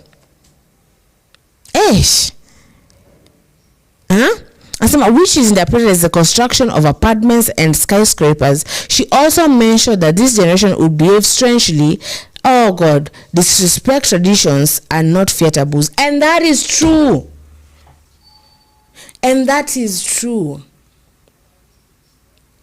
Madam alikuwa on point. Sawa, tushajenga hizo skyscraper already. She says that you'll build houses on top of one another. And then sasa tumefika ile place, nilikuwa nasema meme fulani nasema Gen Z anaona mzee amesimama kwa gari na badala muamkie kiti anauliza mwenzake mbona mzee ameingia kwa gari kama imejaa. And I remember back then when we were children, aungekaa chini kama mtu mzima, like someone hata mwenye ako 1 year older than you amesimama. The moment you see your elders coming, you stand up. Back then, ukienda ushago, I remember there's this grandmother of mine that used to beat you like vibaya sana. Eti una nini? Kwanza uamke asubuhi alafu ukose kumwambia marahaba, wewe you're done.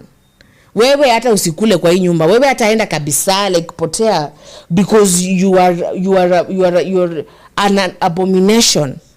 But saizi imekuwa tu kawaida, like utapata hata hapa kuna mzee mzima na nimekaa tu hapa, akuwe hata kuna madam mjamzito na nimekaa tu hapa, nipigiwe simu niongee all the dirty things, you know, nifanye chochote, and I'm like si mamangu, you know. So she saw all that. Aya ya 4 ambayo I'm just giving like 4 examples and then we go on a break and come back, okay? So wanasema strange behaviors of future generations. Strange behaviors of future generation. She predicted that future generation would claim to be wiser, disrespect elders, and disregard traditional customs. Kila mtu hapa kuna tribe. Obviously, every one of my viewers, we are like 43 tribes in Kenya. So I know kila mtu ametoka from one of them. But right now unapata hata mtu ajui hata their traditional language, hata ajui their mother tongue. Mtu hata ajui what they used to do, ajui hata their traditional kind of clothing. I think it's like only the Maasais. Na siku hizi hata wameacha kuvaa kala, wanavaa Air Force na hizo maleso zao. So we are leaving it behind.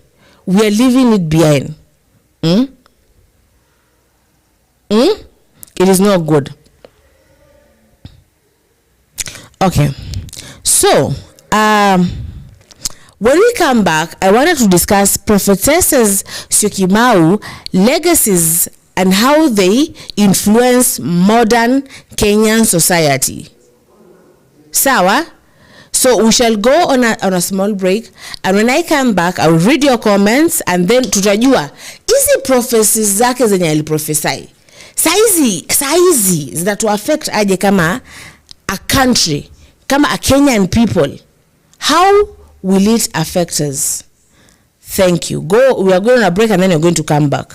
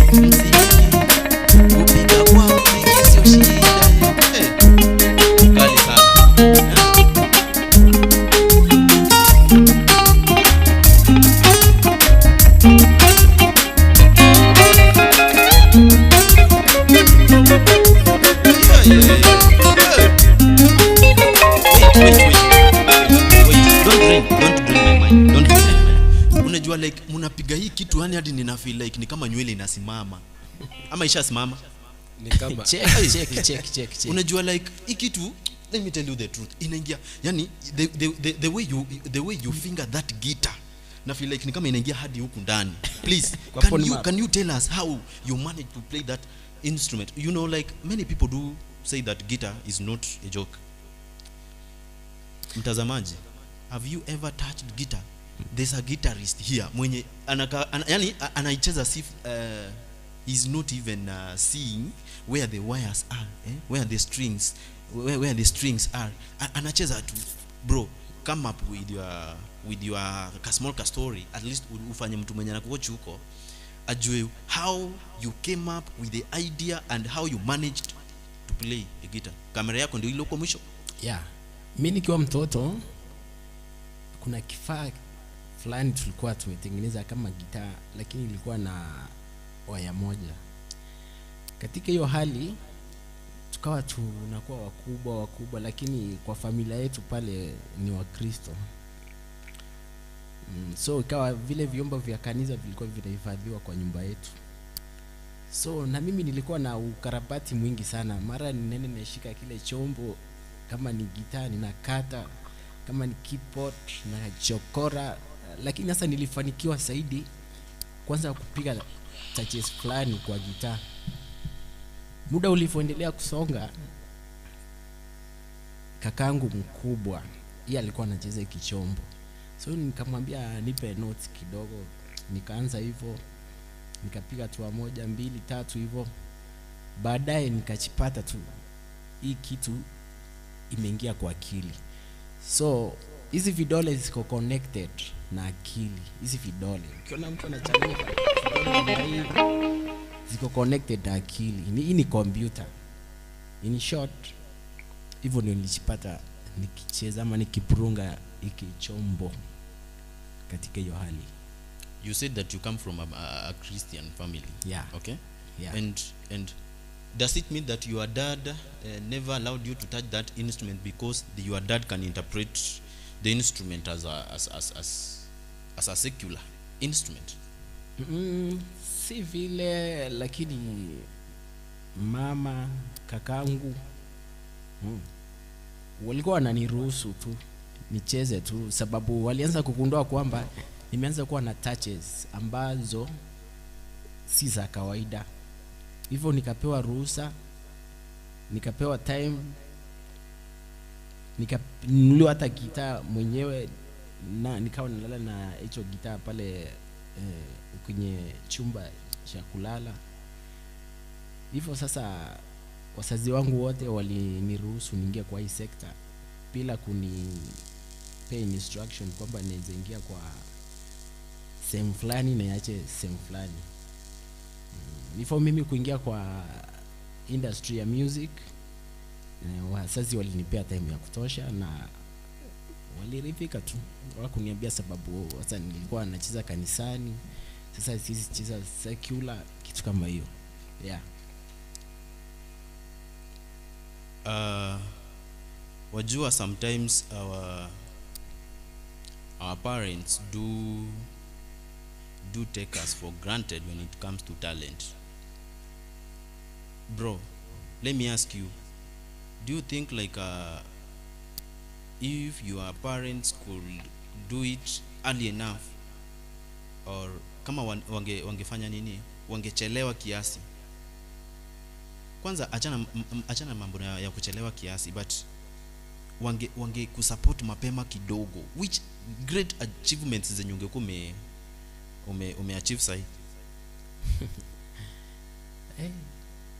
Kuna role models ambao nilikuwa nawafuatilia na sasa wako mbali. Kuna wengine walienda abroad, kuna wengine bado wako Kenya hapa hivi, lakini kile kiwango ambacho wamefika sijafika hapo hakika, sababu maybe sikupata resources za kutosha mapema. Lakini nashukuru Mungu sababu pale ambapo nilipata support, imeniwezesha mpaka nimefika tu hapa. So sebe tuko hapa tu, ndio hii ndio base yangu. Kama tuseme hiyo support haikukuwa sababu maybe parents hawangeweza kuprovide. Yeah. Mtazamaji, I have a question. You know, sometimes parents do mess us, and sometimes unapata mtoto akona potential fulani, before maybe wa confirm kwanza kama hii potential inaweza kuwa na any impact yenye iko positive, unapata like mzazi amezuia mtoto before a confirm kwanza. As you have had this man amekuwa na hiyo ability ya kucheza gitaa hadi anaweza katoa panya mahali amejificha kimbie, but he never got that support earlier. Meaning sometimes political mambo na politics zinaanzia kwa familia, so unapata unalaumu hata leader mwenye huko juu, na wewe mwenyewe hata leadership kwa familia maybe hujaifanikisha vizuri. Enoch, yes, if I come to your side, how did you came up with the idea of playing that keyboard, and which challenges did you face maybe? To me, mimi ni mtu nimelelewa kwa church. Number 1. Shule nimesoma Luoland, ndio nikakuja Kisii. Sasa shule nilikuwa ni shule yenye kuna kila kitu ya music. kuna stuff zote, drum set, guitar, nini. Ila guitar ilinichanganya juu mimi naona niumiza mkono nikailenga kidogo. Ni ngumu sana kwangu. So hapa shule tulikuwa tunajifunza mambo na keyboard, unapata tunaanzana 2 3 hivi. Sasa ile passion ya kwanza ile unavutiwa unataka kufanya kitu. Kuna ile hamu sasa. Nikaenda kama jokes, nikaanza kujua harakati ya kujua. Sasa unajua ukianza kujua unakuwa na ile una feel, ukisikia tamali na chezo na feel wewe pia ungekuwa huko. Nikawa ni pianist wa shule, drama, tukifanya mambo na drama nini hizo vitu, tulikuwa actually sisi ndio tunatangulia. Juu tulikuwa tumejipanga, tulikuwa na jamaa mwingine alikuwa anapiga drum hapo nini. Sasa harakati pia church yetu, mimi mamangu ni mhubiri. Hiyo harakati hizo mimi nakuja nacheza church nini kielekea hivyo. Nikakuja Nairobi, sasa hivyo ndio nilianza kusonga. Nikaanza, unajua the way ukianza ile ushago, unajua design ya kucheza ushago ni different na ukikuja town ni different. One by one ukisonga. Nikaenda hivyo, unajua wazazi pia kuna wengine wanazuia. Mimi na mzazi alinizuia sana, hakuwa anataka. Lakini wakati aliona nimejua mpaka inafika watu wenye ategemea kama watanihitaji, ikaenda hivyo. Nikaenda nikisonga, I think nikiwa class 7 mimi nimeanza kuwa producer. Juu sasa ile nilianza kuniingia sana, nikaanza kujifunza production hivyo one by one kuelekea hivyo. So hivyo ndio niliingia tu, kwa hiyo kujua kucheza mambo na keyboard na drum, also with a saxophone. Thank you so much. Apart from music, Yeah. what did you think is your first hobby? Yani huwa unapenda kufanya nini, unapenda kufuatilia nini? Kitu kama hiyo. Kwa muziki, like now me I have my own types za, kuna types zenye mimi napenda na kuna vitu mimi huwa napenda. Like now I like, mimi kama sijasikiza muziki naweza kuwa mgonjwa by the way. Kama mimi nikae siku 2 sijasikia muziki kigonga tu hivi kwa masikio yangu, mimi ni mgonjwa automatically.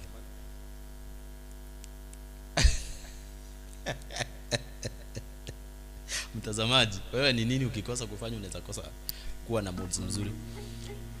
According to the way you people you have said, I also congratulate you because of the efforts you have made, mostly when it comes to this industry. This music industry is very hard, to be sincere. Mtazamaji, if there is an industry with a lot of challenges, kuuliwa, kunyanyazwa,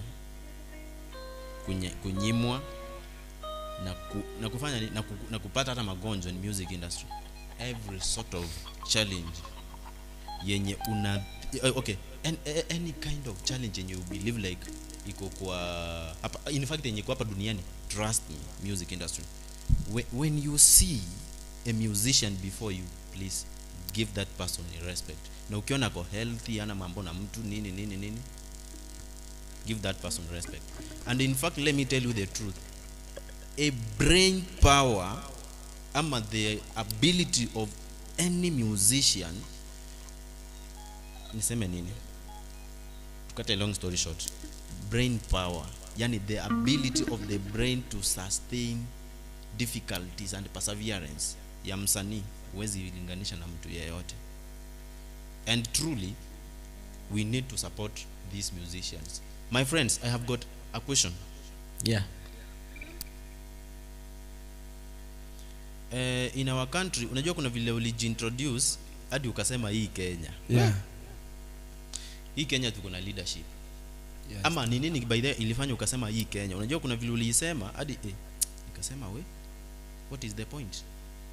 Unajua ile nataka ile kitu inasema tunataka watu wengi. Unajua hii Kenya ni kubwa, number 1. We have many tribes za watu, tunaona hizo makabila ni mingi. So kuna watu wao wamezoea kukua ile haki kwao kiunyumbani. Kitu tumefanya nimekuta Kenya, inafaa mtu utoke nje. So that watu wengi wakujue. Hapo pia unaweza songa hata kusonga. Kuna watu hapa wanaimba vizuri hapa, lakini mimi kama producer nimeona watu wengi, na hiyo ndio shida inakuwa ni hiyo ya kiunyumbani. Sasa ile ya kikwetu unapata mtu kama yeye ni Mluya, wewe kazi unapigia tu Luya, umemaintain tu Luya.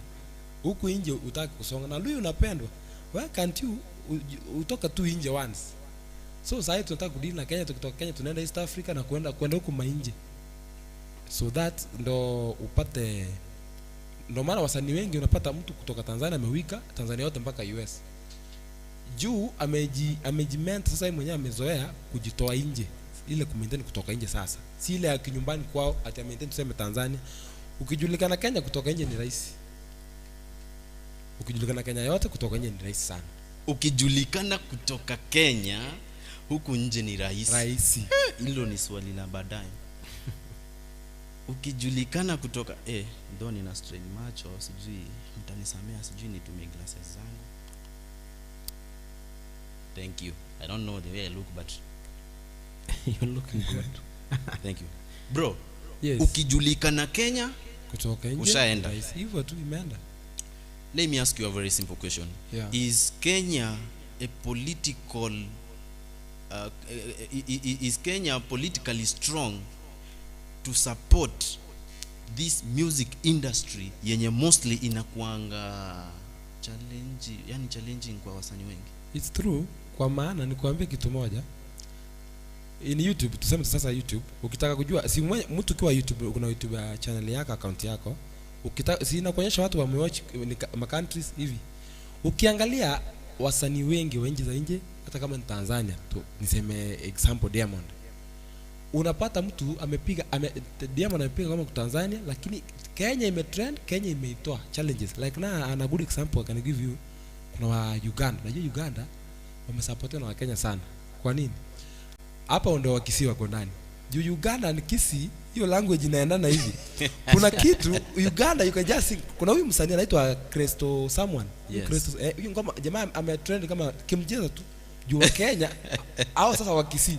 Watu wengine wanaangalia huyu mtu amefanya nini? Juu ile lugha na Kikisi ni same. Umeona?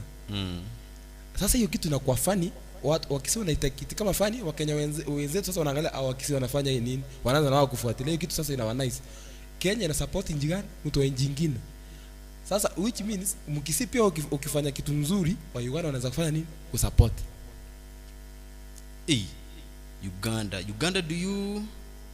Uganda, do you really support these people by the name this tribe by the name Kisi, people from Kenya, Nyanza region? In fact they are in Kenya wanakaa Nyanza, I think. Yeah. Anyway, Uganda, do you really support these people? Because one of them here is claiming that you do share some properties in terms of language and tongues. Anyway. Yeah. Rasta. Yeah. Ebu tuambie kitu bwana. Is according to your knowledge and the way you think, is Kenya politically supporting music industry? Kwangu serikali yetu ya Kenya kisiasa na kwa ujumla iko nje sana na mambo ya muziki. Ili tu support mtu mwenye anatoka pale nje, anatoka nchi yoyote ile, anaweza pewa support. Lakini ukirudi hapa kwetu hii ni vigumu sana. Unaweza pata any musician ametoka nchi fulani amekuja huku kwetu, unasikia kwamba alikuwa kwa sherehe fulani ya serikali, amelipwa milioni 4 za Kenya ama 10. Why do you think these politicians are doing this? Is it because you Kenyans you don't produce nice music? No, huku Kenya kuna watu ambao wanafanya ile kazi ambayo inastahili kimuziki. Si kwamba muziki ni mbaya yenye tuna produce huku kwetu, ni safi kabisa, lakini kuna ile dhana kwamba huku kwetu kuna ile dhana na msemo fulani ambao unasema na pii haishimiwi kwao. Unaona? Sasa pale ikifika mahali kama hapo, unapata huyu mwanasiasa wa kwetu ama hapa Nairobi ama kule Mombasa hata ajui wasanii ambao wanatoka ile yake, lakini anaweza kuwa anafahamu wale wanamuziki ambao wanatoka kule Kongo, Nigeria, Ghana ama kwingineko, lakini hawezi jua yule mwanamuziki ambaye ako pale nyumbani, hata jirani yake. Hata wakiwa na sherehe pale Bomas of Kenya, amwalike, ampe mwaliko maybe kwa sherehe moja, hata kama ni kwa mwaka, na yeye apate hizo milioni zake 2 zile ambazo tungepea Diamond ama tungepea msanii yeyote tu. Hivyo huku Kenya siasa haiendanishi na muziki, haiendanishi kabisa. Najua mara nyingi kulingana na wave yani, and some of the informations that are trending is that the Kenyan leadership naturally is not on point. Can that be the reason why these people are not supporting you guys? Ama nyinyi wenyewe you are against those people wenye mulieka huko na wasaidie sasa, hata wao wamekasirika, wamesema these people walituweka hapa na tuwezi tukawasaidia, sasa wacha wateseke kivyao, na nyinyi wanamuziki mnashika, mnaenda studio mna produce song yenye nakaa funny, yenye naongea vibaya kuhusu political leaders wenye wako kwa hiyo mji yenu. Can that be one of the reason these people are not giving you support? Hapana. Ukweli ni kwamba hao wanasiasa sisi wenyewe ndio tunawachagua pale nyumbani, kule mjini, sisi wenyewe ndio tunawapigia kura.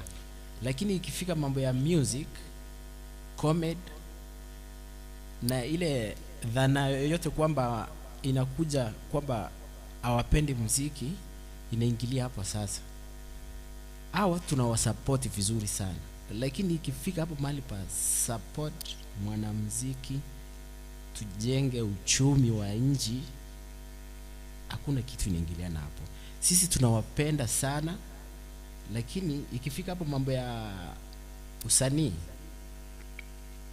sijui wao ndio waelewi, sielewi, lakini unapata hata si wanaingia kwa maeneo ya burudani pia, ama kwa kanisa pale unaona wakipigiwa finanda pale wanacheza. Hivyo inamaanisha muziki inawaingia, lakini wenyewe hawaikubali, ama kitu kama hiyo.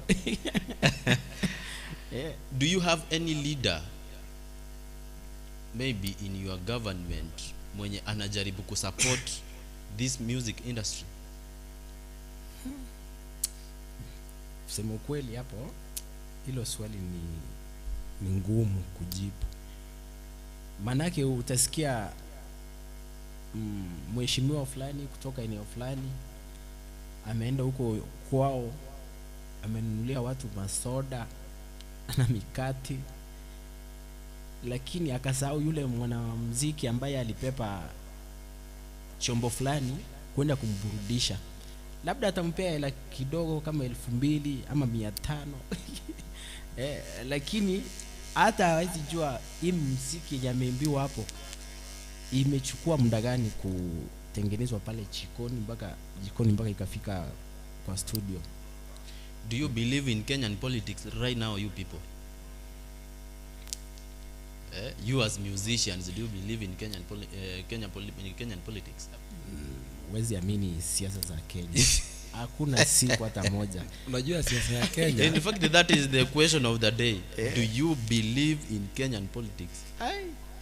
Huku kivyangu mimi ni vigumu sana I can't believe anybody. Awe ni mpunge wangu, awe ni MCA wangu, hata president wangu mwenyewe. Leo hivi anaweza sema nimefanya jambo fulani mahali fulani, sijui ni wale wadogo wake ndio wanaharibu maneno njiani, sielewi pale, lakini huwezi amini mwanasiasa wa Kenya hata kidogo. Hakuna. Let me ask you, why do you think these political leaders wanna behave evil mostly? Okay, according to your knowledge, Enoch, unafikiria mbona when it comes maybe to development, political support, any social work maybe you really need from these leaders in the government, mostly unapata like they can give promises and sometimes they cannot deliver? Is it because no money in Kenya? No. Why do you think these people in are doing politics this? Kuna shida moja kubwa sana. Unajua hata ukinunua viazi hizo magwaru, ukinunua kwa gunia weke, unapata maybe moja limeharibika, lakini inaleta shida kwa zote. Kwa watu wetu sasa wa serikali, kitu inakuwa problem. Kuna wenye ni wazuri na wakipromise wanafanya. Ila unajua tunakuwa na PS, we have hawa watu wa nyuma sasa. Kuna wenye wanasema watatenda na wanatenda, ila hizo pesa wanazozipeleka wanazozipatiana hazifiki. Wait, thank you so much. Will you mind if you give us an example of any region with such political leaders? Yani, if possible, tuambie hata yule mwenye anakutazama kule umwambie enyewe, let me tell you the truth. Political parties, political leaders, and even any government official in general, they are not supportive in a way like, yani our yale I don't know what I can say, but they are not giving people what people expected from them. Do you have any region mostly you think is affected mostly? Kwa hii Kenya almost zote ziko affected, almost ni chache sana. Na hizi chache tukisema ni counties kuna zenye zitakuwa fine, lakini mingi tukiingia sasa kwa manini hizi manini za ndani sasa kwa MP, hapo tunapata kuna shida kubwa. Na hii shida sasa unashindwa imetoka wapi? Imetoka kwa governor ama imetoka wapi? Wacha kwanza nikuulize swali. Mlisema nyinyi mnatokea sehemu ya Kisii. Yeah. I heard that your region is also affected. Mnasema like yule ni kama taa ilienda kazima kidogo. To me mimi mahali natoka ni constituency yangu sasa mimi. Mimi kwetu kuko sawa, kuna maendeleo, kila kitu iko sawa. Yeah. What about your county? Yeah, county kuna problem kubwa nayo kubwa tena sana. Do you come from the same county, or this one is coming from the Kisii Nyamira side? You are coming from Kisii county itself. Huyu anatoka kwao Nyamira. Wait, so sasa hapo ndio shida kubwa. Thank you so much. Yes, kwa sasa hata imekuwa vizuri tumekutana hapa nyinyi wote. Wait, hebu tuambie what is going on in Nyamira? I heard your people claim that somebody was given a chance to ask for anything but ended up asking for mortuary. Is that the point maybe? Uko Nyamira, mimi kwa maoni yangu kwa sasa kama ingekuwa ni uwezo hata hiyo kaunti ifayo ndolewe kabisa, hata siko ina happen na pia mali popote. There is something you asked. Kuna kitu uliuliza.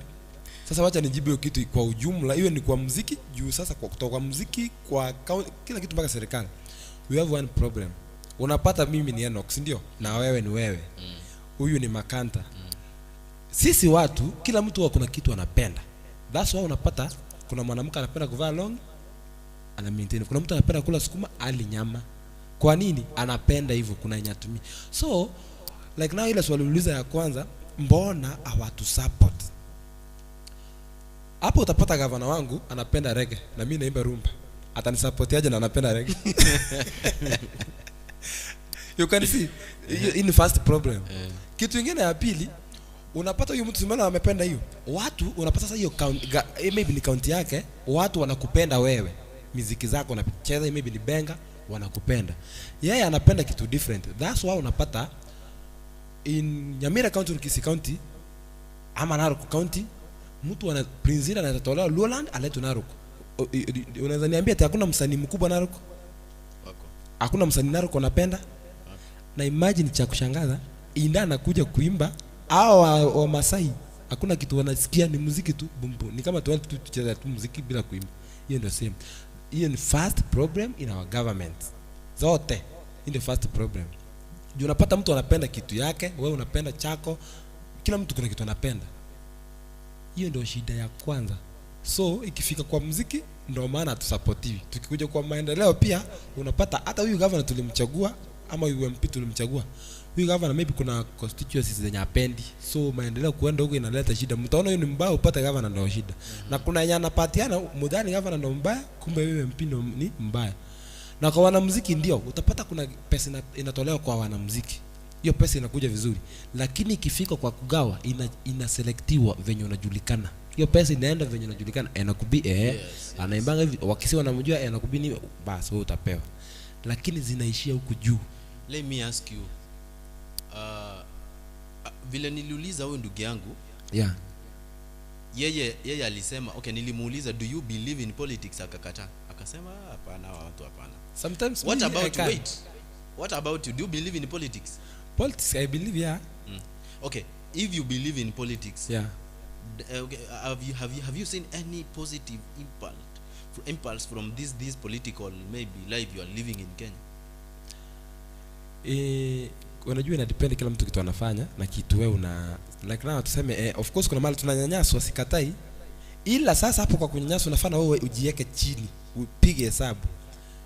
Kuna mali unaweza nini blame president mali ana makosa, ukikaa chini tu fikirie vizuri. Mimi nikifikirianga kitu nikijaji mtu naangalia nyuma na mbele, nakaa katikati kwanza, naona huku na huku napata mahali. Sasa naona yenyewe hata mimi wacha nikae katikati. Juu ndio maana unapata mtu hujaiona mtu amekuchukia na amjai kaa na yeye chini, amjai hata akujui hata kwenu ajui, lakini amekuchukia tu bure. That's a big problem.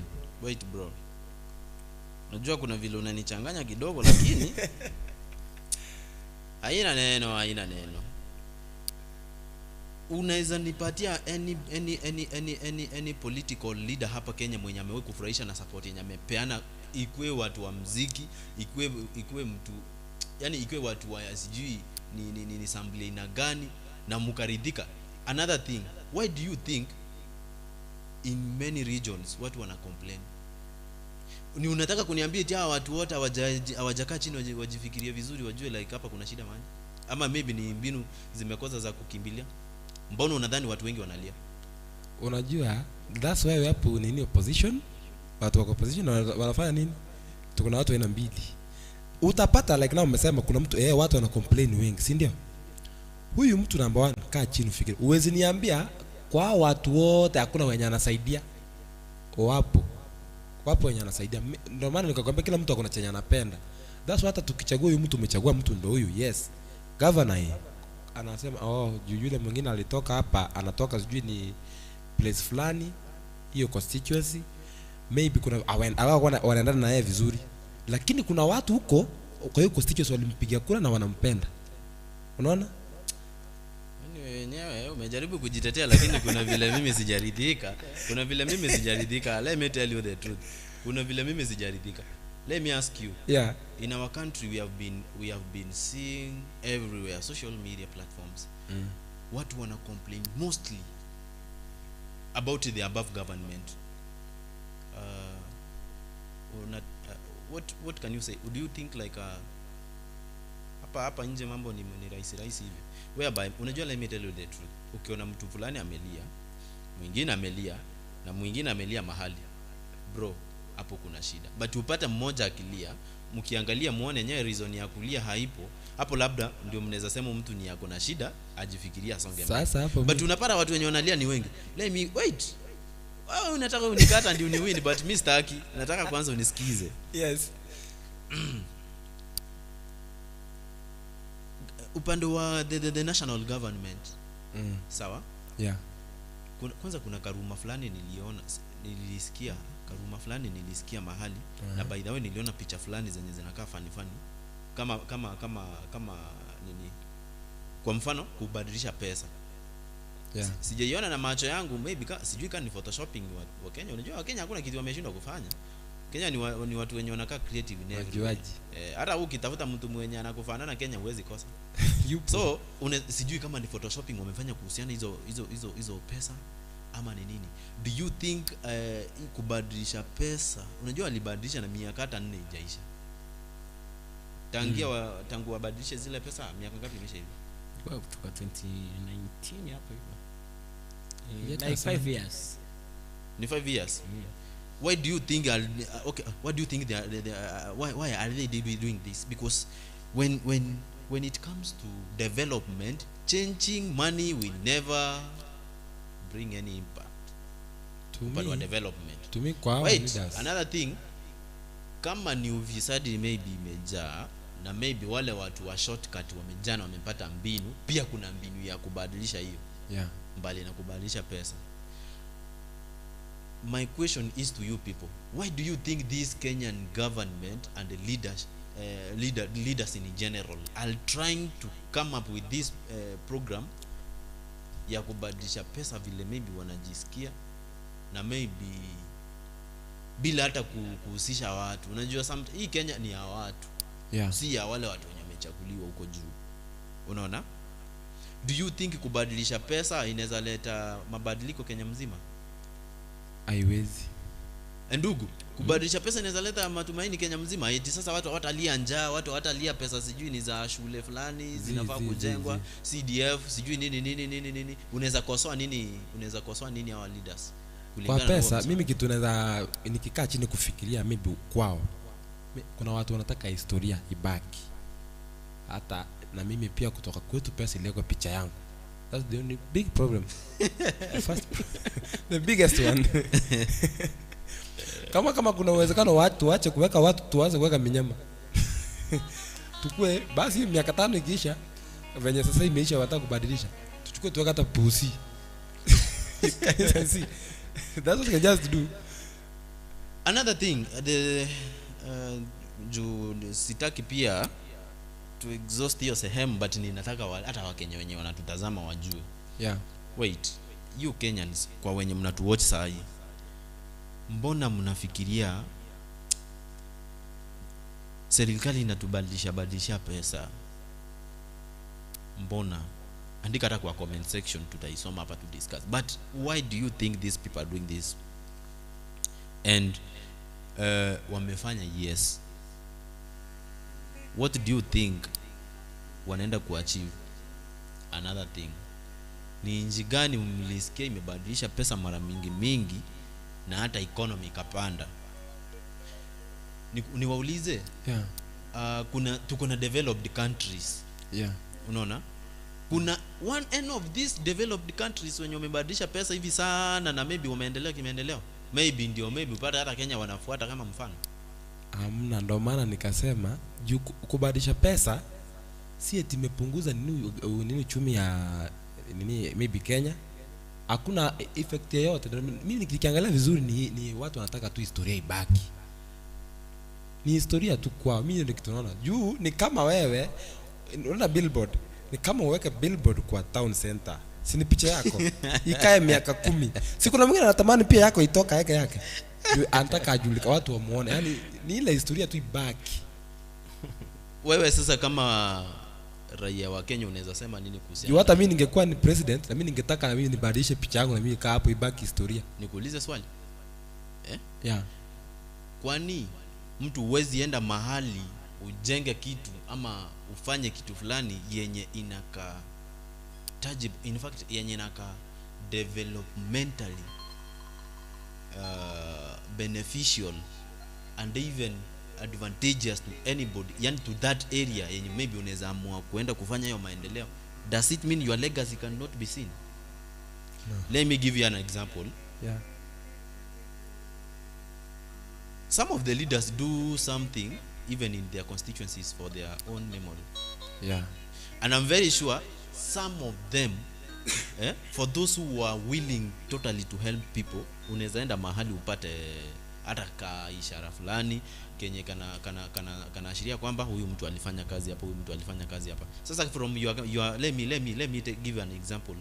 From your county where you come from, you have the first governor, okay? Yeah. Aliongoza miaka 10. Unadhani ni nini aliacha yenye mnamkumbuka nayo?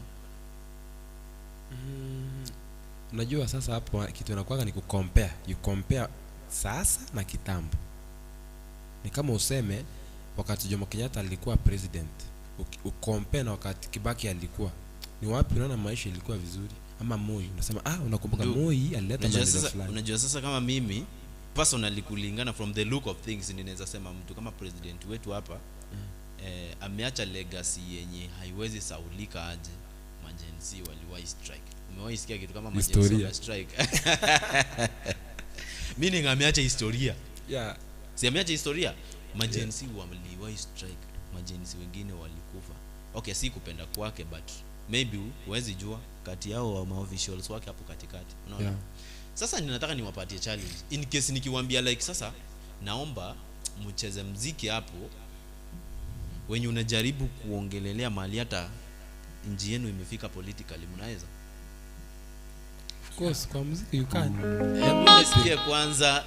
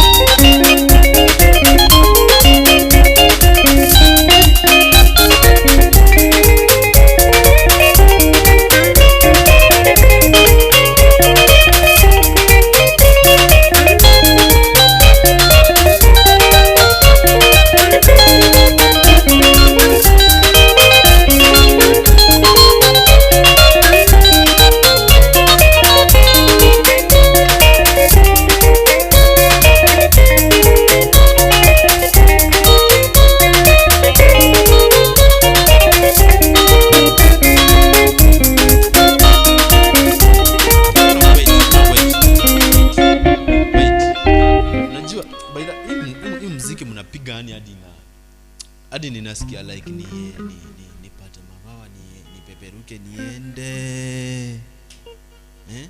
Hebu kwanza niwaulize kitu. Yeah. Unajua like here the way we are right now, we are just playing music na tunajibamba, si ndio? Yeah. But to be sincere, kuna mtu huko nje.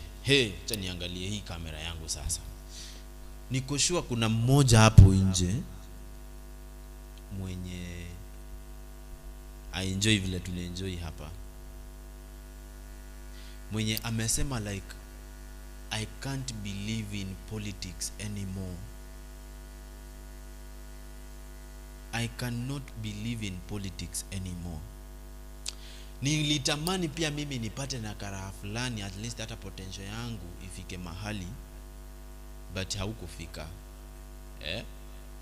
Uko na talent ya kukimbia, yani wewe ni mwanariadha hatari. Lakini kwa sababu kuna political corruption mahali unapata. Kwanza hata corruption inaanzia shule yako, mahali mwalimu anapeana namba kwingine kwa mfano.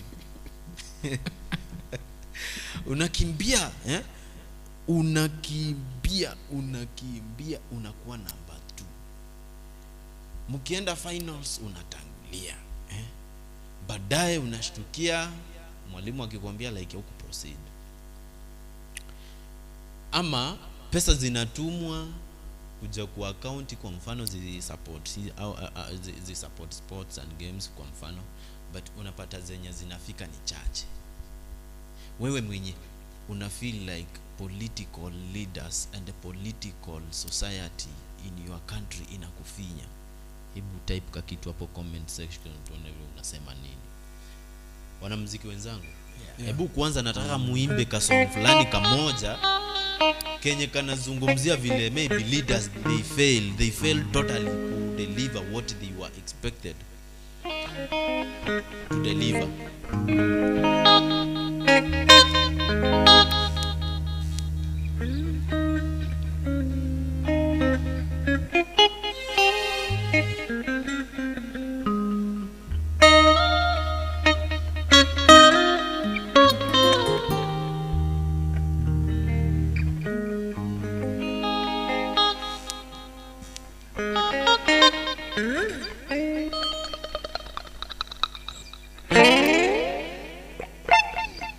Yeah.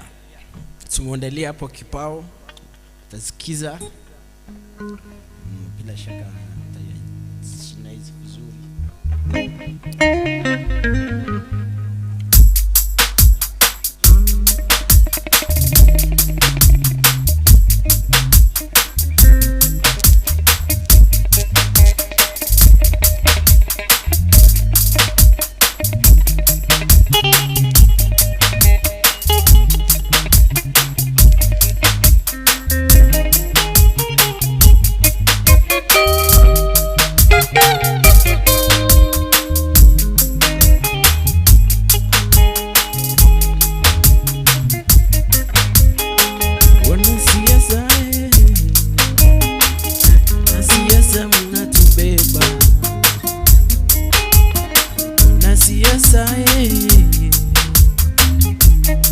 Siasa mnatubeba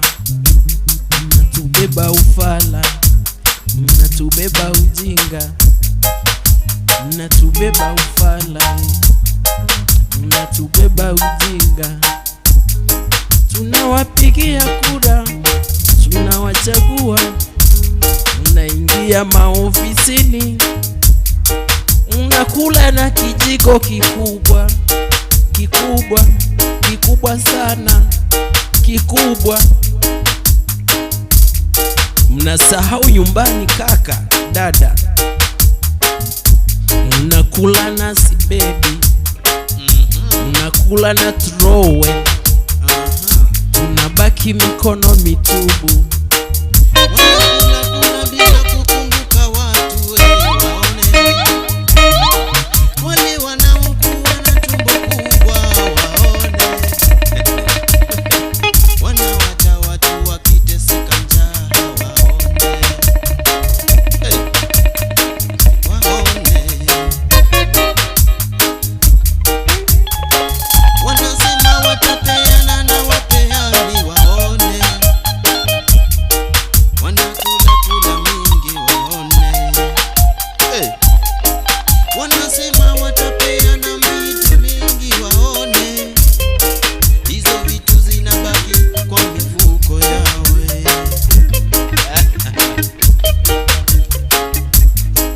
huku nyumbani kali sana. wasikwa wa mama wanateseka, watoto hawaendi mashule, hatuna maji ya kunywa, hatuna chakula, barabara sipitiki, hakuna sitima,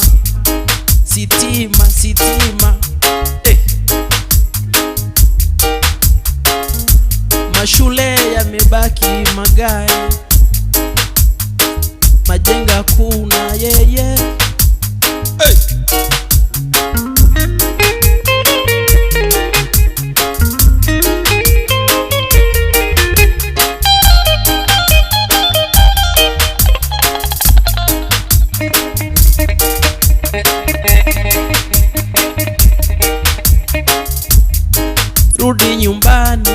Rudi nyumbani we mheshimiwa, hatukutaki tena, ama ubadilishe mawazo, badilishe njia zako, badilishe siasa zako, saidie watu nyumbani. Ukuenda pale kuiba, uenda pale kujitajirisha, ulienda pale utusaidie, uwakilishe watu wa nyumbani. Wafisadi waende, wafisadi waende, wafisadi waende. Hatutaki watu waendelee kuumia, hata wasanii wenyewe wamesema. Noma sana bro, noma sana. Wafisadi waende nyumbani.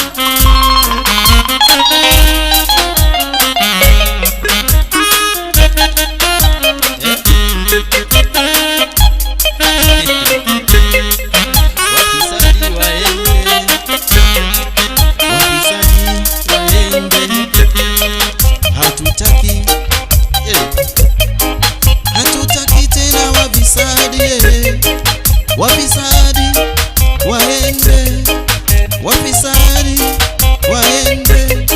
Tumechoka kudanganywa, tumechoka kudanganywa. Pesa za kaunti zapotea, pesa za matumishi una wafanya kazi pia wanalia. We don't believe in politics, we don't believe in politics. I can see you doing actions. Hata leo pia mimi bwana nimejaribu kuimba, hata kama nimejichomea hapa, nimejaribu kuimba vizuri. But this is my word to you leaders, maybe when mnaanza kuwa mnatutazama. Once you are elected, surely kula kidogo pena zingine, because if we continue living like this, yes of course you might manage to make life of your wajukuu na wale wengine wengi kuishi maisha mazuri for long, but kumbuka pia kuna wenye wanaumia. Wacha kujali maslahi yenu nyinyi wenyewe. Unaweza ambia nini any political leader maybe mwenye ungetamani apate ujumbe wako ndugu? Mi ningependa niongee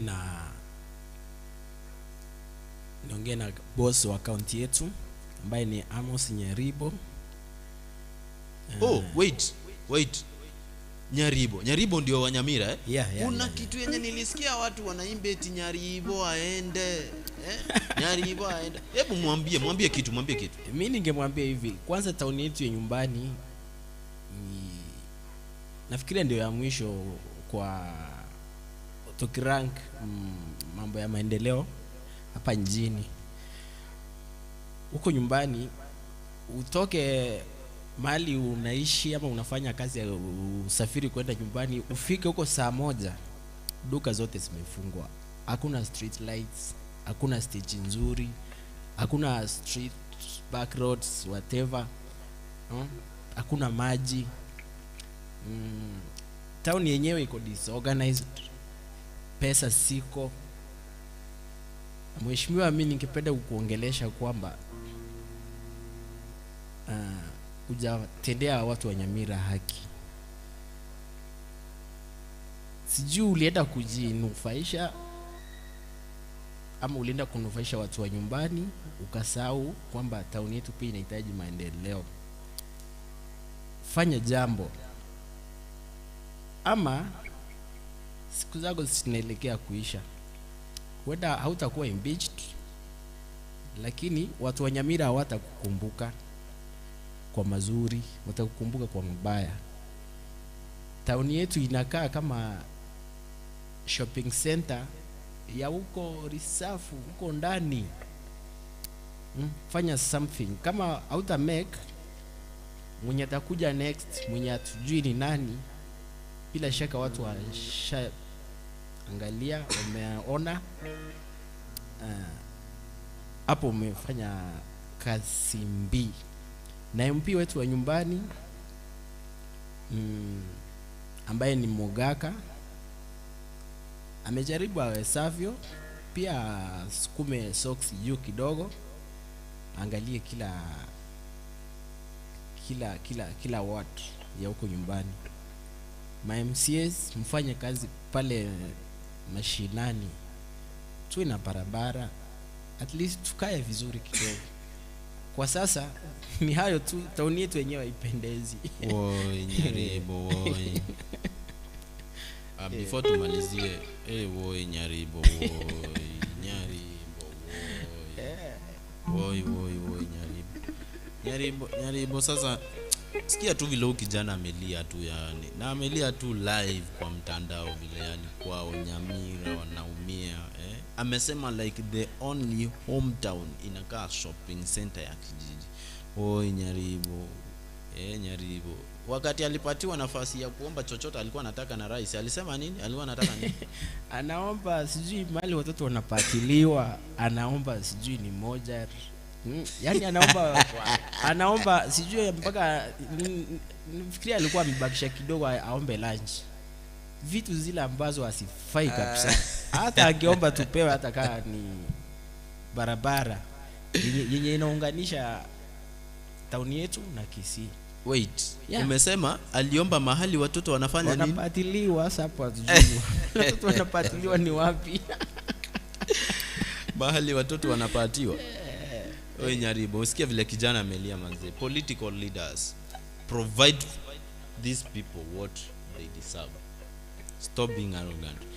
Kumalizia, unaweza sema nini kuhusiana na watumishi wenu wa serikali? Mimi kigoto kiserikali kwetu kuko sawa in constituency.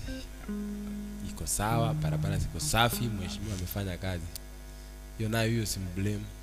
Sasa huku juu hata sifai kuongea chochote. Juu hata unajua huku unaweza ongea na malizo unapigwa viboko huku, unaweza siku hizo unapigwa viboko. So huko hakuna maendeleo naye. Huko Mungu tu ndio tumeachia tu Mungu. Huko kumechafuka, imekuwa kama choo. Huko ukiongea tu kidogo sasa hapa unatafutwa. Huko ni kupewa viboko one touch. Hawataki ukweli ni short. Anyway, ukisema ukweli inauma. Wanasiasa tafadhali wacha kufanya watu waogope, and it is not good for people to fear you because you can either kill them or jail them. Give them what they deserve. And those people wenye mko kwa government, support rice pia if possible what they live. The way people are crying out here is not good. Hebu pia maybe any suggestion yenye mnaweza ambia watazamaji mahali mnapatikana kwa sahihi, na any services you can offer to them, and maybe any work you can do for them as an extra work apart from music. Can you please give them your last word before tufunge show? Kwa kupatikana tupo Nairobi. Ukitaka kutupata Nairobi Kitengela, hapo ndo kazi zote tunafanya. Umesema we apart from tukama mimi apart from mambo na kuwa producer, mimi ni msanii. Ukitaka system haya we have live streaming, we do na vitu mingi tunafanya hapo nje. Sasa apart from kuwa mimi kwangu kuwa studio kurekodi, kuna zingine huko nje. Mtu ukitaka mimi kutolea ngoma ya birthday tunapiga vitu kama ukitaka tu, unajua kuna watu wanapenda muziki, anaweza kuita uende ucheze tu familia yake, lakini in December watu wanataka muziki, vitu kama hizo unatupata. Pia ukitaka kurekodi sasa kama business hiyo, tunaingia hapo, unanitafuta K.N.A, mtandao wote naitwa K.N.A, producer K.N.A visual kila mahali. Pia YouTube channel wanatusupport pia, subscribe ndo tusonge na sisi. Na mimi ni Makanta Ben. Kando na kucheza hii gitaa, pia naweza kuwa mwalimu wa gitaa. Niko na channel yangu pale YouTube, Ben's Guitar Class. Kama unataka kucheza na wewe kama mimi au na wengine pale nje, unaweza nipata tuingie kwa class, tujifundishe 1 2 3. Hivyo mimi kazi yangu ni kupiga muziki, kucheza gitaa na kuelimisha watu kuhusu hizi ala za muziki. Hilo ndio jina langu, Ben Makanta. Lakini pale YouTube ni Ben's Guitar Class, Facebook Ben's Guitar Class. Thank you so much kwa mtazamaji. We shall be having the same session in every Friday evening. If you are interested, you can join us either through YouTube and other social media platforms as Kenya News Alert TV. Vile umesikia, these people they do offer those services zenye wamesema, na ukisikia wako very talented with music. If you want very clean music, you can link them. I don't know whether maybe mlipiana hata namba ya simu yenye mtu anaweza kupata naye. Mimi namba yangu ya simu ni 0713 417 640. 0713 417 640. Thank you. K.N.A, your phone number. Ulisema una work kama producer. Na work kama producer. Yani in short, kwa music zote tunafanya. Give them your phone number so that they can link you maybe. Phone number 071600 that's 614. Barabara. Kwa sasa hii ninawaaga kwa kumaliza show, aidha na muziki safi kutoka kwa waimbaji wetu hapa hivi. Tukutane on Friday time kama yes.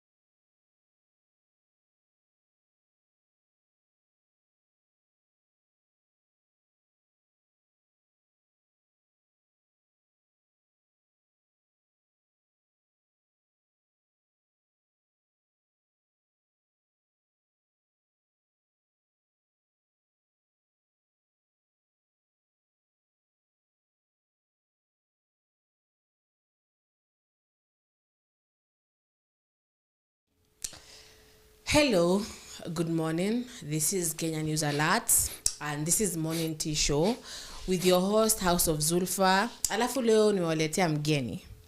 Wacha introduce. Hello, I'm Philip Lewis and I'm happy to be here with you today, all. Welcome. Relax.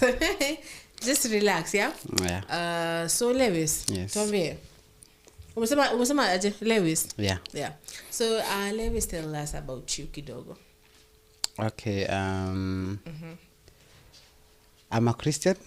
Today is on a Sunday, so that's one thing. I'm 21. Yeah, and I love being me. Okay. Firstly, Okay. Sawa. I don't know. Sawa. I've never been to a studio, so Okay. Sawa. Tuanze tena.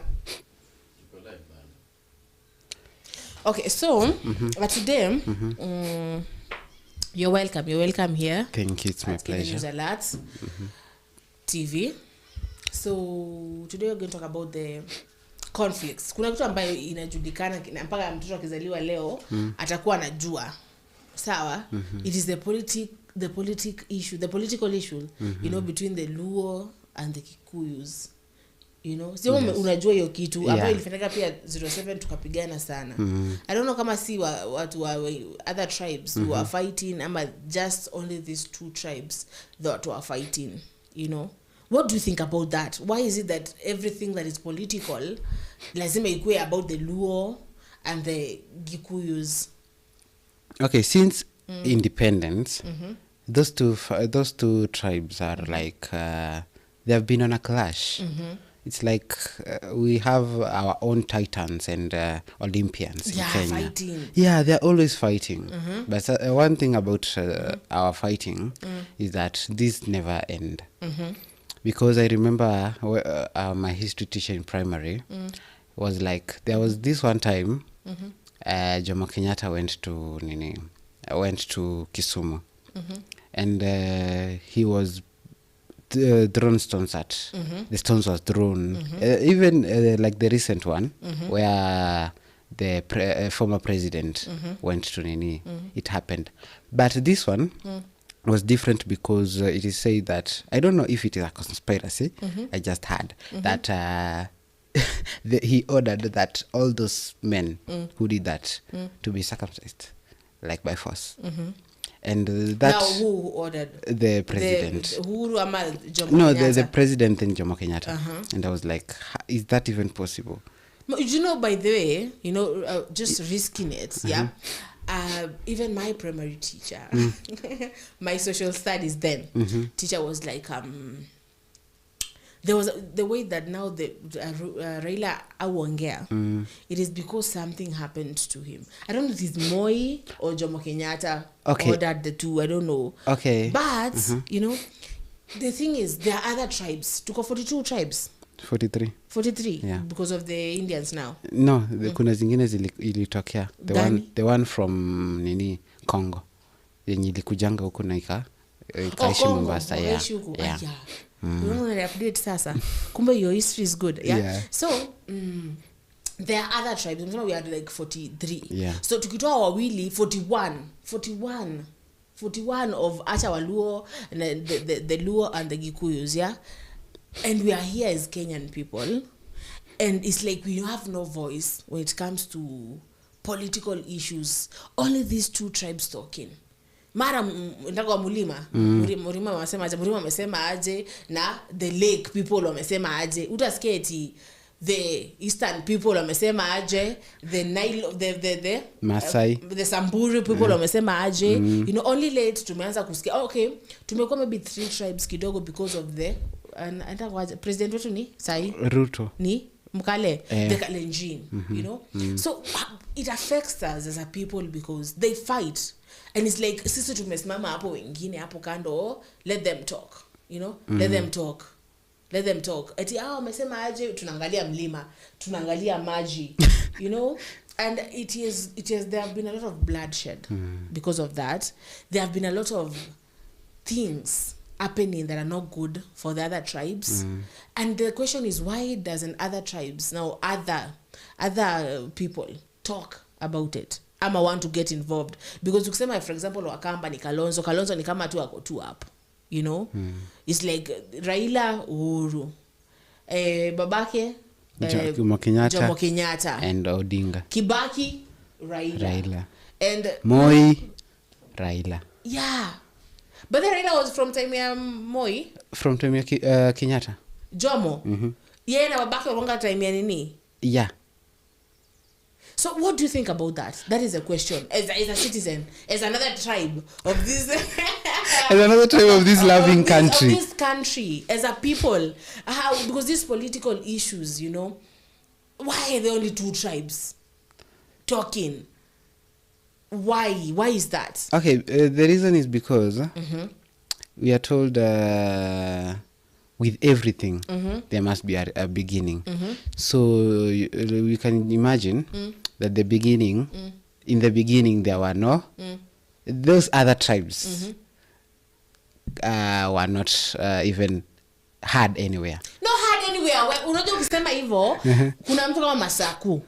Masaku like was there kwa mlima akienda kupanda hiyo stuff hapo. The Masaku people also fought. Yes, Kamas they did. also fought. Yes, they did. You know, Yeah. I don't miss the scare about the Masai fighting. But I've not heard about the Masai. But hata bado kwa history, I don't know, sijasikia. Nimesikia kuna watu kama wao au Masako, kuna watu kama Mekatilili wa Menza from the Giriama people. There are other, which other tribes? You know? But they did fight. But we only told about Dedan Kimanthi. We only taught about Jomo Kenyatta fighting, you know, but we are not taught about other people, other tribes that fought. But they did fight. Yeah. Yeah. Because what about the 6, the Kapenguria 6? Kuna tribes ngapi kwa the Kapenguria 6? Do you know the Kapenguria 6? I used to Let me sing they them. confirm them because I used to sing them. That was David Nani, Jomo Kenyatta. Let us go back there and see the Kapenguria 6. There are other tribes there. You know, it wasn't only the Luos and the Nini and the Gikuyus. Let me see the Kapenguria 6, yeah? So that thing really, me unisumbua. And I used to ask my mom back in 07 nilikuwaga class kitu. And I remember asking my mom, like, Hawa, why? Sema? Bildad Kagia, Kungu Karumba, Jomo Kenyatta, Fred Kubai, Paul Ngei, and Achieng Oneko. Now I'm searching how many tribes. The tribes. How many tribes are See, there in the Bildad Kagia ni? Kagia? Is one in Mbere or something? Are there in the Kapenguria 6? Because I was asking my mom, how is it that only 2 people? And my mom was like, atujui imekuwaga tu hivyo tangu the beginning of Kenya. Yeah. You know, sawa. And tumekuwa like, okay, sawa. Paul Ngei, is Ngei Kamba? Yeah. Sindio? Kubai. Okay. I think that is it a Luo or what? I can't lie, I don't know. Okay, the thing is, I can say yes. The thing is, other tribes fought. Sawa? Okay, I think at the end kulibaki Odinga na Jomo Kenyatta. No, Jomo Kenyatta akuwa prime minister. And then they said that those people sacrificed, the Luo people sacrificed something, you know, for Kenya. But I think that other tribes too sacrificed because they didn't come only uko kwa central na at the lake. They came also Mombasa. In fact, when they arrived walienda Mombasa kwanza 1849. That's when they arrived in kuletwaje somewhere Mombasa. Somewhere. Is it the They arrived there. The thing is they arrived. Yeah. And tribes fought for their land. Everyone everywhere was fighting for their land. Okay, you say when it came to push and shove, ati walibaki watu wawili. But the Kapenguria 6 walikuwa ni watu ambao they were there to take this government, to tell the people to go away. You know, the Mau Mau also and stuff. But I think everyone should be involved in this. I think we need like a Masai president, you know? Sawa, kuna mtu ambaye alikuwa ananiambia Tanzania, I don't know if it was a real thing then, alikuwa ananiambia eti huu mwaka ukuwa na president ambaye ni Mkristo, mwaka mwingine kuna kwa ambaye ni Muislamu, you know? That's what they do. I don't know, sija research bado nikajua vizuri, but I think we need that kind of thing in Kenya, yeah? Because how can only 2 tribes? Sasa kama kuna issue ambayo ina trend sasa inabaki ule Luo, kuna this Luo person ambaye kwa ni soldier number 1 wa Raila ametusi wa Gikuyu sana. Amekuwa like a lot of things that I will not say here in live, you know. But and then the Kikuyu will come again and speak something. So as I'm asking, how do you feel as another tribe? How do you feel when it's like you don't have a say? Only 2 tribes are going to sit on that chair. Okay, I feel inferior. I feel invisible. Like no matter what I do, I can never be known. You know, they're like even if I want to run for president today, I like for example take the one Wajakoya. Wajakoya did not fail because he did not have good politics. He failed because the strongholds did not know Wajakoya is. Like they were like, we know Raila, we know Ruto, but we don't know these others. Unaona? Aya Ruto had a Kikuyu backup, the one mwenye ametupa. So you are like these 2 people without if you are a Kamba, if you don't start, if you are not going to stand either with a Kikuyu or a Luo, you're not going to do anything. Not going to. So what is that? Why can't a Kamba just stand themselves na tujue? Now this Kamba is good. Now this Kamba is going to go. This Kamba is going to become. Ama this Masai. Ama this like Taita. In fact, kuna wateta kwa politics. Taita. Do I know any? I don't. Ambao tunawajua like tunawajua vizuri. Kuna Wagiriama ambao tunawajua isipokuwa tukatilili Menza. You know? Kuna are Mijikenda people, you know? Kuna watu, kuna Mbere, any Meru person. In fact, kama ni the former governor of Meru somewhere. Kawira Mangaza. Yeah, Kawira. Is she former? Yeah, since I'll get impeached. I'll get impeached, impeached. So the thing is, what is that? Like lazima stick na one tribe ndo tukujue politically, you know? Na nani kwanza mwenye alifanya kwanza nini isikue Machakos? Inaitwa aje? Capital ilikuwa ikue Machakos. Si ndio? Yeah, by the way. Like kabaki itakuwa ipelekwe Nairobi. I used to hear that story. You know, politically, and you say that we did not fight, but politically we were like there. Back then, we were like there. Yeah, for example, like Masako. Yeah. Not Masako, I mean Syokimau. She predicted a metallic snake. Yeah. That would come with a white man. And they were like, but then Syokimau was a woman. Yeah, Syokimau was like a woman. And she predicted of a white snake, white metallic snake that would come with a white-clad man.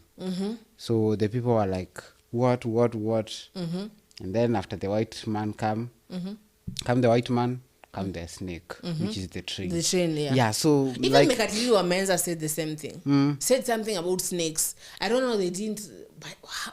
You know, hey, we should like really talk about this. Let's go back there in history and let us meet Syokimau. Back then when you didn't know about anything about the Western person. Back then when you used to do barter trade. Back then when the Kambas were doing the long trade, they were leading in the long trade, long distance trading. And the Wanyamwezi from Tanzania and from coastal people and the Arabs and the Transaran. And you know, we were doing barter trade with no money and stuff. We didn't know anything. Okay, we had politics, but not the politics of today. No. I think we lived as one people, as a Kenyan people. And the best... people are from there. Okay, the best thing what used to happen back then? The best thing was, if I remember history, when I was in primary, social studies was divided. There was social studies and then there was history. So my history teacher used to tell me... Goja. Which in school there, yeah. So I used to say that Kenya was one. Okay, Africa was one. There was no Kenya, there was no Uganda. Yeah, there was no Tanganyika. Yeah, the boundaries were put by the Nini. These people, when they came to the scramble and partition of Africa. Yeah. So you would find we were ruled by, us Kambas were ruled by Nini. A chief. Kikuyus still we were ruled by. But this chief did not meet and be like, unajua sasa nini. No. They just to know that we are going to trade with them. Like the way you know the Masais and the Kambas had like conflicts, the Ngombe and stuff. So they used to like go and steal for each other. Yeah. What did the Gikuyu do, by the way, then? The Kikuyus. I think Kikuyus were. I think. We don't know. This thing is so confusing because in the mention of these things, you don't know what the Gikuyus were doing. Yeah. You don't know what the Luos were doing. Luos were fishermen. Yeah, but were they like long distance trading? No. No, we don't know anything about them. They were fishermen. Yeah. We just know that they say the Kisii, like for example, the moment that you hear the Kisii people in being now like discussed, inaanzanga tu like na vita. Unasikia the Kisii came and they dislocated the people of Shugwaya. Yeah. They came, they fought those people, and those people are displaced. Alafu wakapita wakaenda huko. Unaona? So that's when you hear them and you don't know anything else about them. Unasikia? Yes. But there's mention of the Kamba people. There's mention of the Masai people. There's mention of the Nandi people, the Giriama people, the Mijikenda.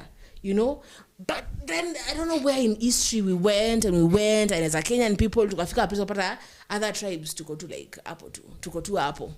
To what happened though? We were swallowed. We were swallowed by the big fishes. They did sell us out. Yeah, they did sell us out. Do you know right now, Zulfa? I can tell you name 10 of the 42 tribes. Unaweza name? No. Yesterday I was talking to my sister, and we were like, so how many tribes are there? But we were talking about like marriage and stuff, and we were like, so we were like saying, let us write down which kind of person do you want to get married to. So like tuandike chini. Let me tell you, I couldn't mention like 7 of them. Yeah, like just like other tribes. But they, what are the tribes? I don't know what are the tribes in Zingani Gari. I was like the Gikuyu, the Kisii, the Luo, the Baluya, the Taita, the Kamba. Abagusi Mbere. Abagusi ndeshetama Abagusi wa kwanza. Yeah. Like, and then we were like, because wanafanya tulikuwa like able to andike chini, who do you want to marry you, which tribe do you want to marry you, and we were like, so tukafika hapo tulikuwa like, and then basically okay, other tribes because atukumbuki other tribes, and that is not okay. Do you know, speaking of marriage, there is this conspiracy that says if there are different types of women to marry. If you want to get rich, marry a Luo or a Kamba. A Luya or a Kamba. Rich. Yeah. Where? A Luya or a Kamba. If you want to come from being rich to poor, marry a Kikuyu. Why? But I think that because she will spend from you, but a Luo or a Kamba, a Luo will spend on you. Oh yeah. A Kamba will help you grow. Unaona? A Luya too will help you grow. And but a Kikuyu, I don't know why people get to be so too personal with the Gikuyus, and they're like don't marry a Gikuyu. But then there's this person was like, do not marry a Gikuyu woman because it is something, I don't know, but they were like they kill you. They organize something, they take the money. Yeah, when you become rich, they organize that you die. What they will tell you to buy land in their home, and then they. But is that true? Okay, partially, yeah.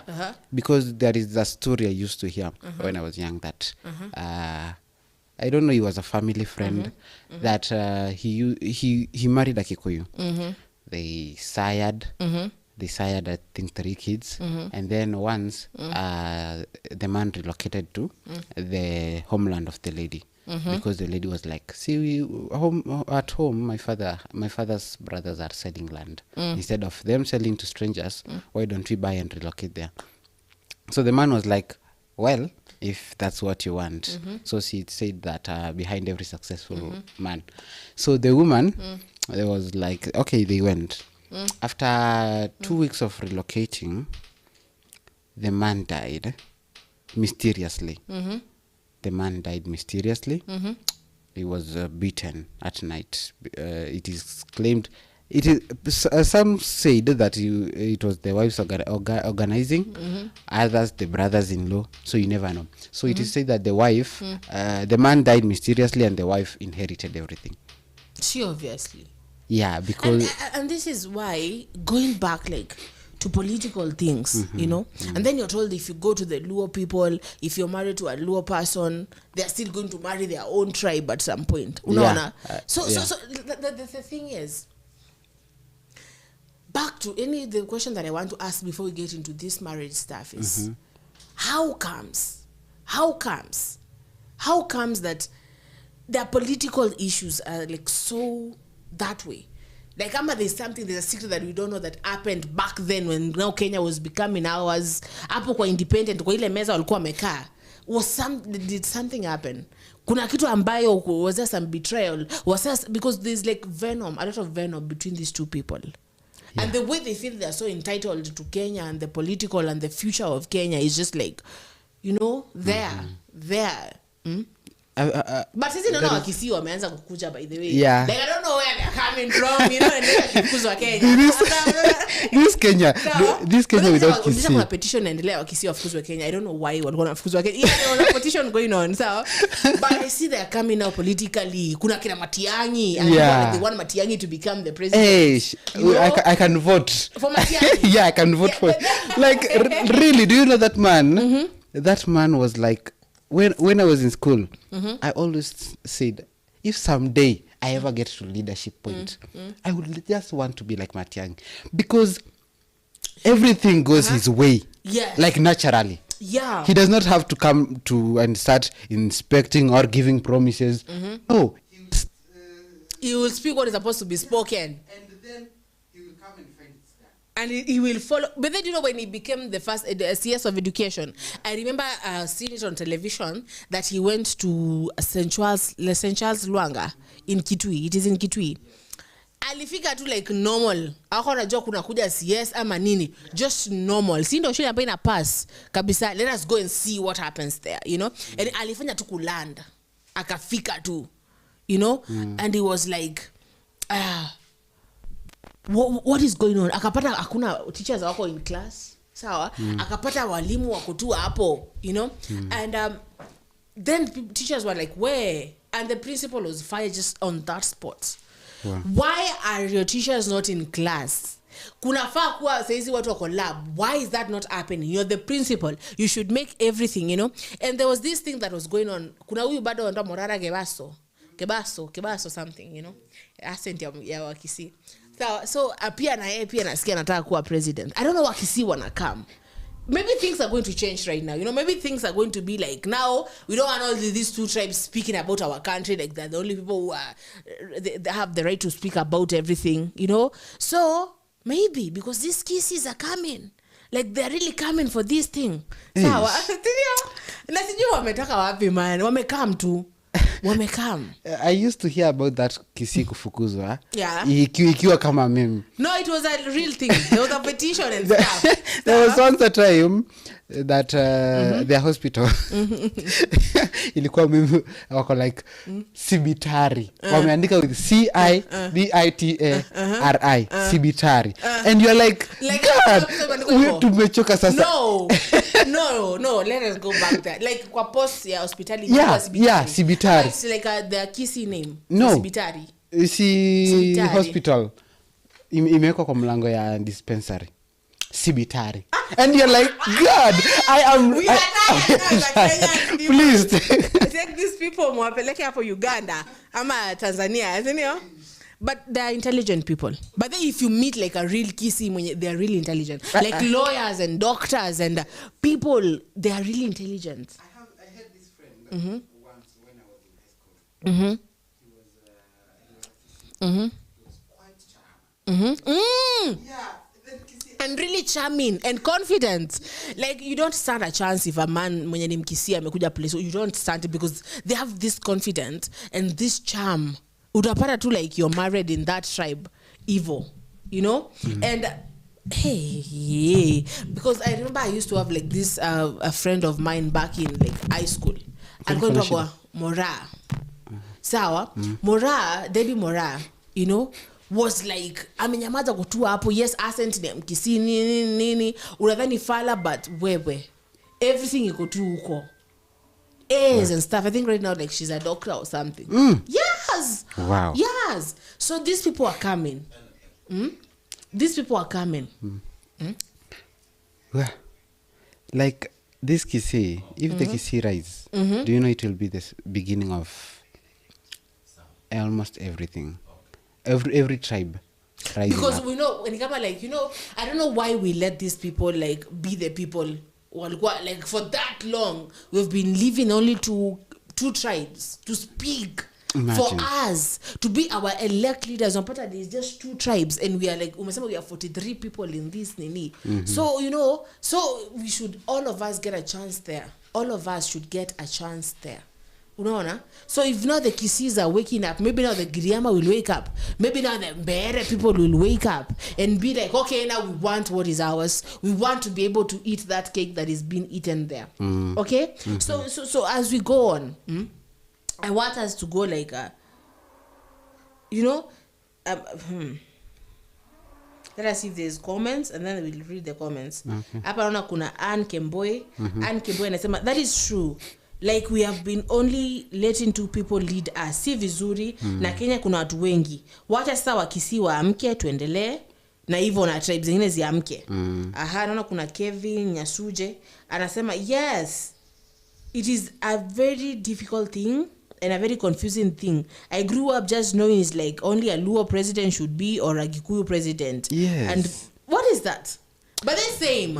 Just because they were there during the But other tribes the ruling were there. Yeah, I mean, just because they were the first one to rule doesn't mean That they should rule forever. for It's a like time. an hereditary thing now. No, it it's has become not. hereditary right now. It has become like only, but I see after Uhuru ni nani? Mtoto wake? Yeah. After nani ni nani? That is not how it should be. It As a shouldn't country, we should know that this country it belongs to all of us. All of us. Not just one person, No. not just one tribe. Because just that I personally hate politics. Just that because like. No, but you should. But then I used to say like, when someone asked me, politics, I'm like, no, politics are don't give me game. politics. But then I came to realize how, as a person, if you don't know your politics, if you don't know your politics, then you don't know your rights. Then you don't know the laws of Kenya. Then you don't know what you are as a citizen. Yes. So you're going to let these people just carry you kama upepo. Like wakienda tu hivi kama windsocks. Unaenda. Wakienda tu hivi unaenda. So I think we should know. We should want to know. As a youth people, we should want to know. We should want to speak. We should want to like speak and know our politics and know our rights and know everything. Sababu maybe wazazi wetu walikuwa like, hii politics ni mchezo mchafu. Wajaka na wanachukua na Wagikuyu na wanachukua ni mlima na lake peke yake. And then see how it has affected us, because we're just electing the same people, and as a Kenyan people, as a tribe, as a different tribe from those 2 main tribes that are there, you know, unapata it is just we don't know what is going on. We don't know what is going on. And when you go back to history, go back to our people, we used to be like, everyone used to stand up for their own thing. Yeah. I don't know where we stopped doing that. Ama tulizimiwa wapi, ama ilibaki wapi, ujishikanishe na huyu ama jishikanishe na tribe ndio win. You should be as your own tribe. Venye Wakisii, I think Wakisii wanakuja peke yao ama wanakuja na mtu. Wanakuja peke yao. Unaona sasa? Yeah. So we're going to go on a small break, and then we're going to come back. Yes. And we're going to talk about then can a Luo person get married to a Gikuyu person, and then how does it work? Because even marriage is political. Okay? So let us go on that break. Okay.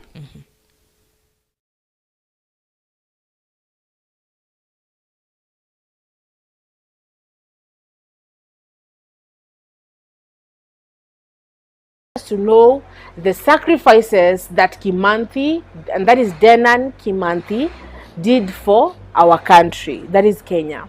Okay, so welcome. So kujua mtu, unajua lazima ukitaka kujua mtu, okay, when you hear the name Denan Kimanthi, what do you think of? Ukiambiwa tu saa 6 usiku, Denan Kimanthi. Okay, when I hear about Dedan Kimathi, Ongea ukishout. Ongea sana sababu kuna interference. Okay. When I hear about Dedan Kimathi, all I can my brain goes to a hero, a fallen hero, Okay. a Kenyan star of those years, someone who stood first, who stood to fight for this country. Someone who made sure that this country will not be under the bondage of colonialists for all eternity. However, eternity is long. So when the name Dedan Kimathi is a hero to you, Yeah, it's a hero. the moment our guest anasema, the moment the name Dedan Kimathi is said to him, anasema is a hero, and that is true. Now that we're going to go back and know who is this hero and how did he become a hero.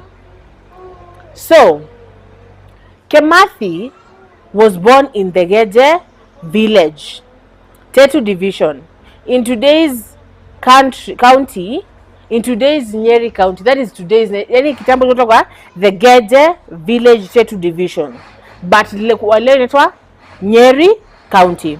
His father died in September 1920, a month before Kimathi was born. Sawa? Yeah. Kimathi was raised by his mother, Waibuthe. Speaking about mothers, Uh-huh. do you know that the children of single mothers are such strong ones? True. Very strong ones. Because ukisema unasema hivyo because when you're raised by a mother alone, you see the strength of a woman. Yeah. You see the strength. How can because let me tell you, my dear. Jesus Christ. This is our small guest here, so don't be surprised, viewers. Yeah. Okay, we love children. Okay, so being raised by a single mother is the greatest flex of strength that you're going ever to see. Yeah. Like look, for example, our former president, Mr. Uhuru.